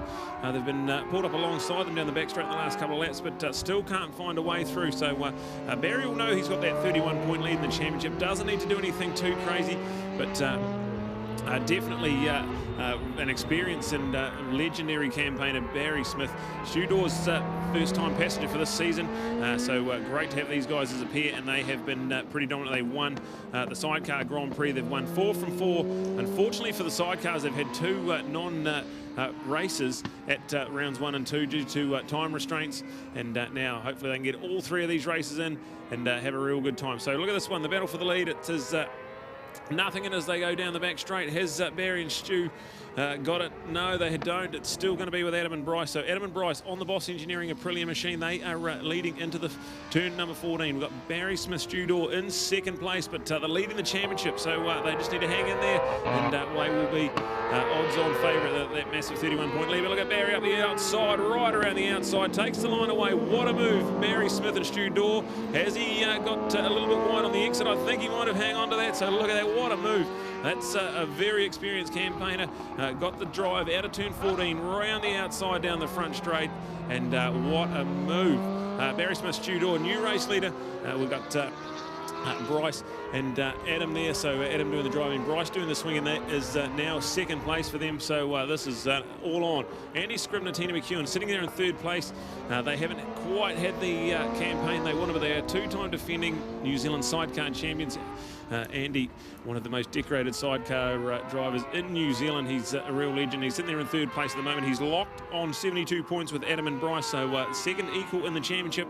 That's something that'll develop all through the weekend. And then go back to the Richie doing the swing, and Chris doing the driving. The Lawrence brothers, they're a spiritual home of Taupo. They're real legends of sidecar racing. Have done so much campaigning over the years. They were quite a good factor at the Isle of Man a few years back as well, so maybe even some of New Zealand's most decorated Isle of Man competitors. So awesome to have the Lawrence brothers out there. They're fourth place in the race. Spike Taylor, Kendall Dunlop sitting there in fifth place with Mark Hall's Michelle McLean on the CTR machine. The first of the F2 machines home, that's sixth place for them. Then we go to the number 19, Cordy McEwen, Louis Scribner in seventh place with Tracy Bryan, Joe Mickelson, the second of the Carl Cox Motorsport machines in the smaller F2 rig. Doing a great job there, eighth place for them. So that's our update of our top 8 in New Zealand sidecar racing. As we tick off another lap, our race leaders, we've got 3 laps to go, and Barry Smith, Stu Dawes, they've won every single race in this campaign so far, and looking all class at the moment. Right, indeed they are, and but I tell you what, they had to work for that one, Brad. That wasn't too easy for them, and they've had to do it in the latter part of the moto as well, so hats off to the crew, and going around the outside was pretty spectacular. But for all the work that Adam Unsworth and Bryce Rose have been doing with that Boss Aprilia V4, is certainly something to like, and I'm sure we're going to see better from that as time progresses. Interesting to note that between our first and second, we can actually swap our riders and swingers, because for many years it was the Adam Unsworth and Stu Dawes show. So effectively, Adam on the second cart there as the driver, and his swinger was the man who's swinging on the first cart. So they've swapped over in times gone by. So great to see that we're getting these same guys and some great combos. Carl Cox Motorsport, City Honda, Protec Developments, Super Finishing, Sidecar Shop, Motul and Shuzi. Proud to be behind Barry Smith, the Tauranga combo. And as well to shout out, of course, to Adam and Bryce out of Auckland for Boss Engineering, Aprilia New Zealand, Repsol Lubricants, the catering company, Motorazzi, the Wheel Magician, WFD Engineering, Signs and Engraving, W&W Construction, and Metal Tech Engineering. Some great names from a number of quality sponsors from around the country. Sidecar racing, best in the world. Why, of course, because you've got high-tech engines like the Hondas, like the Aprilias, and of course these are inside world-class chassis, such as the LCRs and the Boss. So bring it on with quality sidecar racing. And the cream of the crop, penultimate race of the day still to come, Carl Cox Motorsport Cup and the Ninja Cup combo with the Hyasungs and the Kawasaki's left as our last race of the day. We'll have to double up on the podium because, of course, we acknowledge both the rider and the swinger. Well, the swinger's doing so much work out there. And look at the world of our ladies out here, of course, for the fact that we've got Kendall Dunlop, for the fact that we've got Helen Reedy, for the fact that we've got Louise Blythe, Joe Mickelson out there, and Michelle McLean, Tina McEwen. What's that? I think I've just added up 6 there, Brad, have I? I think so. So of our combinations that we've got in our field, and remembering, of course, We've got Tracy as the rider as well. So that's, what's that, 7 ladies in total out there in our field, which is probably only about 16 anyway, so almost 50% in. So well done, and a shout out to all those ladies. And I'll tell you what, for those of you ladies out there, if there's one thing on your bucket list, you know, has it been that, maybe has it been that bungee or an abseil or a parachute or something? I'll tell you what, if you've ever thought of any of those adventures, you ain't thought of nothing yet till you've had a go at sidecar swinging, and you can do that on the Have a Go Day here at Taupo's Bruce McLaren Motorsport Park Day, coming up on the first weekend of May this year. Only a couple of months away, but it's a great day on the New Zealand Sidecar Racing Association. Well, New Zealand was the first country to give the woman the vote, and there's many others that we've succeeded with over the years. Think of our women in motorsport as well. We've had the world's fastest motocrosser in Courtney Duncan. We had the world's fastest road racing woman with Avalon Biddle. And here we are now with some of our world-class sidecar ladies. Would there be a country in the world that could muster 8 competitors out of a field like this that are females? We love them, and for everything they contribute to our sport, bring it on with the ladies of the day. All right, update time here. We've got 1 lap to go. The white flag's waved for Barry Smith and Stu Dorr. They've extended their lead out to 9.789 seconds. So Barry had to do a lot of hard work in this one here, but a great move. One of the coolest sidecar passes I've seen in a long time. Phenomenal stuff. So the Carl Cox Motorsport City Honda machine is flying at the moment. The number 73, 31-point lead in the championship. If they can hang on to this one for another lap, they'll extend that to even further. But Adam Unsworth and Bryce Rose second in the race at the moment, and that is important because they're locked on points with Andy and Tina, so they will now be in sole second position heading into the 2 races tomorrow. So good performance. And then Andy and Tina, they are our defending champion. They are sitting in 3rd place. That'll be 3rd in the championship when they come back here tomorrow. If they can hang on to this one here, we've still got 1 lap to go. We've got Chris and Richie Lawrence. Awesome to have the Lawrence brothers that did the full campaign. Richie still coming to grips with a massive crash he had at the Cemetery Circuit over a year ago, and he's just still finding his strength, finding his feet back in sidecar swinging. So awesome top 4 from him. Spike Taylor and Kendall Dunlop on the number 17 machine, the Penrod Oils and Mobility Wire Wrapper outfit. That's top 5, and then Mark Halls, Michelle McLean. So rounding out your top 6 there, we've got our race leader Barry Smith and Stu Dorr screaming down the back straight at the moment. It's been not all his own way. He had to do a lot of hard work, but this one here, well over 10-second advantage now as he goes brakes hard into the flip-flop. That beautifully presented Carl Cox Motorsport City Honda outfit has not missed a beat so far in race 1. He's got 2 more tomorrow, but this is going to feel pretty good. And well and truly in the driver's seat, Barry Smith takes the win with Stu Dorr doing the passengering there, and Law goes another step further to claiming this awesome New Zealand Sidecar Championship. 2 races tomorrow, and he'll extend that gap. Awesome stuff. There's the number 12 coming through in 2nd place, so that's a good result for Adam Unsworth and Bryce Rose on the Boss Engineering Aprilia V4 machine. Awesome sounding sidecar.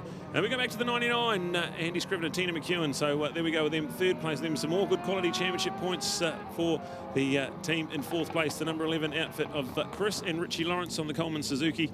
So cool stuff from them as we check it out. Sidecars, race 1 of the weekend in the books. We've still got 1 more race on the program for the day, and we'll come back here tomorrow and have 2 races per class as we get checkered flags waving. We've got this one here still coming through the finish line. We've got Barry Smith and Stu Dorr, the Carl Cox Motorsport City Honda machine.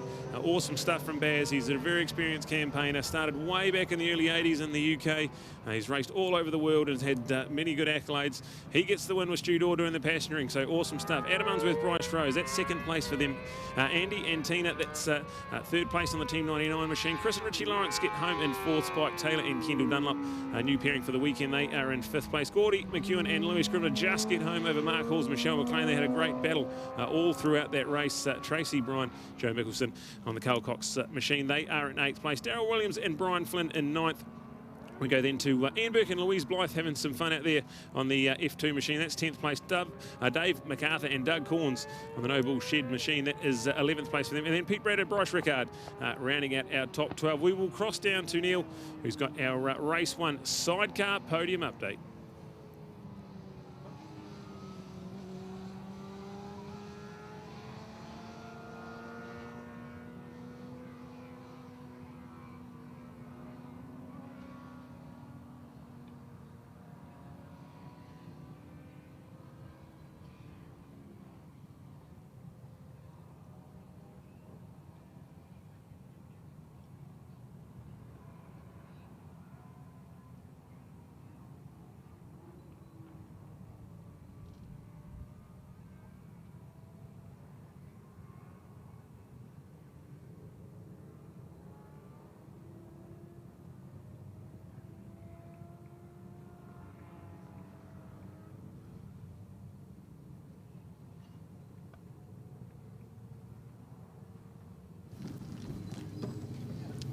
Well, we are a... Here we go. Yeah, we are a family in our sport, and it's great to recognise all the contributors to our sport. I just want to do a shout out to Jo Taylor from TR20. Jo, what an outstanding young lady. Had the opportunity to watch her progress through riding at the Burt Munro this year. The story that she told about being at the Sound of Thunder, and the personal challenges and targets and commitment that she made, I think is absolutely beautiful. So for those that want to follow it, check Jo out on Facebook, and she tells a great story there. There's a lot of people, when they put quite a story on Facebook, sometimes you think, oh, have I got enough time to read that? But Jo's was just mesmerising, and you had to read it all the way to the end, and what a story to tell. And what a dynamic young lady, of course, winner as well of that Daniel McLaughlin trophy that we awarded at Ruapuna this year to acknowledge Daniel, and what a quality man that was taken far too young from us. And nice to see still photos going up on Facebook of Daniel, a person that I had a lot to do with over the years, going way back to the 90s in actual fact. So a great story to tell from a cool guy, but more importantly from a lovely lady in Jo and all her work at T20 Racing. So nice to see. All right, looking forward to our podium up here with our sidecars. Thanks indeed here to Barry and Stu who joined us. First of all, is that not one of the best overtaking manoeuvres you've had to take on, Barry? Round the outside at turn 1, that was awesome. How'd you do it? I could see that Adam was hugging the inside there a few times, so I thought, well, I'll chance my luck around the outside and just see if I can make it work. And then, yeah, sure enough, it did. So I was quite pleased with that. But I mean, they were going so well at the start of the race, and it made it really exciting. It was a good tussle for the lead there for a start. So. Hey, when we talk to motorcyclists about how two-wheel riders enjoy this Bruce McLaren Motorsport circuit, what about sidecars? Do you like it here, Barry? Oh, it's a great circuit. I mean, it's probably one of the more challenging circuits for a passenger. There's a lot of work to do, but if you can passenger around here, you can passenger anywhere in New Zealand, I reckon. So, no, it's a really cool circuit. Yeah, really enjoy racing. Well done. Great to see you. All right, Stu, you're the passenger that he's talking about. Mate, you're going down to a corner like that, and you're seeing the lines as well. All of a sudden, he's going to have a go around the outside. What have you just got to hold on tighter? Is that the secret? Yeah, Barry was sort of going to the outside but not doing anything. I thought, oh, he's just sort of sussing Adam out. And yeah, then he went down the inside. I thought, really? Is he really going to do this? And sure enough, good move, you know. So it paid off. Yeah. Good racing by Adam and Bryce, you know, they pushed us. Yeah, exactly. That's what we want, isn't it? That's what we want to see. Exactly. We want to see good, close racing. Yeah. Good for fans, everybody. Yeah. Makes it exciting. Yeah, it does indeed. Hopefully, speaking about exciting, we're going to have these other exciting people come and join us, or maybe the others have decided to hang back there.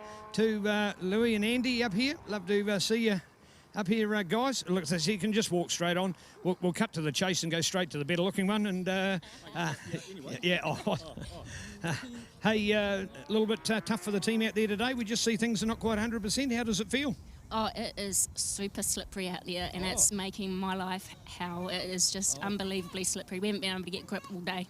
Oh, wow, there you go. There's a different story in it. And you wouldn't say it was super hot, and tomorrow's temperature's even hotter, so is that worse for you? Well, yeah, I don't know. I'm not the rider he is. I just hang on. That's my job. That's his problem, not mine. Always just try and stay in front of her, that's all. Yeah, and if it goes the other way around, all of us are in a whole lot of troubles, Andy. Yeah, well, it almost did a couple of times, actually, and yeah, I was sort of peeking out a little bit there, but I actually scrubbed in a brand new rear tyre, and Gordy wanted it, so I gave it to Gordy, and he said, oh, you can use my tyre, and he goes, I'll put it on, and then he goes, oh, it's stuffed, you know it's stuffed, and yeah, no, it was stuffed, all right, Gordy, thanks very much. Yeah. A story to tell there.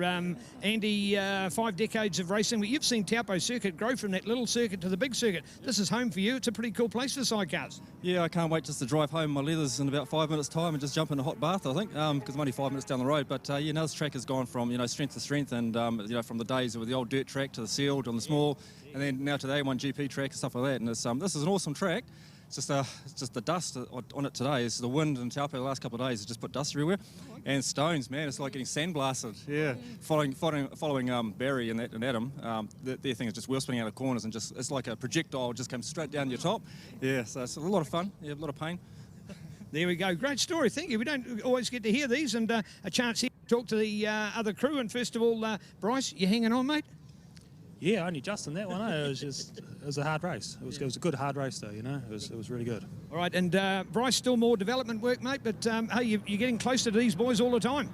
Oh, absolutely. You know, I'm not sure of the lap times, but we had a fantastic qualifying. You know, I think we went almost 3 seconds faster than we did in the Tri-Series in December. So, you know, we're coming on leaps and bounds, you know, and just that Aprilia engines, it's just going really good. Yeah, we just love it. Just 2 more to go, and yeah, we just got to keep charging on and be all good. Bring it home. All right, there, Carl Cox out on the track now. Let's go back to the trackside. Well done, Sidecars, and a great wrap with Sky Sport Next.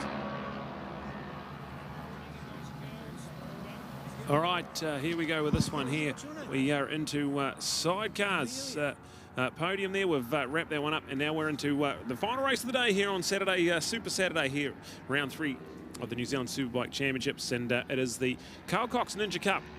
It comprises of the Kawasaki Ninja 400, and this is a cool 8-strong field.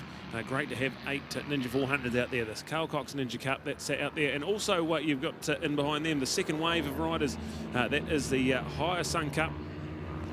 So awesome stuff. The Hyosung GT250 legendary machine. They stopped making these bikes a little while ago, but still enough of them around, and a great fraternity. Some of our best New Zealand road racing riders have come right here from the Hyosung Cup, and it's a testament to Ken Dobson and all the team that's made this possible. So they were supposed to be at MotoFest at Hampton Downs last week for their final round of their championship.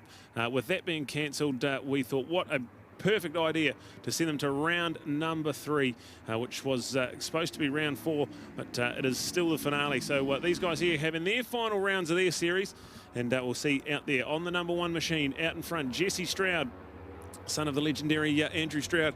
He's got the number 1. He is the defending Carl Cox Ninja Cup competitor, and great to have him out there. So we'll keep up. There's 2 classes in this race. We'll see if we can keep you updated. At the moment, Jesse Stroud leads ahead of Chris Smith.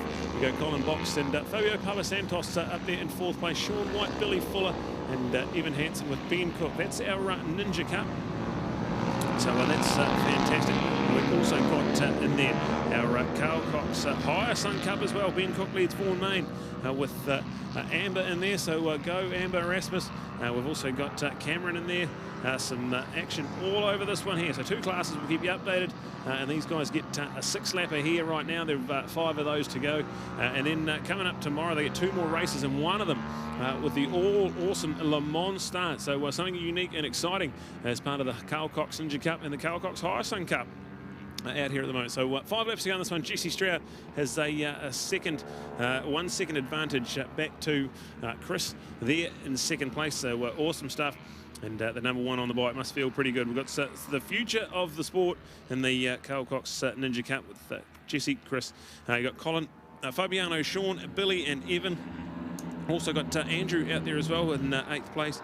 And then you look at our cool Hyosung Cup as well. So 11 Hyosungs out there. Understand there was a few that were double booked this weekend when we did the short notice announcement that the Hyosung Cup was coming. Some couldn't make it, but still 11 strong out there, and some great racing, some frantic pace out there. So check out this one here. Our race leaders coming out of turn 14 and down the front straight. It is Jesse Stroud with the number 1 machine, the MTF Finance supported Ninja. We'll then go back to Chris Smith. Good performance. Chris put in a pretty good lap in there, so keeping that gap to under a second. It's 0.9 of a second now between 1st and 2nd. You go back to Colin Box in 3rd place with Fabiano there in 4th, with Sean White, Billy Fuller, Evan Hansen there in 7th place. And then we look through to 8th place. Andrew still hanging on to 8th place. So we'll look at our Hyosung Cup as well coming through. So they all started the same, but they were staged on the grid, and the Hyosungs flying through now at the moment. So Vaughan Main got himself up into 1st place. Awesome stuff, Vaughan. He's double classing this weekend. He's also out there on the Pro Twin as well. We've got Ben Cook in there. Good 2nd place for Ben. He was leading that race earlier.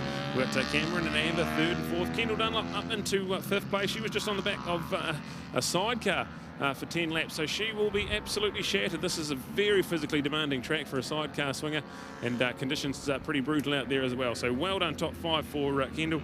That'll be 13th in the race, but 5th overall Simon Beard, Ben Mao, Dora Matosha, and we go back to Tamsin and Richard. Rounding out the top 10, that's our highest Sun Cup. So 2 classes in there. We'll keep you updated with this one here, but still 4 laps to go. The future of the sport, not only in the riders, but also the bikes. This new Ninja 400, the most popular selling road bike in New Zealand, and here they are, 8 of them out there in the Carl Cox Ninja Cup. It wasn't scheduled for this round because it was to be at the Motorfest last weekend, which unfortunately was cancelled due to COVID. Originally it was postponed, but then the decision was made to actually cancel it, which what that did was, of course, ensure that this was then to become the final round. It was scheduled as round 4 in the final. It's now round 3 in the final as well, and with an opportunity to maybe extend it to other events, it was thought, well, no, we weren't going to conclude our championship when we wanted to in the conditions that we wanted to, so wisely the decision made to call it early into this Carl Cox Motorsport Cup moving forward. So the highest sung machines, of course, as they take the group as well, and they line up there, and I see Jacob Scrow written down as having a Yamaha 600. Well, that, of course, is one of the other classes, and not this one, obviously. He's not going to be out there on a bigger bike, but he is on the higher sung. And also, in fact, from a Ninja point of view, so you've actually got young Jacob Stroud and younger brother Jesse out there, courtesy of Ken Dobson, MTF Finance, Barry's Point Road, Dad, Bridgestone and X-Line as well. So Jesse Stroud out for a ride as well. Colin Box, Billy Fuller, of course, on the Ninja 400. So doubling up between Gixxers and Ninjas on the MTF Finance, Barry's Point Road, Ken Dobson supported bike. You've got people out there like Chris Smith, Fabiano, Pal Santos, Sean White in there. Sean's the unofficial record holder for the 300 class, actually, because this was the class that we put the times into from a couple of years ago here. So go to Matt Hobbs out of Taihape, courtesy of Matt Hobbs Plumbing and Drain Laying, and then go to Evan Hansen as well. So they're part of the 400 range. So there's actually a race within the race. There's the Ninjas, and there is also the higher sungs. 10 years of cup racing. Oh yes, Carl Cox Motorsport with the higher sung and Ninja Cup. Brad, a cool class to add today, and really part of our flavour when we think about the young age of our 300s. We've got our 150 classes. We've got these guys as well. So really, when you look at the average age of all of those 4 groups, Gixxers, 150, 300s in this Carl Cox Cup, we're probably talking about 20 years of age. So the future of our sport looking very good. Oh, absolutely. And just to touch on the Higher Sun Cup, if you look at some of the previous winners of the Higher Sun Cup, we've got guys like Daniel Nedham, Avalon Biddle, just to name a few. The best of the best have come right from this breeding ground. So this is a cool series, great concept. And are still going strong. This Higher Sun GT250, they haven't made this bike for probably close to 10 years, but look at them still out on track. Got 12 of them out there at the moment, and still going strong. So a real cool community-based atmosphere. And we've still got 2 laps to go on this one. So we've got the Ninja Cup. They're out in front. They got to head up the front row. Jesse Stroud leads ahead of Chris Smith and Fabiano Pavasantos. That is the top 3. Colin Box in 4th place with Sean White. Billy Fuller, awesome to see Billy. She's double classing. She's on Gixxer as well. And then you go to Evan Hansen and Andrew Baldero there. That is our top 8 in our Ninja Cup. They're the top 8 in the race as well. Then we look at our Higher Sun Cup. We'll update this one here. Vaughan Main, he is ahead of Cameron Leslie. That's 1st and 2nd place. Ben Cook, Kendall Dunlop up into 4th place. Go Kendall. Girl power to the max, and she's just topped off a 10-lap sidecar race on a Formula 1 rig. So hats off to Kendall Dunlop. Great to have her. She's a former New Zealand sidecar champion.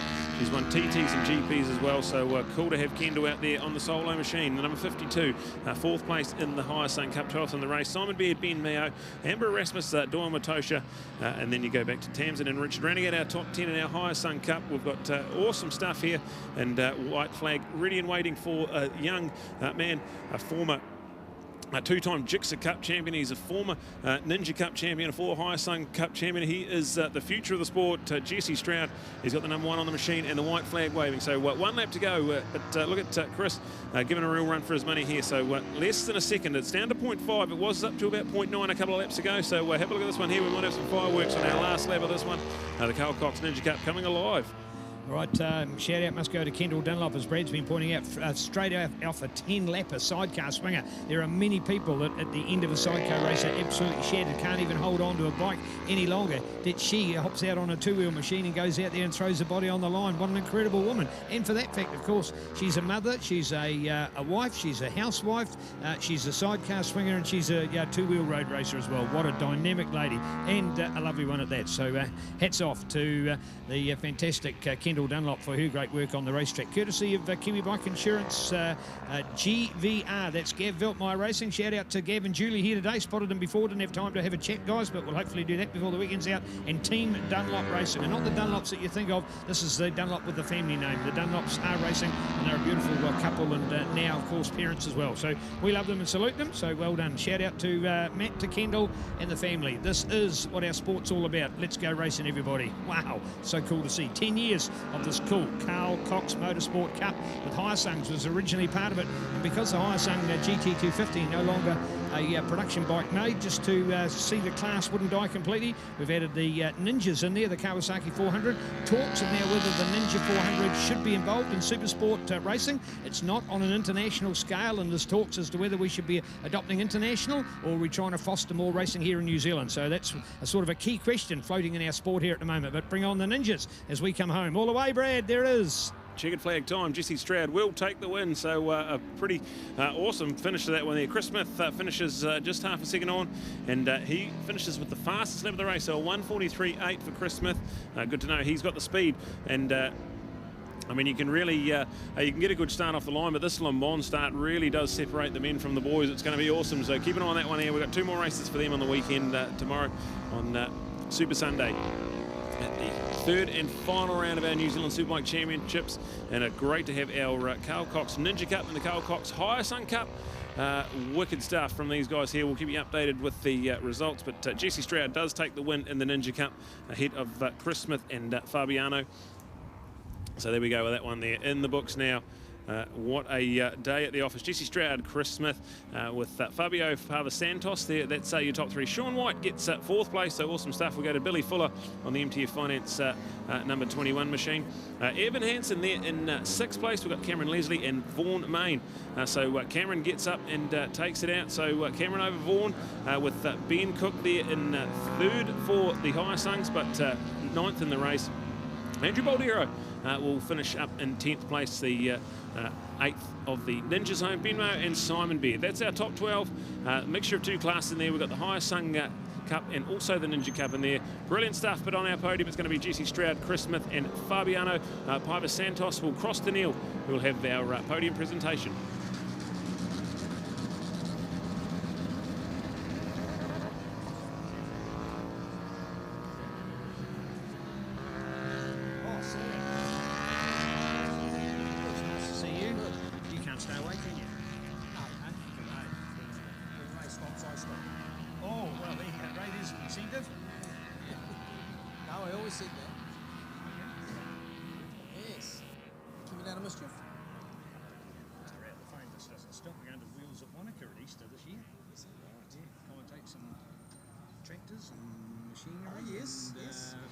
Central Business Field Days. Field Days diggers next Friday. Is next Friday, is it? I see that you're advertising at home for that. Oh, okay. Yeah. Well, it's actually Field Days is going ahead. Yeah, well, that's good for the stage. Yeah, exactly. We lost last year. This was the week. Monday.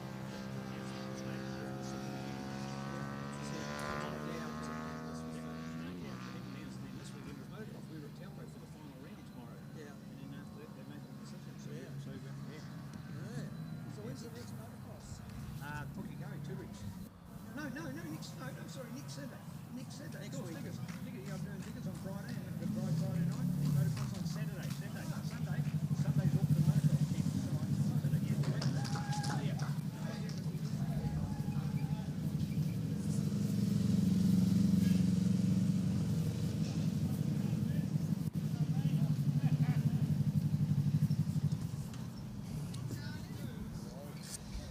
Hey, look at this for young Jesse here at the moment. Look at the livery for this awesome MTF Finance. The Ninja here, Jesse's got his name on board. The MTF Finance, Barry's Point Road. The number 1 on the bike, of course, retaining the glory as well. The second Ninja to line up here at the moment for young Chris.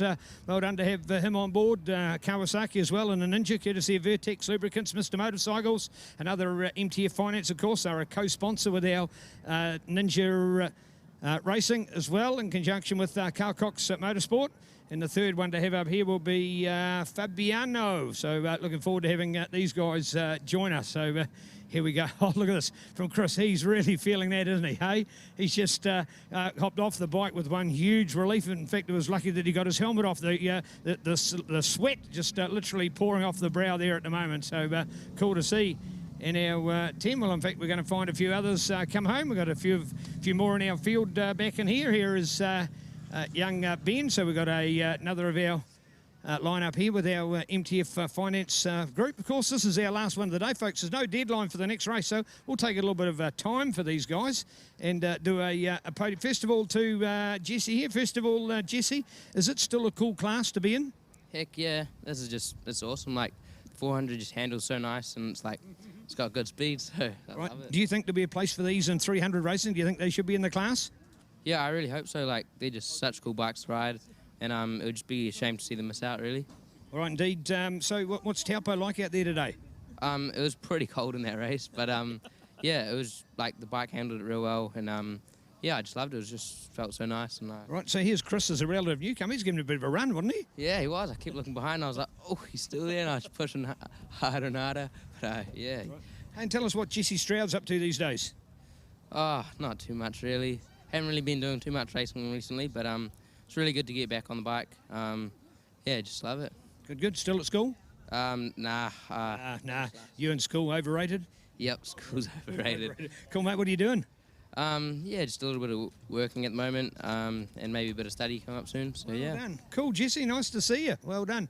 Great story. Well, the earplugs come out, but more importantly, the presentation of the bike, past masters, rider training, some of the other stickers that we see here for Chris. First of all, Chris, mate, you just looked like you'd won the Ironman when you got out of that helmet. It's that tough out there today? Oh, mate, I'm still nursing 2 fractured vertebrae and a dislocated shoulder. So to go as hard as we did, I was really pleased with the result today. And to hang on to Jesse like that was pretty awesome. Yeah, it was indeed. As he's just admitted, all of a sudden you were still there all the time. Well, you enjoyed Taupo? Oh, mate, I love this place. So nice. It's the amount of corners. It's fast. It's bumpy. It's just like a road out there. Eh? It's great. Good. All right, tell us about your background, Chris. Where have you come from to be involved in road racing? So I'm a rider trainer. I spend 80,000 k's a year on a road bike, and we just bimble around and we show people how to ride safely on the public roads. Yeah. But this is obviously a very, very different ball game. Yeah. So trying to apply some of that out here is hard. It is hard, but it's been great. So you're a professional motorcyclist? I wouldn't call professional, but I'm a motorcyclist. You make a living out of it, eh? I do make some money out of it. So that's awesome. Hey, cool. Tell us a bit about your bike. So this is the 2018 Ninja 400. This was my road bike a couple of years back. Yeah. And then we decided just to come racing with it. I was racing with the boys in the Hyasungs. It's been a great class. We saw the 400s and thought we'll give it a stab.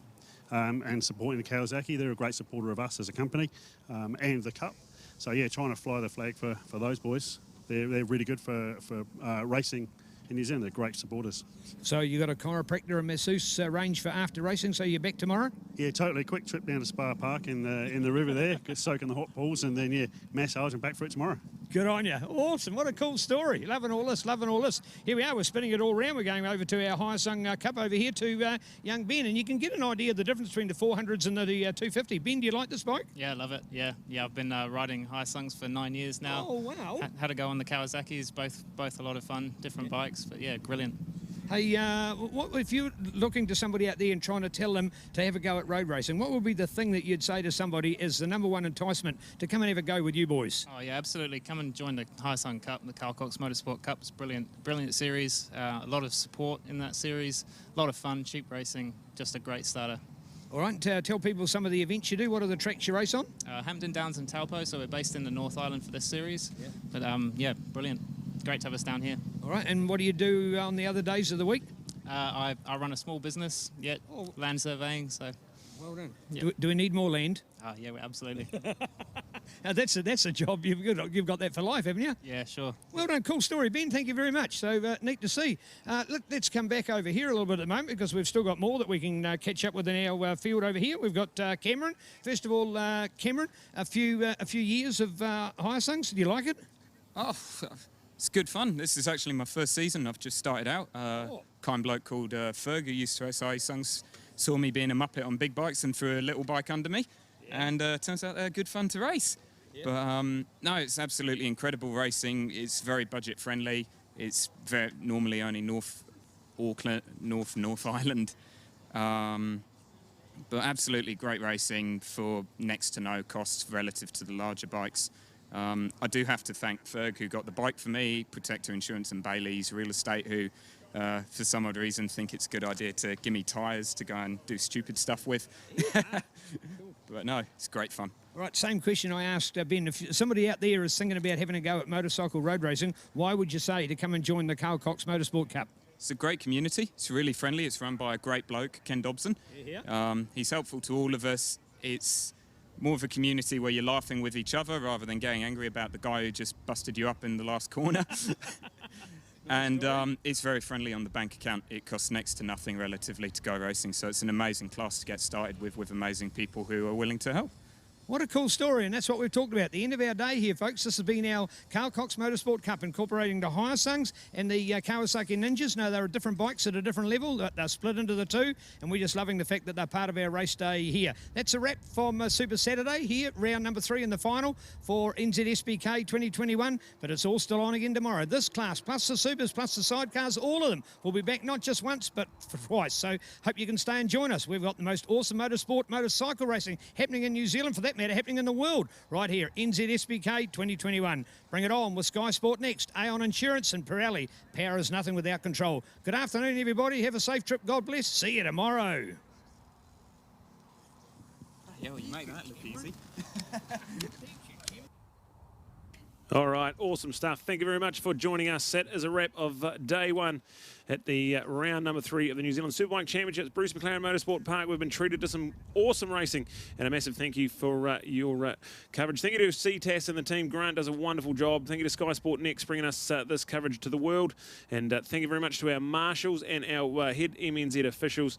Thank you to our sponsors, Pirelli, Aon and Sky Sport Next, along with our local sponsors and the Hamilton Motorcycle Club, our host club for this weekend. We will see you again tomorrow.